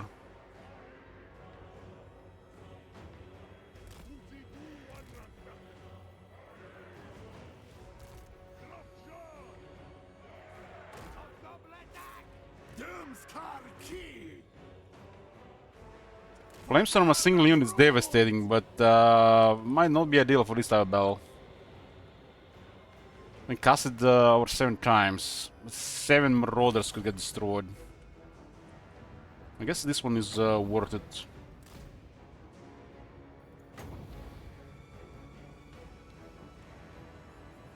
They're just a little bit closer when they move.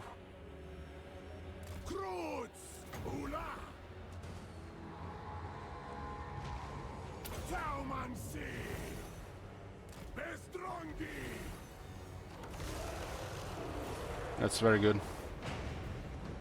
We get 2 units for a Flamestorm, that's ideal.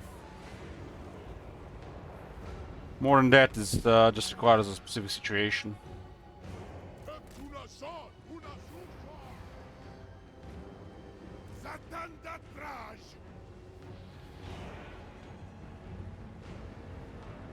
Why do you make this armor like this? I don't get.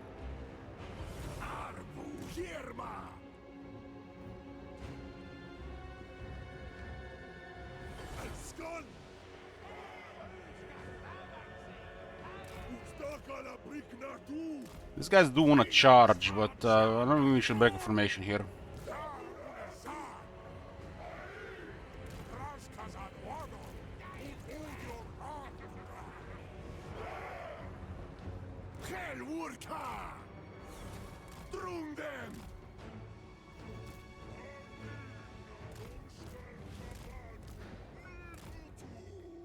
It's unlikely they go around.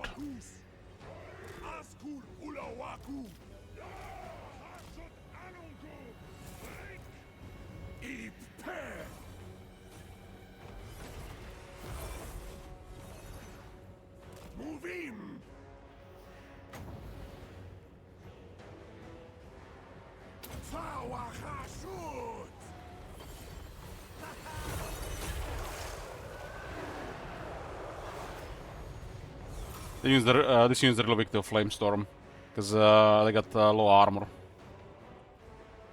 A big number.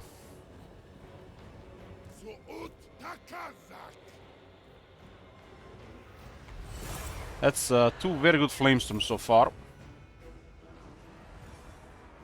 And it requires a lot of troops to even just put a dent in our formation.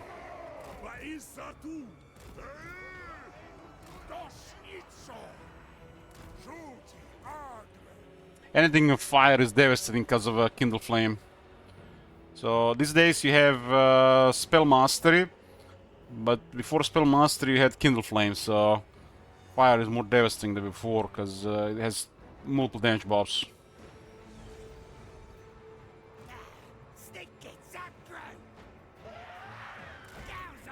If you want to play a really crazy fire, play other than Slants, you can play Imrik. Imrik has another debuff for the fire. But the Slants will be probably most destructive.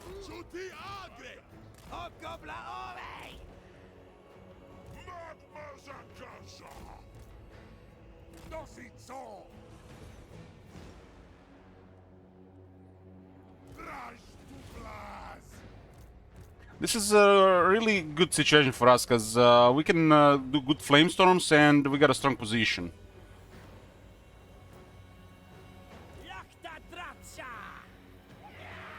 Filas, we dak ei!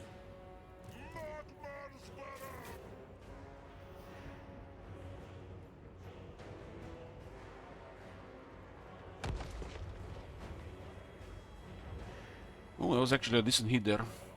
Should that chaos spawn. It was because they're moving down, huh?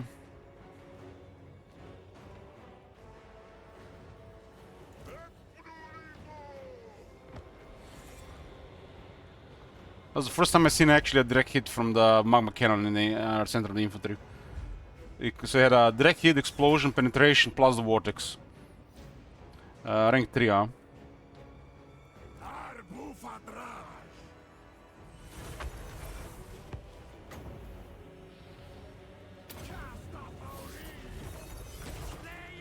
There's a lot of horsemen going around. Is that all you got?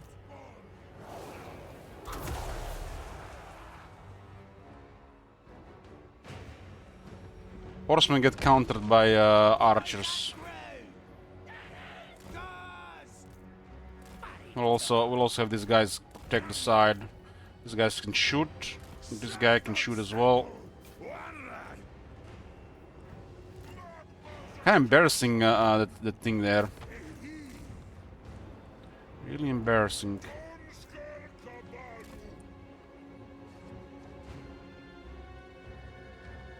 Four are coming. Should not chase them, we should just shoot them. They get countered by longer range. They do have pretty decent damage. No, we are not large at least.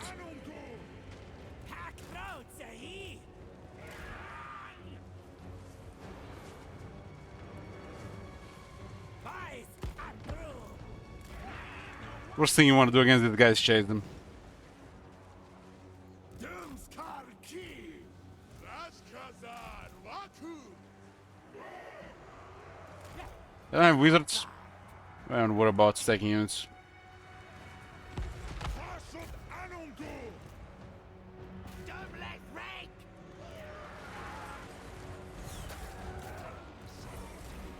Opportunity detected. When the Marauder cavalry charges, it means they are outgunned. Rondita Dumskar! Haven't upgraded this yet. We should overcast this. Fuck it, let's do it. Fuck it! Burn them all!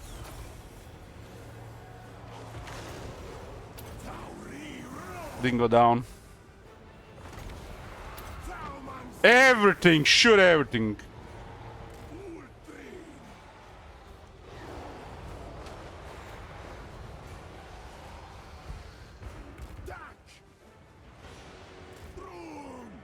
I guess I want a large. Uskazak Munda! The Zharr is coming around, huh? Snake gets aggro! Takaza! Barik! Baru! Lagazra! Hey, great weapons get murdered by the air shooters, huh? Galhaka! Well, we can wait for the Skullcracker for a moment. Our main play here is the Demon Smith. Drum! Data Mahawut!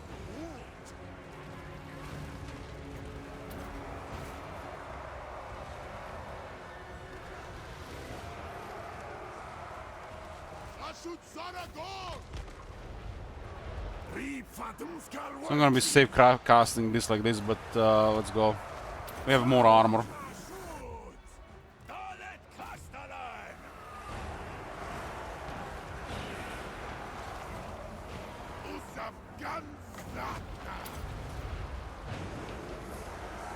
That was a pretty good one. Zayden does lower their leadership.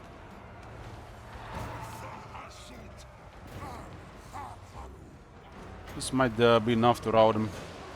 This could be really deadly to our own units as well. Hack throats, eh? Arbu Hirma!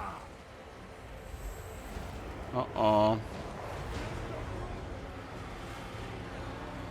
We have some fire resistance, so this load is great for us. Still causing a lot of damage. Look at that. Play fire to get burned! I mean, that's RNG after all.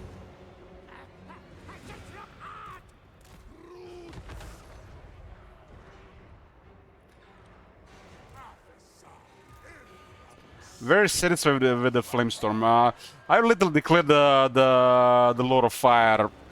It's on the level of the Lord of Death. These two lords are just complete.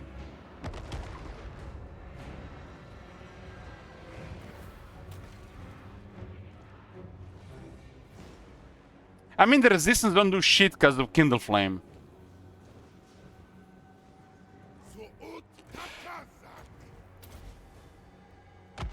You know what's funny? I don't even think the CA realize the spell mastery working together with Kindle Flame. I don't think they realize this. We did increase the base damage and some other stuff on the spells. We've done a lot of death first. We've done a lot of shadows, a lot of fire, a lot of light. If you haven't played in the mod, you'll be very happy with it. Recommend the slants. But I don't think Sia has realized with a lot of Fire Spell Master and Kindle Flame working together. A lot of fire just acts distract as a Kindle Flame. And if you play with Imrik and you have action fields on top, it's just super destructive.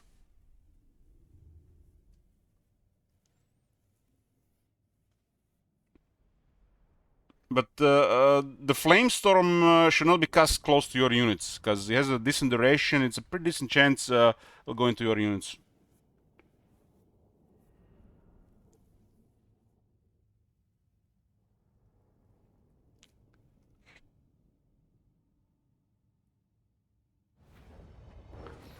I didn't expect this battle to go this smooth, so I didn't really mind that casting the Flamestorm close. But one thing is sure, the Lord of Fire just bullies low armor. Bullies low armor. Their anti-armor solution is unpredictable, and you have to pin units. Close victory.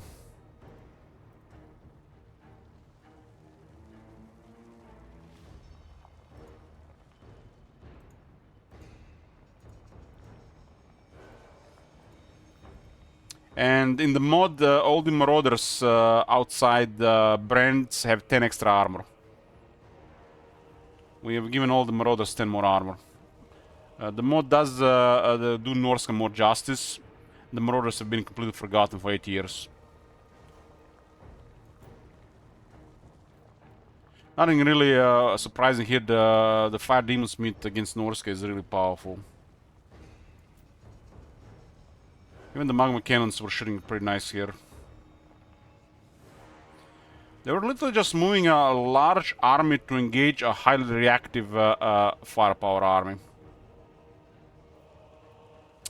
That Flamestorm done more damage than they did, but not much. It was probably close to 50-50. The Flamestorm is just super destructive to formation.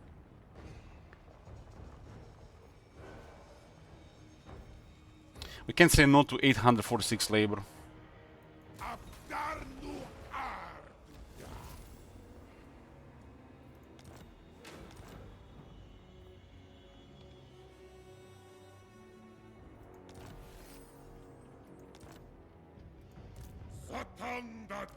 Now we have Tulamasu, that's nice.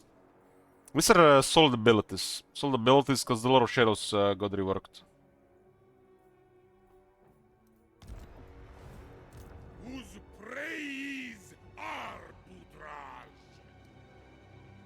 If I attack the ambushing army, this guy would have not probably attack the Iron Storm, so this is the better move.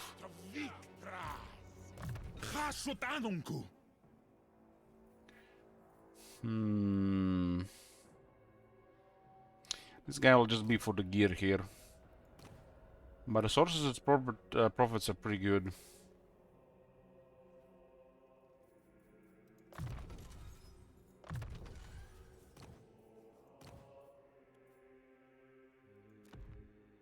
Why is this pop-up here? That's bugged. The pop-up should not happen like that. You're not moving something, we are removing it.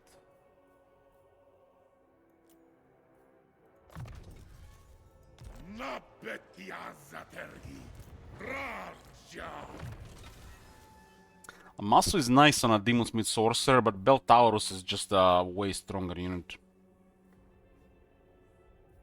I'm a fan of Amasu since the buff.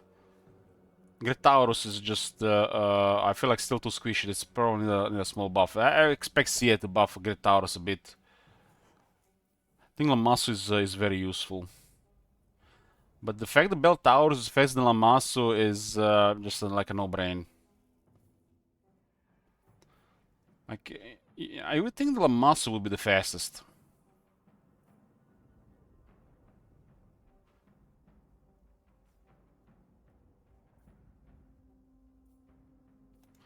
The Beltaurus will require better magic items for fighting, while Lamasu can just be better for support. These two make a lot of sense, but I think Gretaurus need to be slightly better.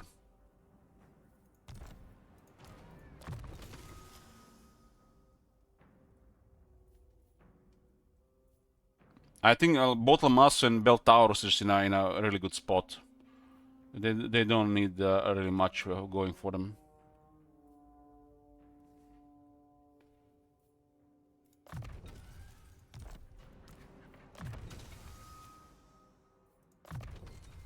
Flash bomb.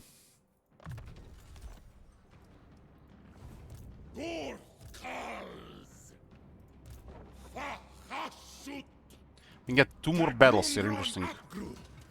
It's a double chance for the item, huh? The plan right now in this campaign here, to clear this area here, we might need to find Clan Ashen, which I don't like, but we might just repair relations there. I can go into Gran Kate, the dwarves are gonna go crazy strong. And then do the same on the west side of things, targeting the closest to worst case factions and the ogres first, before moving to engage the dwarves.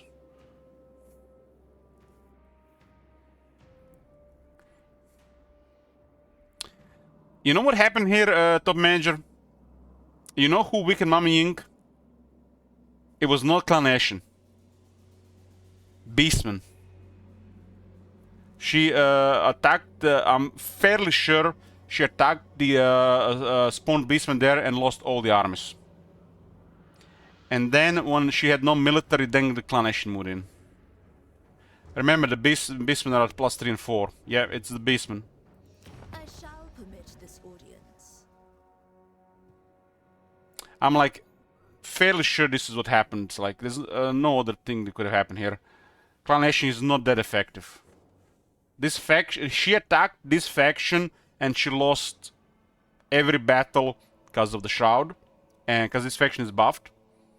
And then the Clan Ashen moved to occupy the settlements. Remember, this faction is at +3 and the Shroud. There's a reason we give minor factions 1 lower potential than the major factions. I think 3 and 4 is too high for this setup. 2 and 3 would have probably been more fitting. The CA has increased base potential and the shower bonuses are higher, so 100% more potential is literally double what it was before.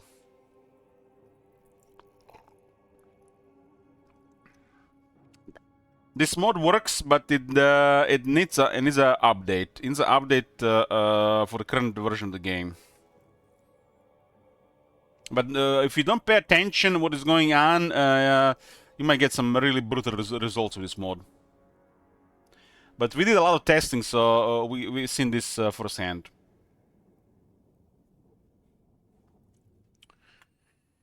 Man, I wanted to work with Mami Ying, but fine, I'll work with Clan Ashen.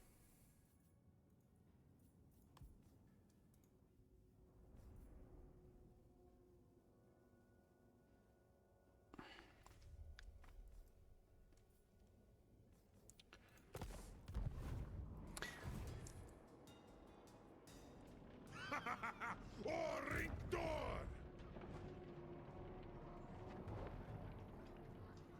Stratsta! The other one was on range, interesting.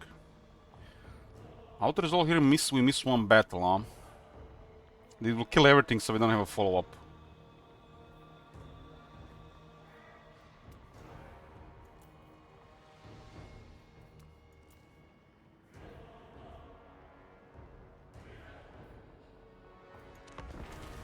I mean, this is a bigger quest of manager, so it has to be a longer campaign.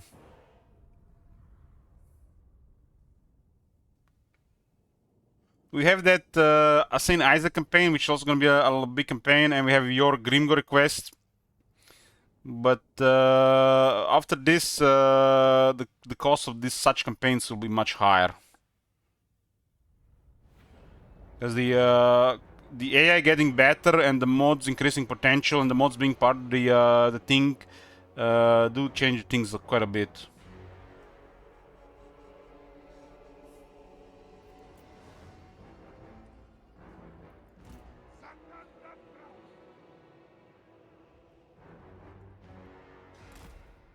Tadula Khan! Drone them!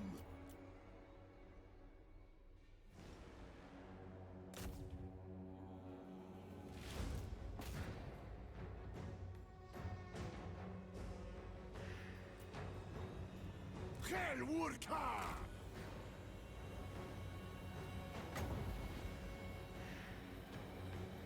There's nothing wrong with this type of setups, but we gotta counterbalance it with some regular campaigns in between. We don't want this to become like a standard campaigns moving forward.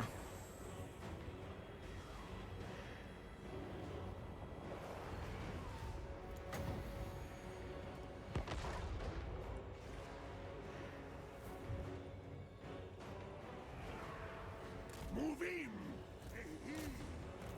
Rock the moon! Eat!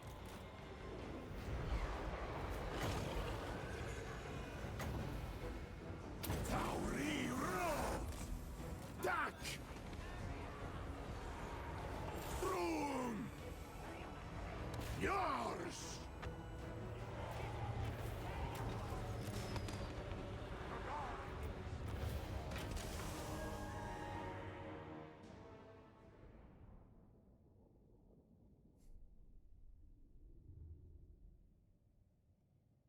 They have low armor units, Firefox. It is what it is.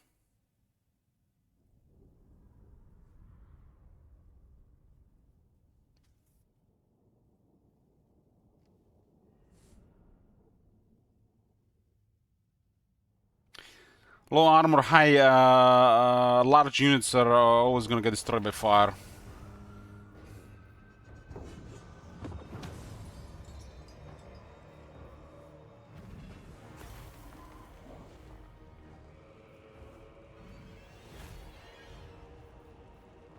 Dale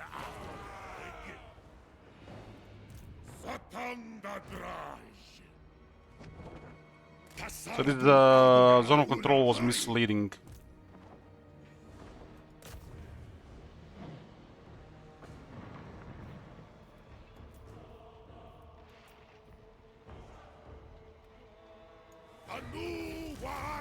We will need to clear this east.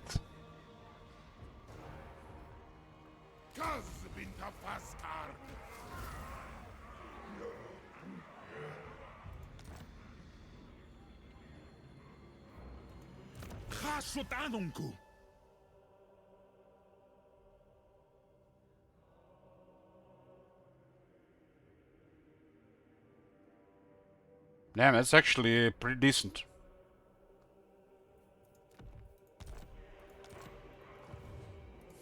Maori Tatagio!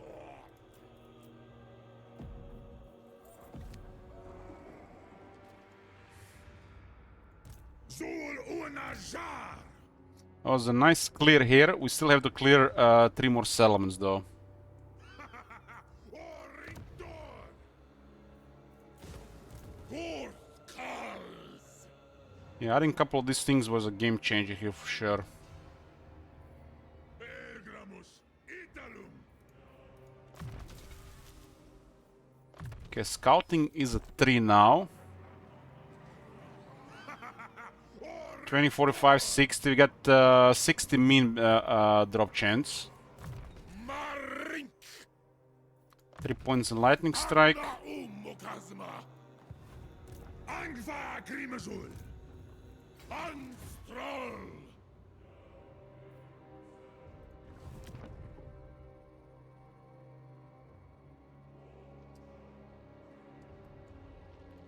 You know nothing. Double check this. Yeah, we met some factions. Our caravan is moving that area. I'm hoping. I'm secretly hoping variables destroy Gromdal. It is possible, but it's unlikely. I'm listening. Don't you laugh there, Tom Manager. That's totally possible.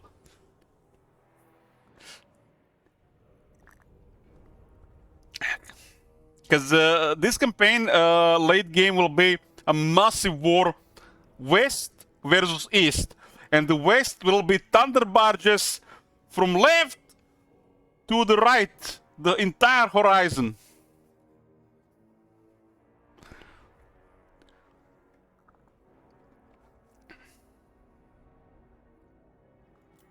The carving slap. We have to declare war on these factions. All the ogres, all the Norska, all beastmen, they're in the same package. Also Warriors Chaos and Dwarves. You're about to find out it. All these factions are also buffed, and the objective is to destroy these factions. So this is like the second campaign we have. Like we had that Tyrion campaign, but we learned more after that campaign, so should be way harder than the Tyrion campaign. This faction, because of the roll, we had a much harder opening, because it was random.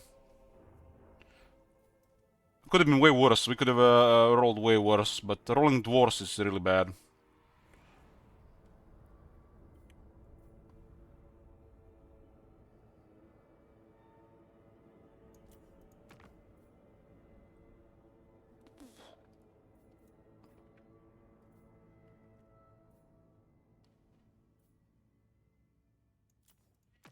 The closest strong enemy we have is Goldtooth. And I expect they'll take a while to destroy.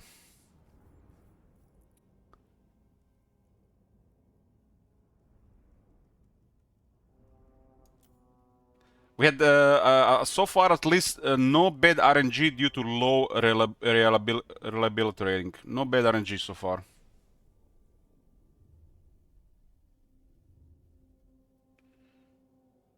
Which is a big deal. But we chose poorly in Grand Kate because the Beastmen did too much there.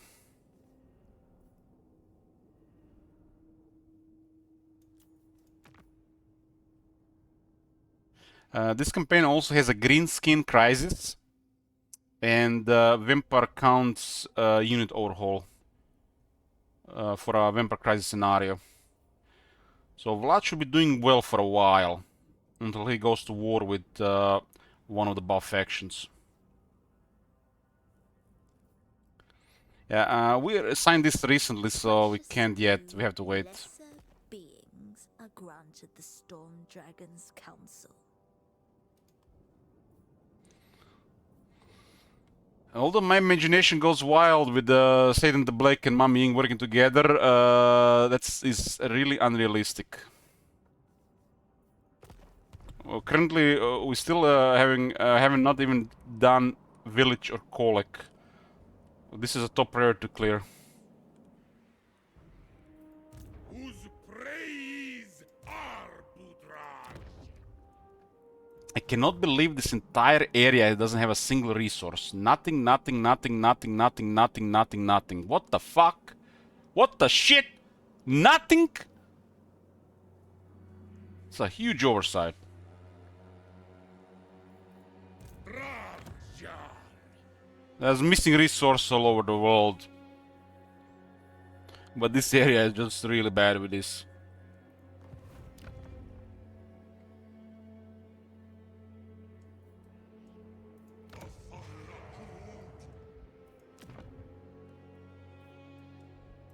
Oh man, 1800 here, huh? It's not good.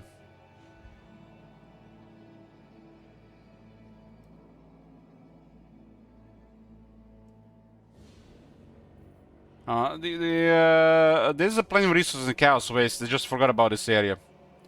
This is not intentional. This is an oversight. Trust me, this is an oversight. It's an obvious oversight. Look at this entire area here. And a single resource. And they also fucked up several resources when they were creating Immortal Empires after Immortal Empires.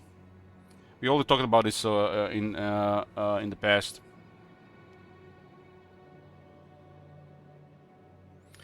I mean, it could be called a chaos waste, but stuff like iron, marble, for example, should still be present. You don't have to put pastures, right? Like, what the fuck? They can still have iron and marble, for example. Or carved obsidian, right?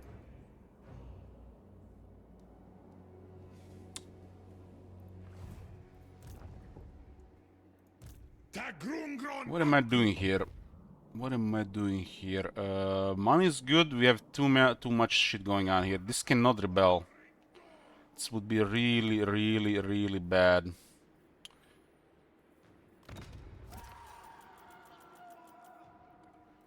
How much I have to pay for this? 2200, fine.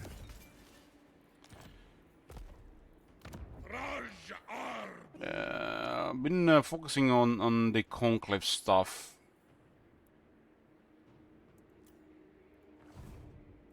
This area should have at least one marble, one iron, and one card obsidian. So it's a no-brain.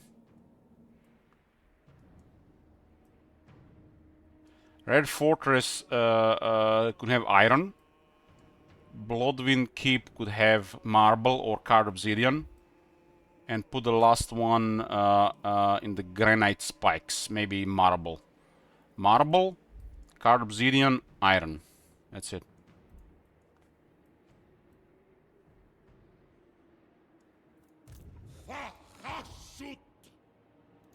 Turn 20, huh?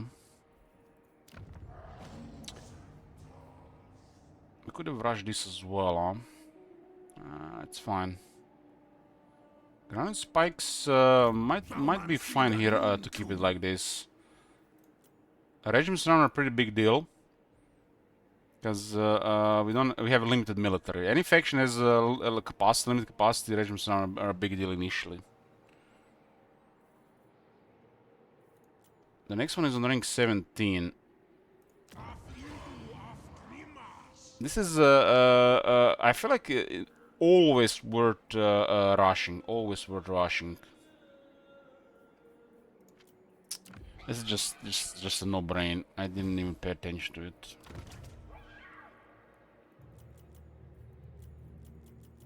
We just lose 600. Who cares?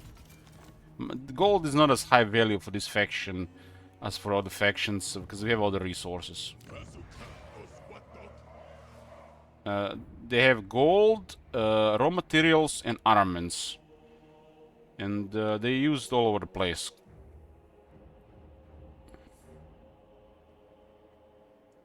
Tier 3 is ahead of schedule here. The landmark is dog shit. I do not want to play with hobgoblins. We could do sweaty min maxing hobgoblins, but I just can't bring myself to use hobgoblins after seeing fucking hobgoblins for years used by the AI. It's not gonna make me happy, especially when I'm here drinking at the same time. I'm just gonna bitch about it. Although this is a sole landmark, I would just put some garrison on it.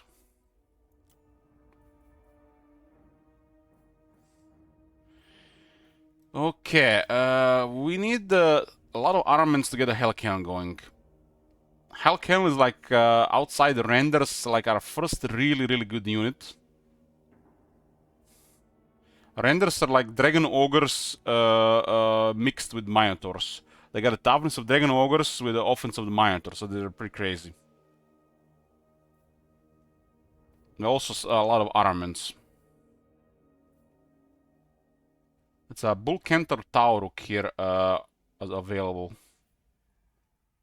And we got immediately one render. I guess this seems like a no-brain building at this slot. Like gold is next to useless. This is a terrible building.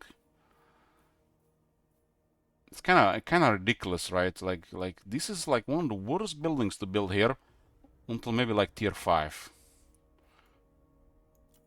This is just horrible. And the garrison is so poor here. We might need to even consider this unless the army is fine on the left side of things. I think for this building to be worth building, you should have another 2 lines of text with a higher income. This is just a really bad building to consider. Considering this also gives you some base build income as well.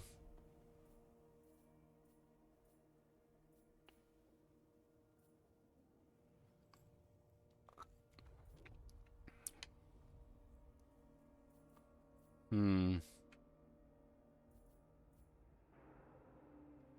the last update, the Kadai Destroyer got buffed. I'm having plans to buff this unit a little bit more, but it's on the right track. All the units that are tier 5 are gonna be tier 5. It's a gap between the Steam Tank and the Thunder Barge.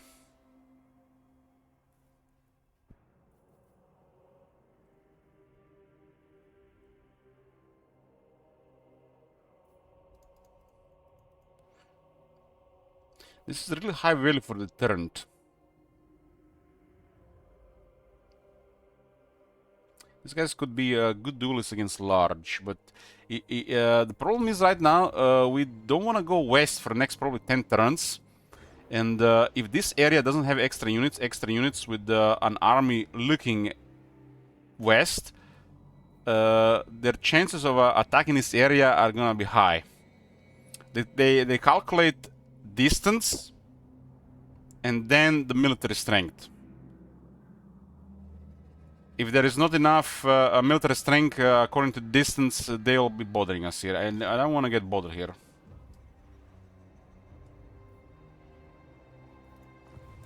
Doomskull Key.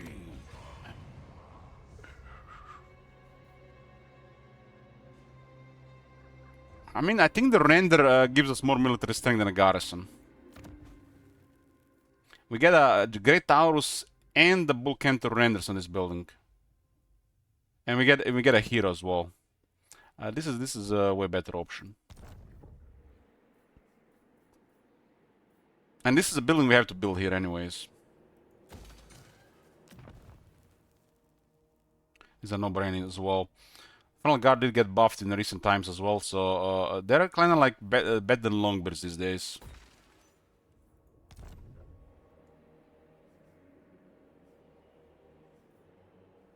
I think the Chaos Dwarves counterparts were too close to the Dwarves, Warriors, Longbeards, and Ironbreakers, so they had to make them slightly better.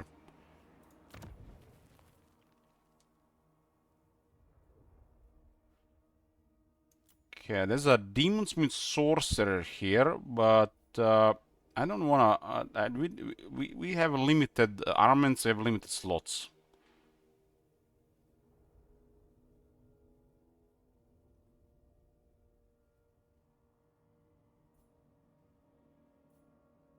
This place has like 3 really bad buildings, like really bad buildings.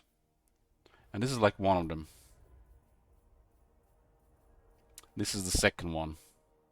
And this is another one. These 3 are really poor. They really need to be better.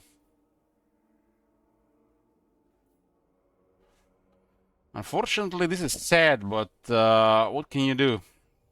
Tier 2 makes sense, Tier 3 and 4 make no sense. At least this one makes sense. I mean, look at this, look at this.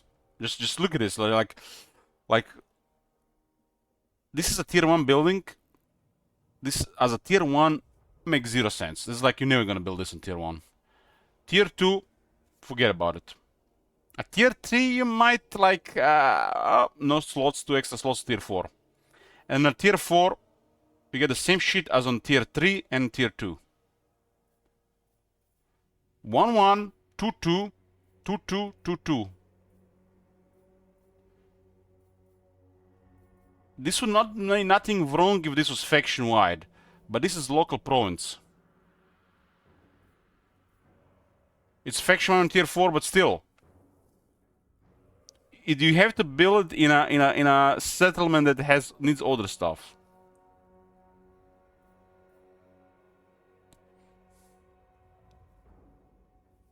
But there is nothing else on it.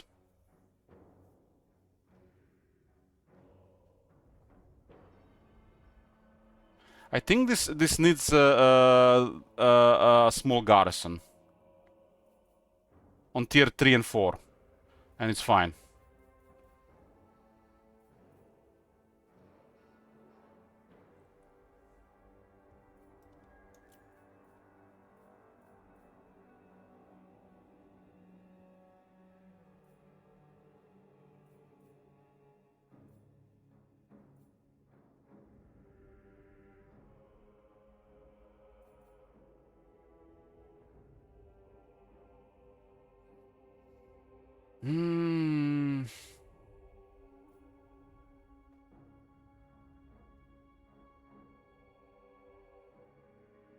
I don't think I would ever build this.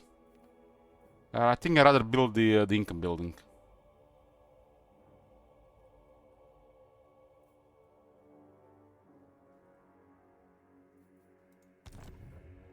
We're building stuff here, and we're getting an army to as a deterrent here.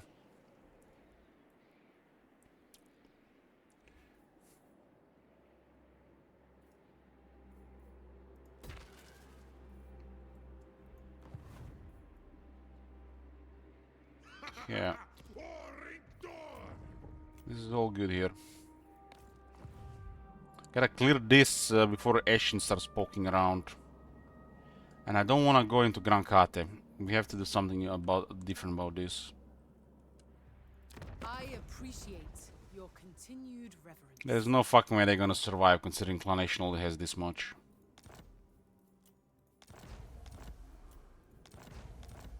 We have to side with Clan Ashen.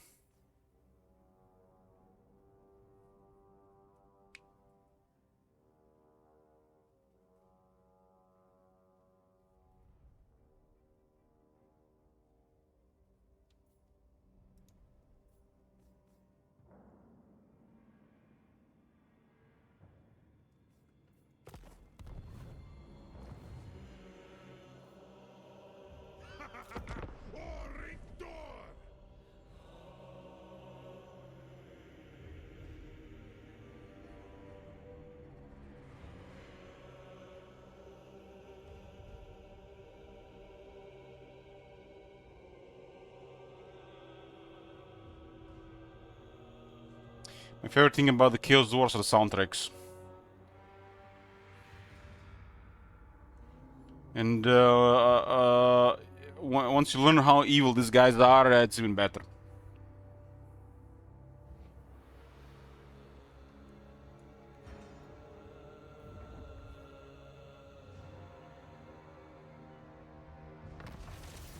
You see, this is why this place needs extra stuff going on as well, because they don't care about this army until it gets more units. We get more units, so they will go around for it. 8 takes for a brass cleaver and a talisman preservation. It's hot. Isammaz ut natolaratas unbakangas aakmor najarnachrund. Has a very nice enchanted shield. Enchanted item.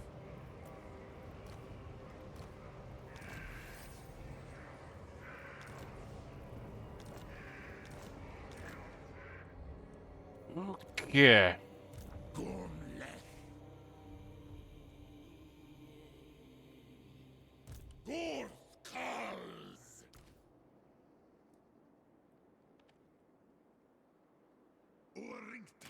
Need to see where they are. Chaos Warriors take longer to recover.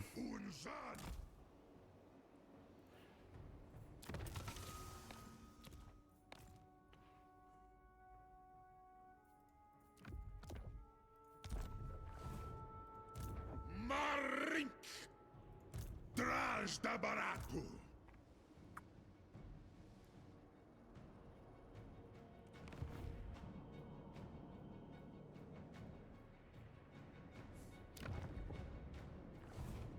Yeah, it was terrible to join war against Clanation, but who would have known?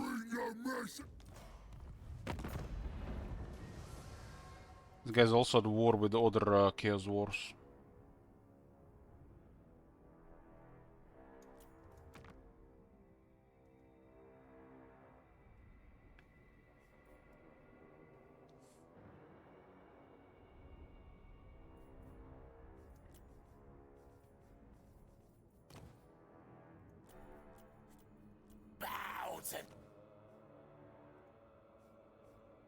Clanation rank 49, so they are just beelining for the settlements without trying to recover military. Speak with care. Yes, yes. No. No, there's still a way to sort this out.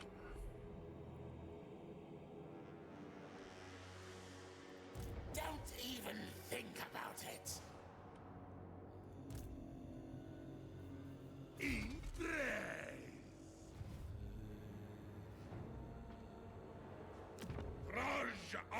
Should take the keep first. Dakuasta Elgram.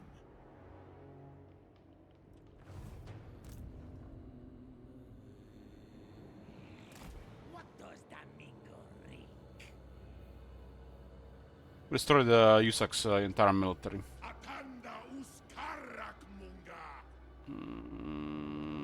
We don't want to waste entire turn with Zayton here. We'll get this guy just adjacent to the keep.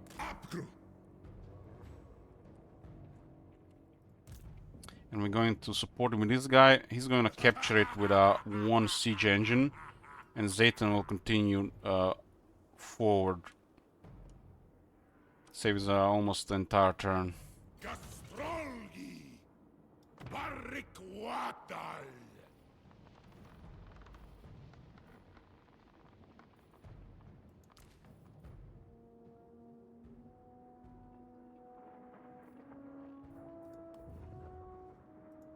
Gromadrazul.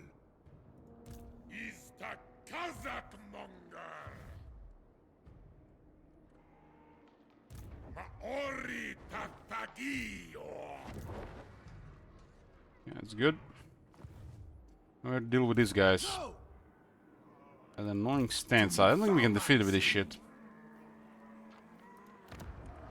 They're probably targeting the fortress there.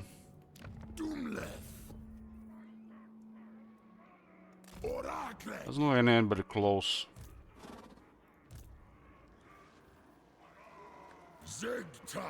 We got a recruit, but I want them to attack us.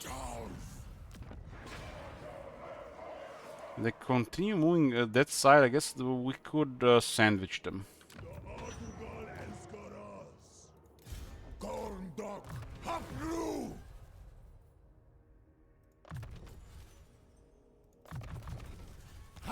Zharr meta drinkaras.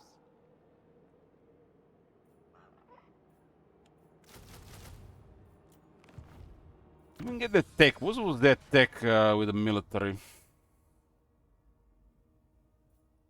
We still don't have the Hobgoblin Quartermasters. It's only also the leadership issues of the laborers.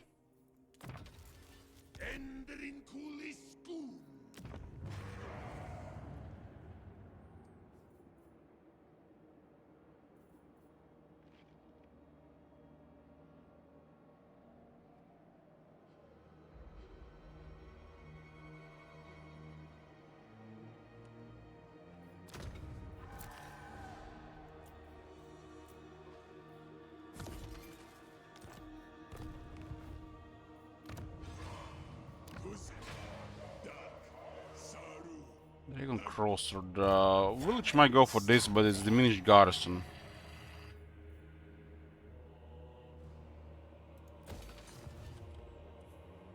We'll clear his vassal first.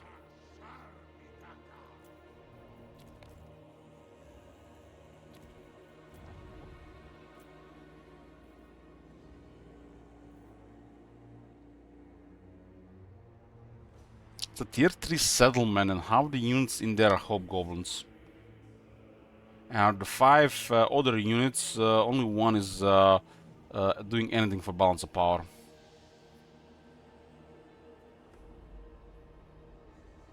The Chaos Dwarfs warriors have no damage. Since the garrison is not really large enough for this place.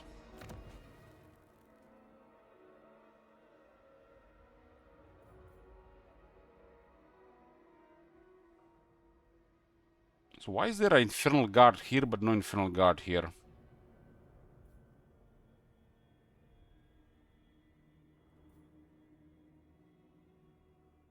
Looks like there's an entire tier of units is missing at the core building.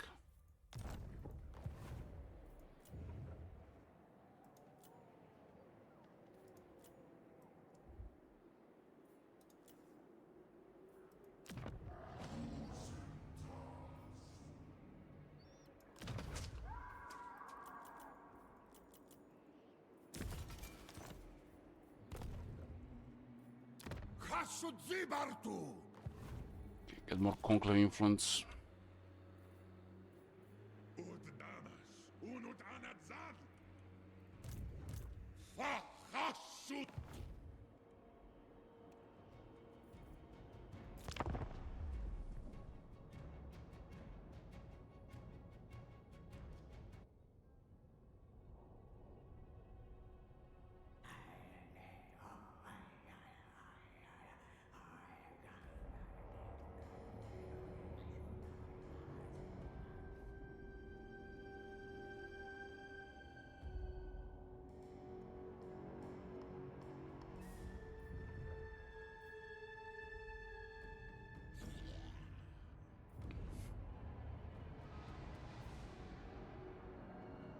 Like the west is okay for the moment.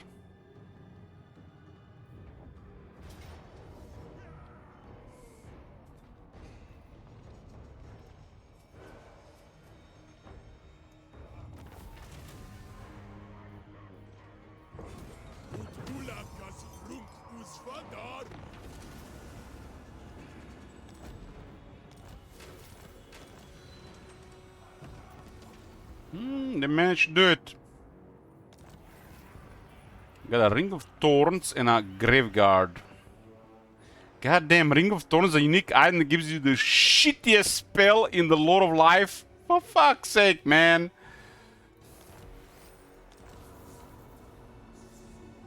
Oh, look at this, another Kenneth Scout. Can we at least salvage that shit?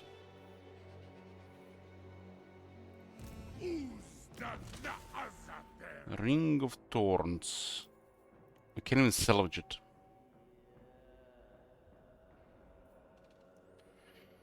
Yeah. 200-meter range for 20 reflect. At least we can pay attention how bad it is.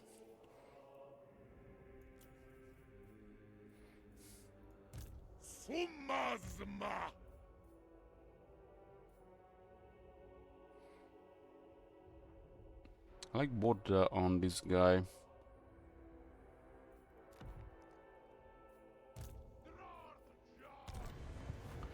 Turn 22.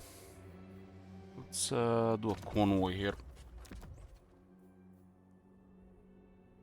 I have to wait for this guy to get back. This guy has a Kedai destroyer in the army. What the hell?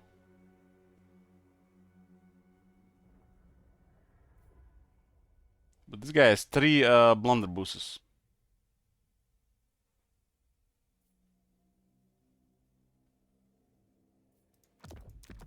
This is like, what the fuck, man? How can we compare to this? Look at this, look at this. This guy has 2 Chaos Dwarf warriors 2 blunderbusses, Kedai Fireborn, and a Kedai Destroyer. Kedai Destroyer is a strong tier 5 unit. This guy has the same number of units.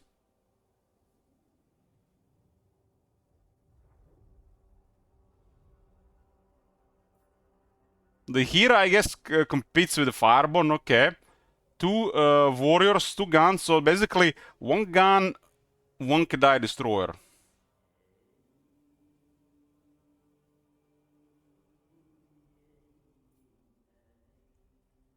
Has a capacity trait because it has a hero in the army.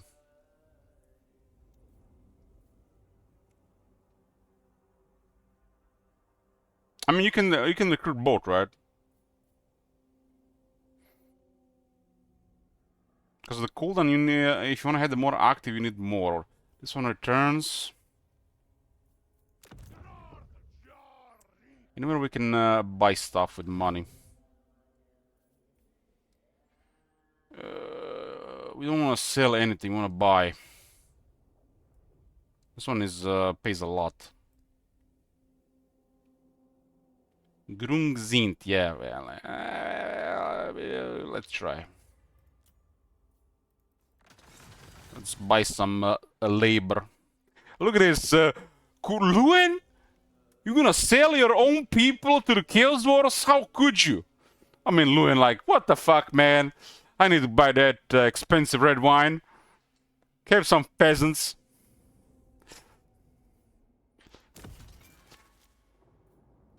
What's 516 peasants, right? When you get like a wine for a week.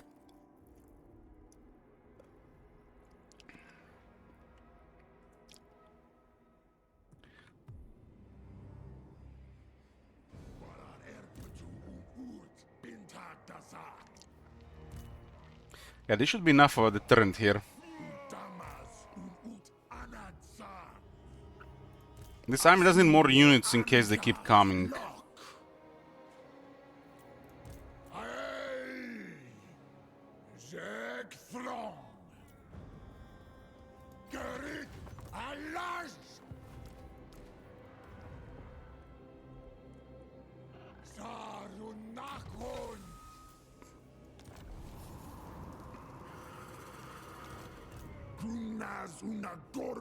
These guys are really shit until we get the tech. Just numbers.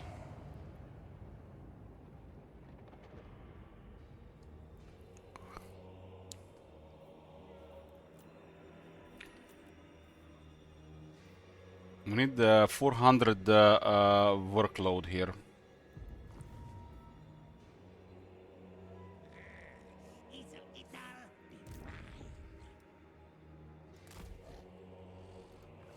These guys are gonna do circles here. I'm the puppet master, not you. Zul una Zharr.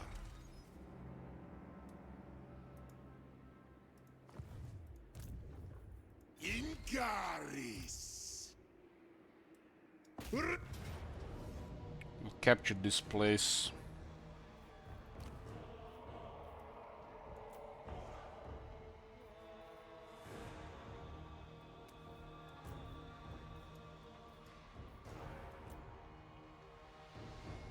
No worries, leaves, no worries. We got a outpost from the Chaos Wars, that's why I extra troops.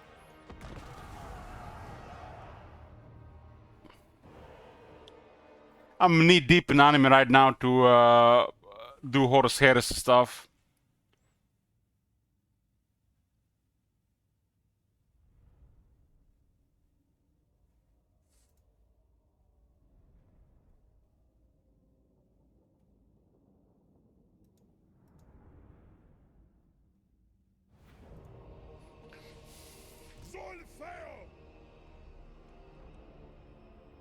We'll bamboozle their deployment and put these guys on the other side.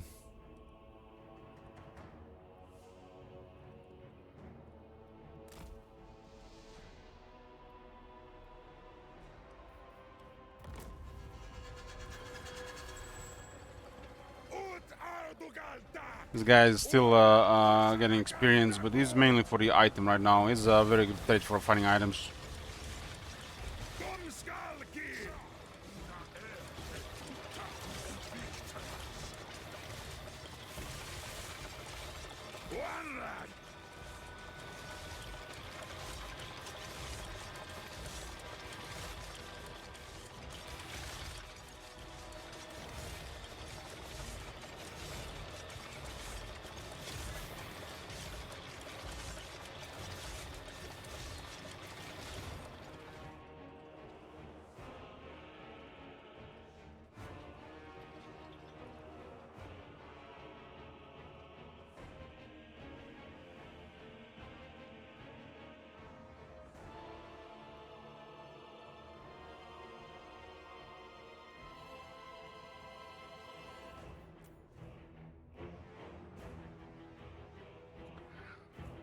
What I'm doing, I'm yawning.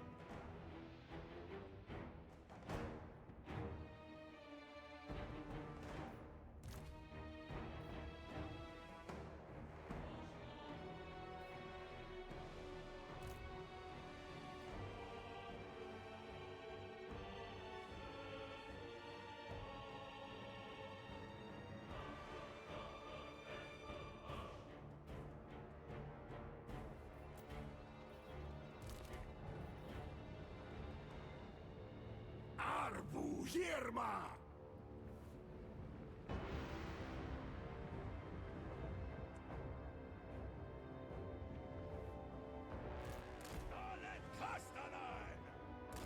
It's you're in a unique. It's a unique situation because we're waiting for reinforcements, so that's why we use some obstruction.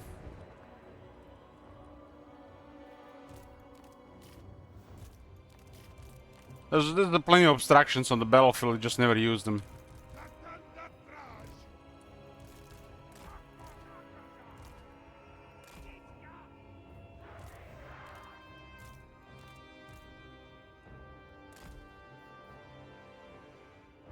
We can probably gonna have to adjust the amount of reflect on stuff.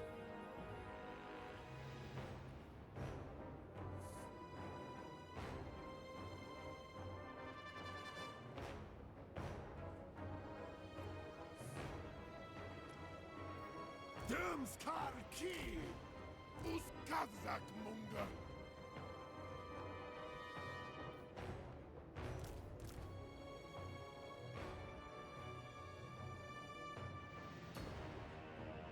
Draj tu blaz!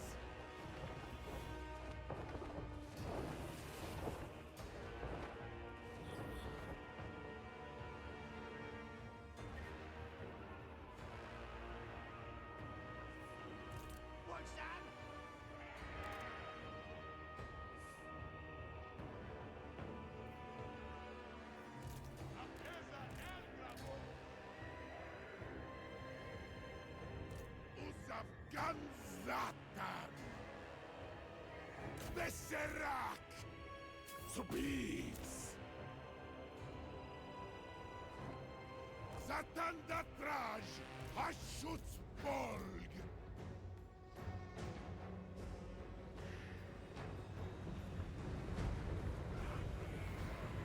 Sneak gets aggro.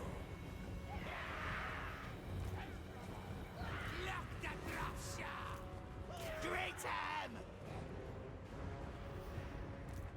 Dömskar ki!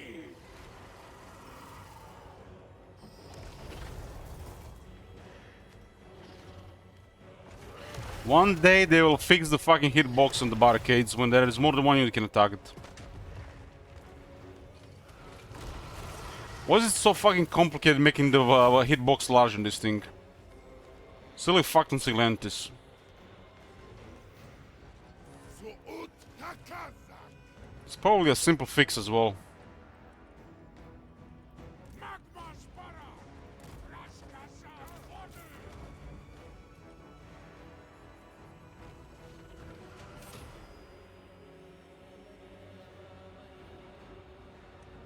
Hobgoblin here! Aizartu! Vahito demak! Udi ash! Chasut ambaek! Magmas akaza! Udi ashkul! Epru ribu! Ulsu! Lakitash! Subel gramusturka! Satandatraj! Ultrin!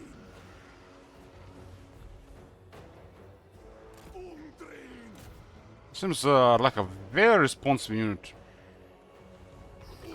Maybe it was facing the right direction.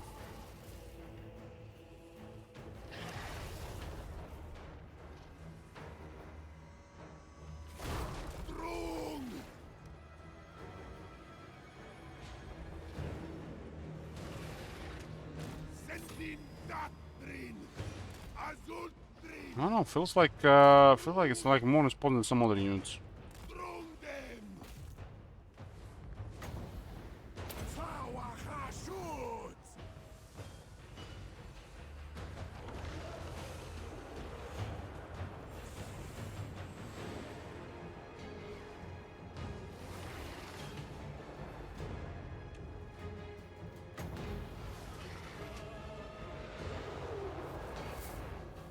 It's sounding with a screeching of the flamestorm.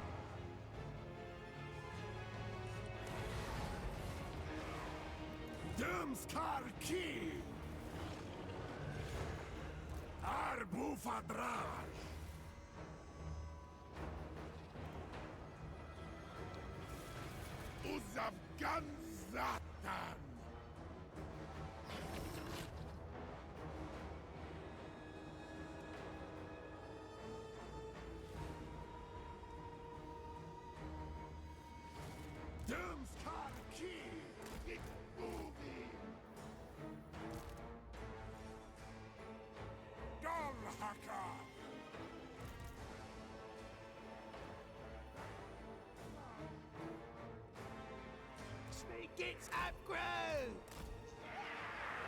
Stand! Odi Askel! Narzus Slogdre! We have region on this guy. Hobgoblin Akazas! Hobgoblin! Doshitso! Shadut! Hey! That is Ut!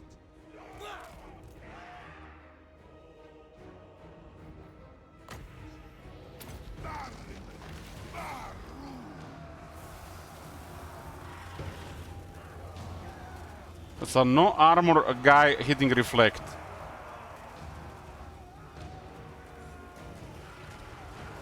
The fact you have to actually use this magic for this as well, oh my god, it's so bad.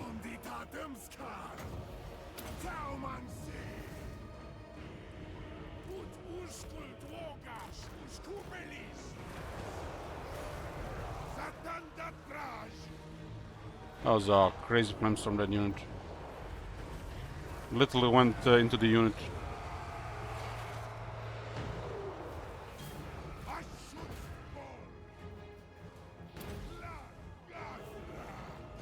So you turn this on and it has intensity build up. At least it doesn't require a lot.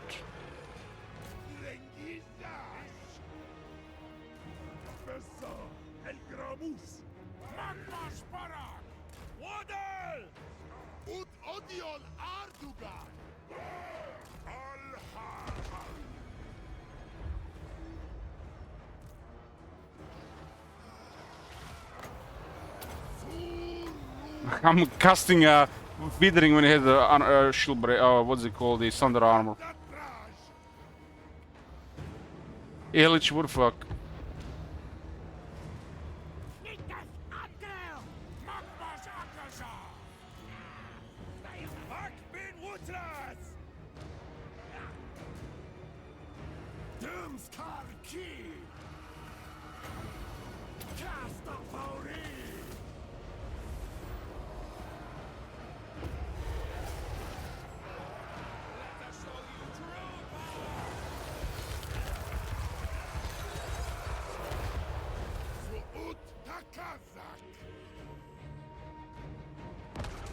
Zharr, Unazad!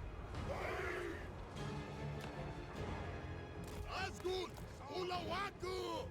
Magmaspara! Unbax dem as Elgi!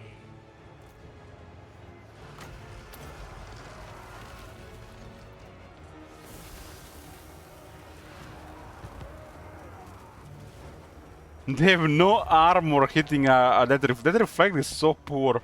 Now imagine they had armor. Literally they take nothing, no damage.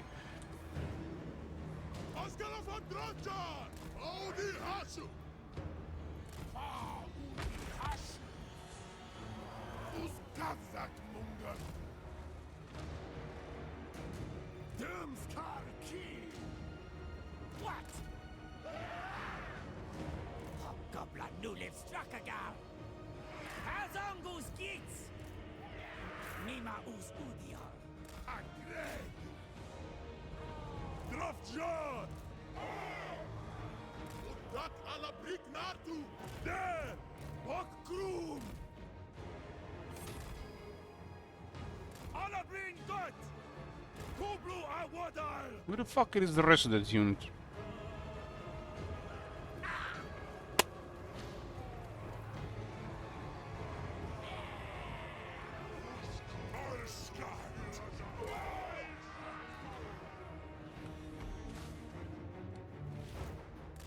Strungi! Da casa!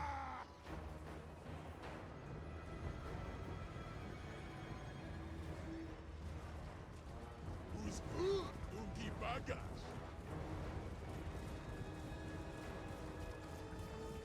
Yeah, I'll drink.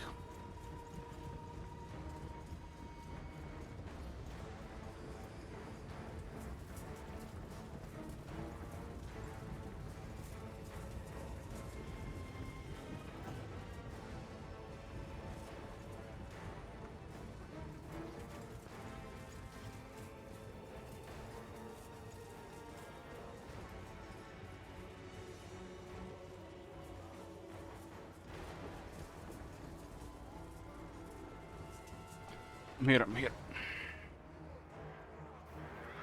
Raja!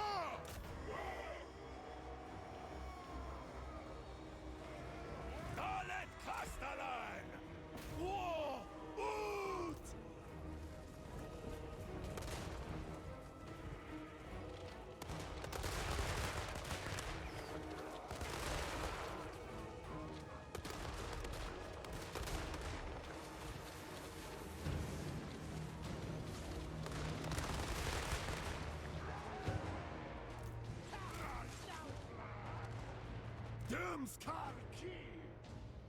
I mean, they eventually got in.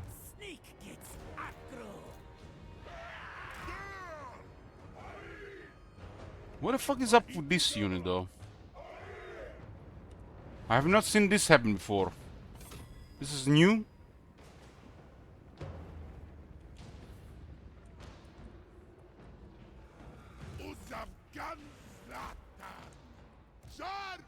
I guess this is why they announced the third siege rework for Warhammer 3. It's like, you know, guys, they're so full of shit when they're promising another siege rework.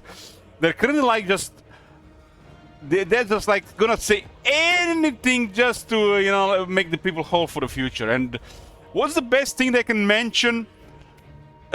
Siege rework, settlement rework again. They're so full of shit, man. They're gonna say anything right now. Literally a couple months later, like, who said that, man? Those guys no longer working in this company. We got new people working here. We're working on another Paint on Chaos.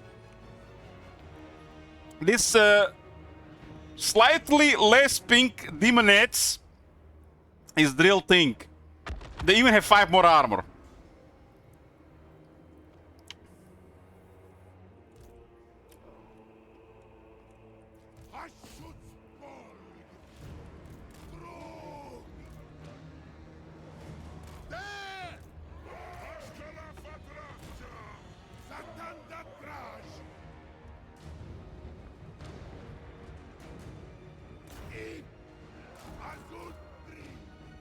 But gotta say, it's been a while since we saw flying unit stock. At least there's something there.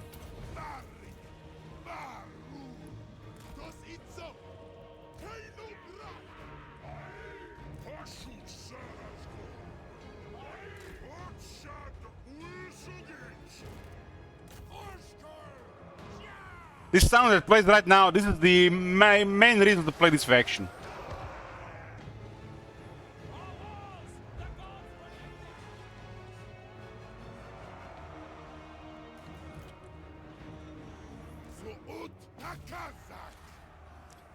Are you ever positive about CA? Yeah, I even praise some shit they do.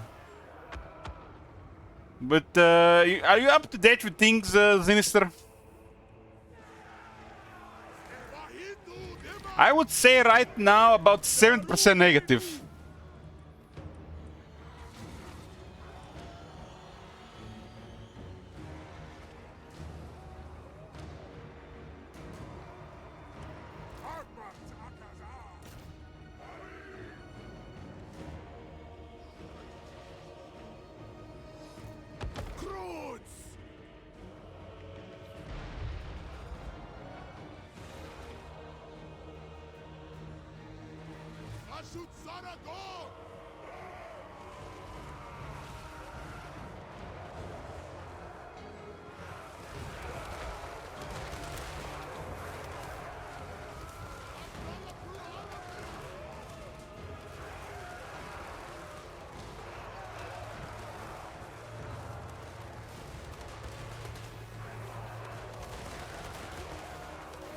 Why are these guys getting knocked down?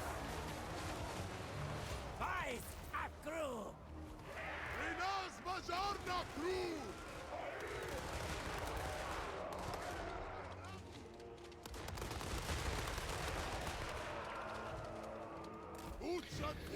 I mean, it's hard to be positive about these things right now, Sinister, but basically, long story short, they literally were all like excited and hyped about this year, you know, being, you know, like, they're gonna do like, improve things. This is the new page. And already problems, delays, and promising fairy tales.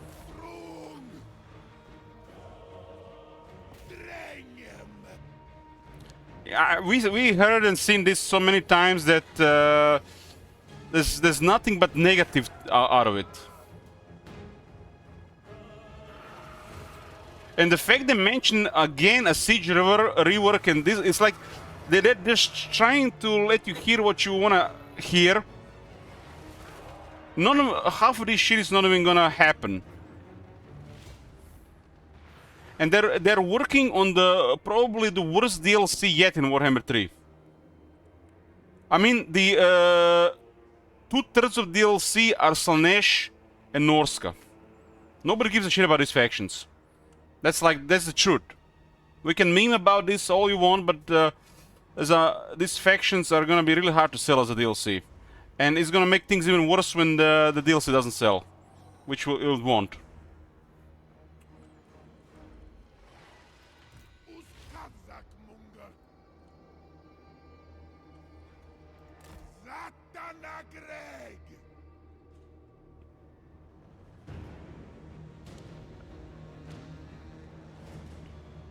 I mean, we're definitely gonna have a different take here, being in the center of these things, but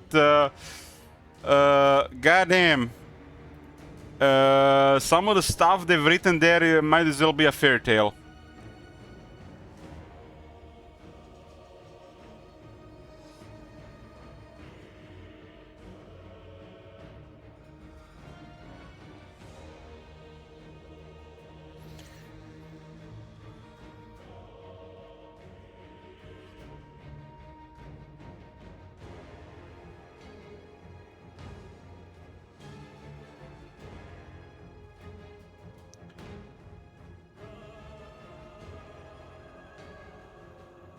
This soundtrack is so good!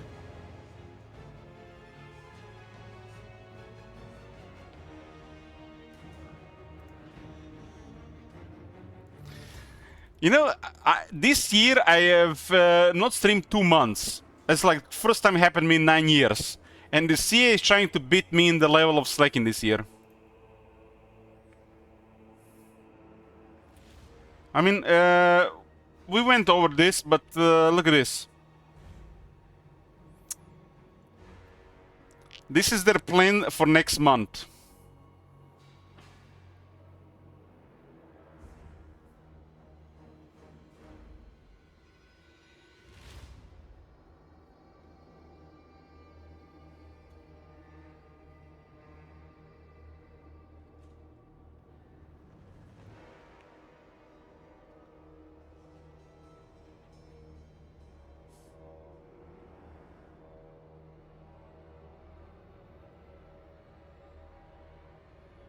And the month is already half gone. There are siege improvements happening. I mean, it is so fucking simple. Just fix the fucking hitbox on the barricades. That's probably would be more work they've done in 3 years combined regarding siege reworks. Just fix the goddamn hitbox! Why so hard? What's so hard about this? Fix the fucking hitbox so we don't have 3 units pushing each other trying to break this shit. This is the greatest raid. Fix this shit. The gods will reward us. Single entities and large entities need to be able to approach barricades and gates easier. It's been broken since day 1 of Warhammer 3.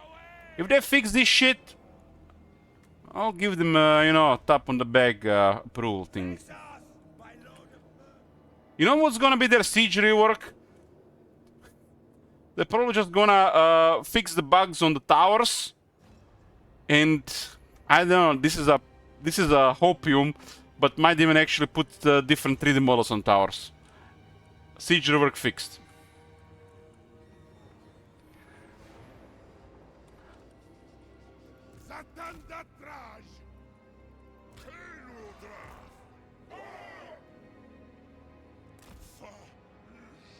I mean, look at this, look at this, look at this. This is like,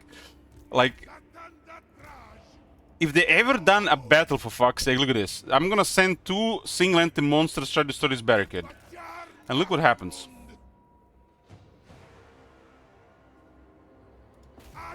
This thing should shred this thing in under 30 seconds.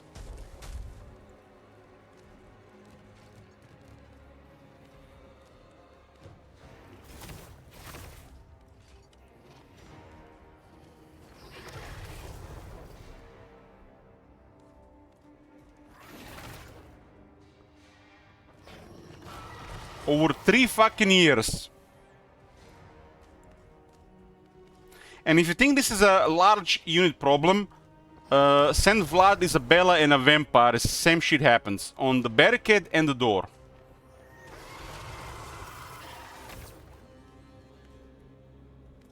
There's only one spot here for this thing to attack. Why not make this thing wider? Because like if you send a regiment of units,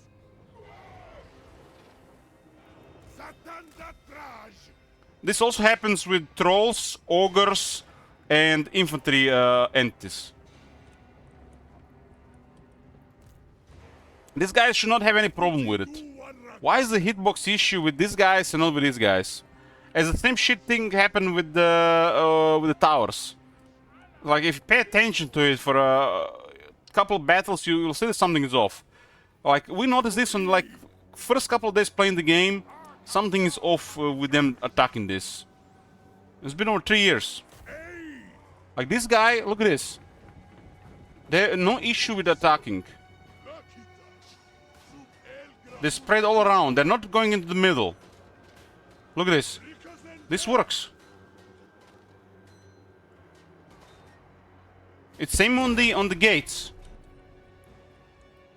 But single entities and monster units like trolls broken.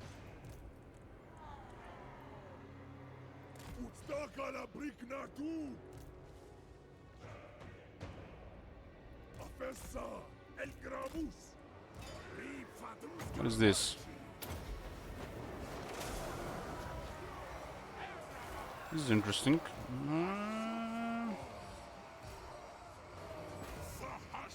What kind of help can we even send there? Well, let's lower their armor. Lower the defense.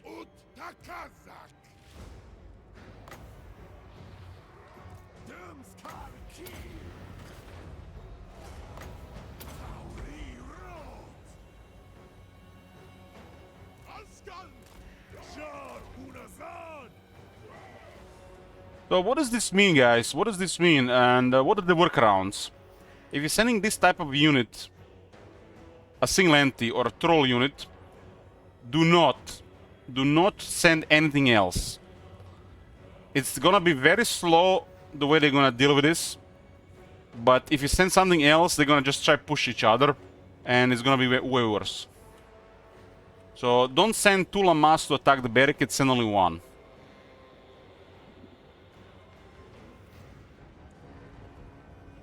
That's the workaround. Until they expand the hitboxes for this big stuff, it doesn't... It is what it is. Drop Zharr! Moose! Moose Kazak Munga! Lad Gazra! Ahitu Demo!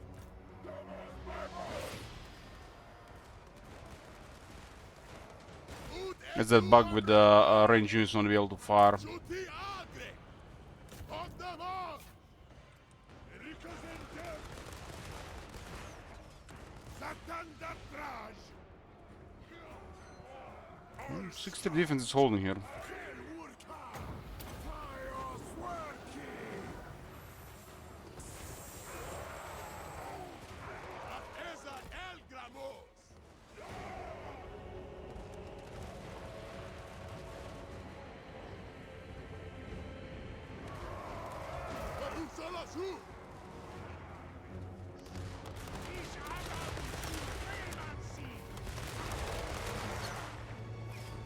It's surprising these guys struggle to even deal damage here.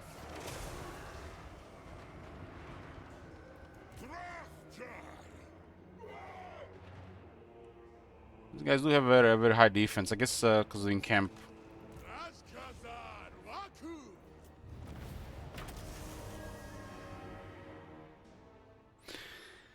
You know what happened the last time we played Rome 2? Sheer Wizard was here watching, and he saw it, I saw it, and we just like... We had 3 units, the gate was broken, and we sent those 3 units through the gate. Every single one of those 3 units, perfect pathfinding through the gate.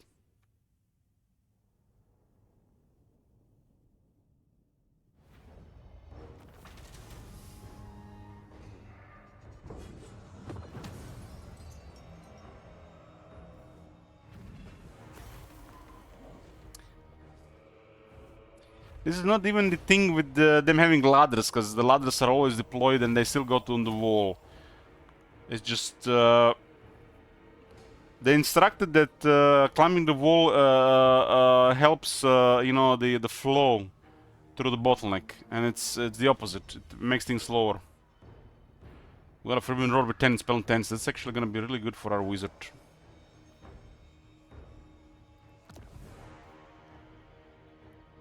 So this costs 50 influence. You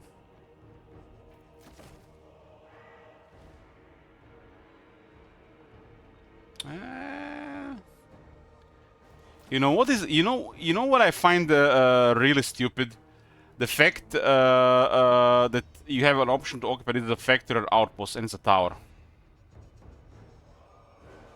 Like why would you do this? They just fuck up AI with these things here. They should always be tower. The other two should be outpost or factory.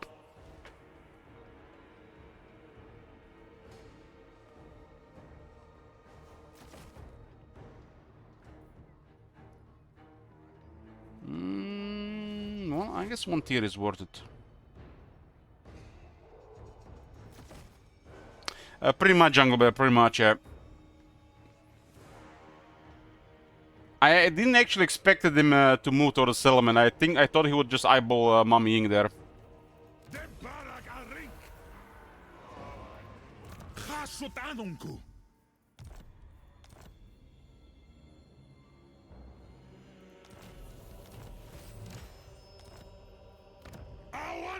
Oh, we actually kept the infantry building.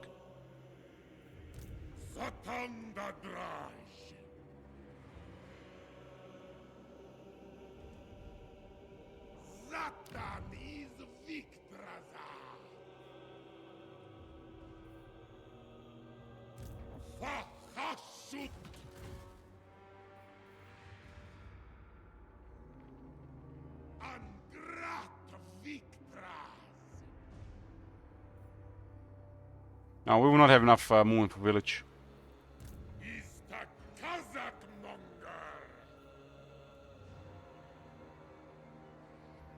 We'll still move there though. Otherwise, it's just gonna be whack-a-mole. Just gonna put the vassal back. This was. I'm the puppet master, not you. Marink. A pretty good item here, but I like Forbidden Rod more. Does give 10 spell intensity these days. I don't know what's the point of spell mastery here if it never updates. So they added an attribute here called spell mastery, but it's never updated. So we just added 10 spell mastery, but it does not increase it. Could be because you know it's a different name for it here. Shouldn't this just say now 110 now? So why they add this property here and it never updates? Because right now this guy is plus 10% and it's still showing telling 100%.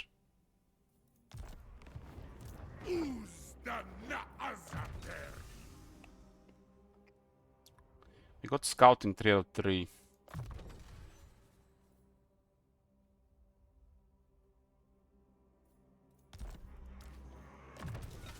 I mean, the usual inconsistency with the wording and stuff causing complications.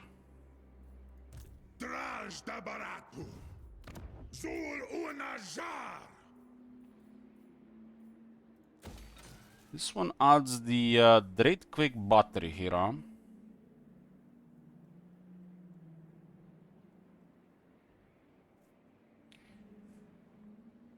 You know what I get about this thing here? It says army ability Dread Quick battery, all armies in local and adjacent regions, and it gives you 1 use. And then it says at the bottom +1 use. What? Why not just say 2 uses here and remove this redundant text?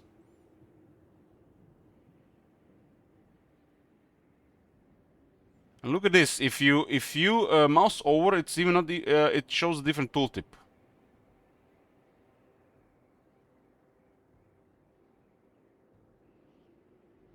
Because this only gives you 1.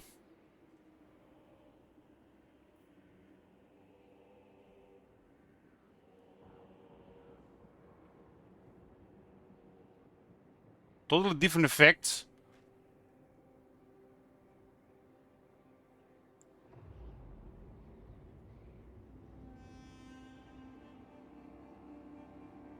But the way it's worded here is the same effect.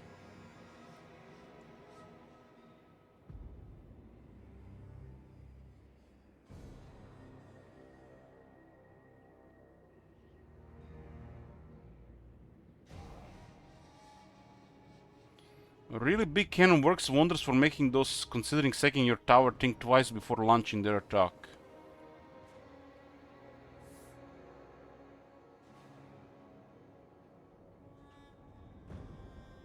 The way this is supposed to say, army ability number of users +1 for Dread Quick battery upgraded. But text, both texts are off.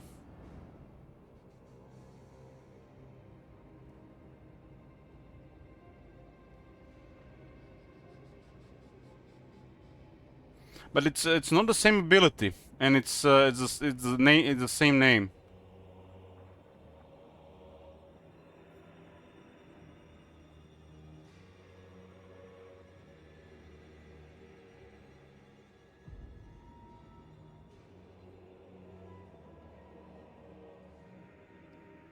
It makes sense on the next one. It looks like this thing is supposed to. I mean, it's like I don't wanna really justify how this was supposed to work, but in theory it would work with another tower ballistics adjacent to this province.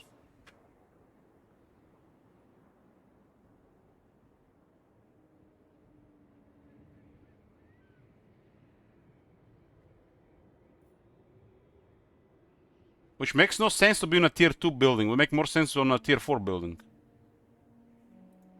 But I don't think that's right. Dan is Vic. That makes no sense on a tier 2 building.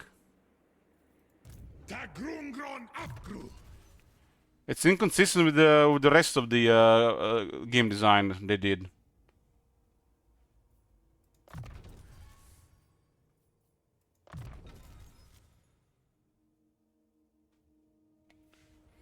Zharr Staumann Zharras.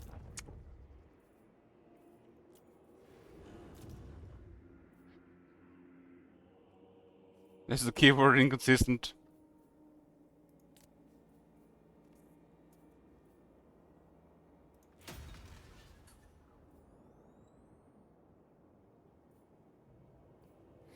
So our second tower recruitment buildings are lower value. Unless they lead into a hero capacity.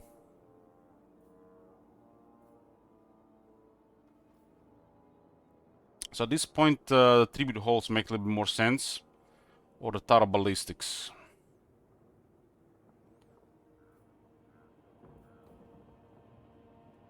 Local region and adjacent region. So tower ballistics will apply Red Fortress, Bloodwing Keep. So it should apply to the Red Fortress as well. Because there is adjacents here unless they didn't put in the files. Because, you know, one thing is when you see the border between the regions, another thing is what they assign the file as adjacent to Bloodwing Keep. Because what you see visually might not work in the files. But Bloodwing Keep should have adjacency with Foundry of Bones, Red Fortress, and the Dragon's Crossroad.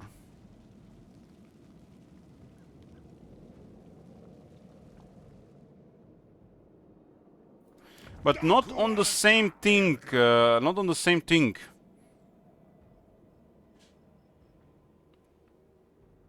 This would make sense when you upgrade it, right? When you put the like tier 3 or tier 4.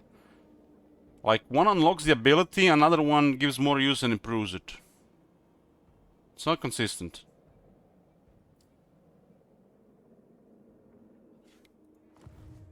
Maori Tafagio.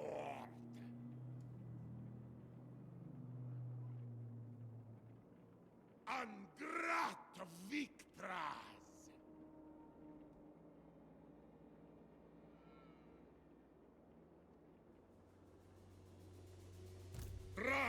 Zharr.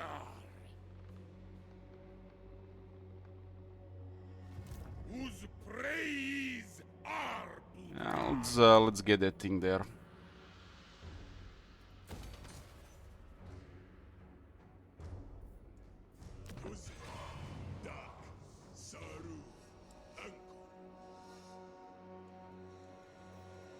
Saumansia Nunku.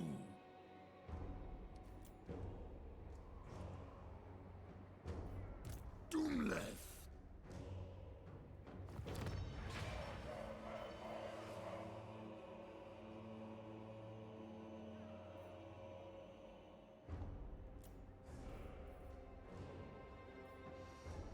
This gives additional raw materials and additional armaments. At a cost of 50 more workload.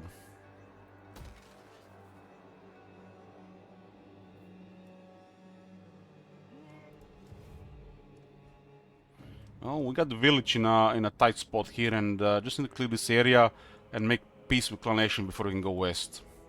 Take a little bit longer than I hoped for.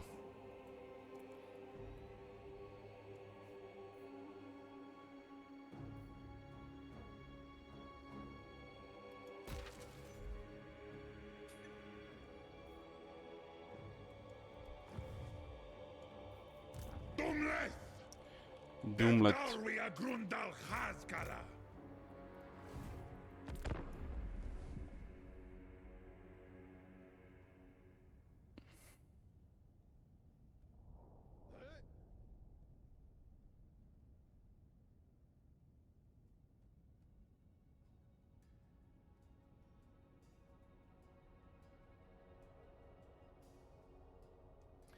So guys, they patched the you know, at least they've written in the patch notes a while ago, they the cultists that carry the plague, when they get wounded, they get back with the plague you select on them. But last time we did the plague with the 750 infections cost. The guy got wounded, he gets back, has no plague, but has a plague action. You spread the plague, nothing happened. 750 infections, by the way. How can you not be mad about these things when they're supposed to be patched?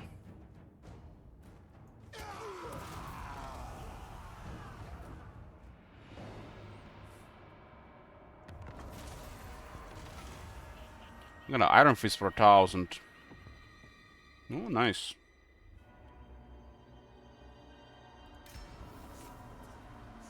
Unlock the tier 2 tower.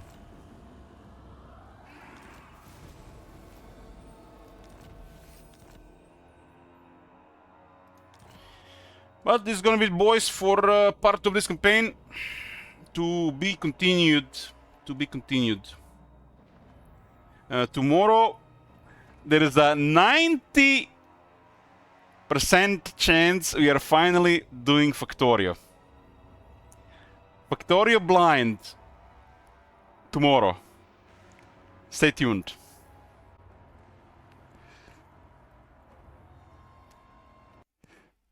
For sure. For sure this time.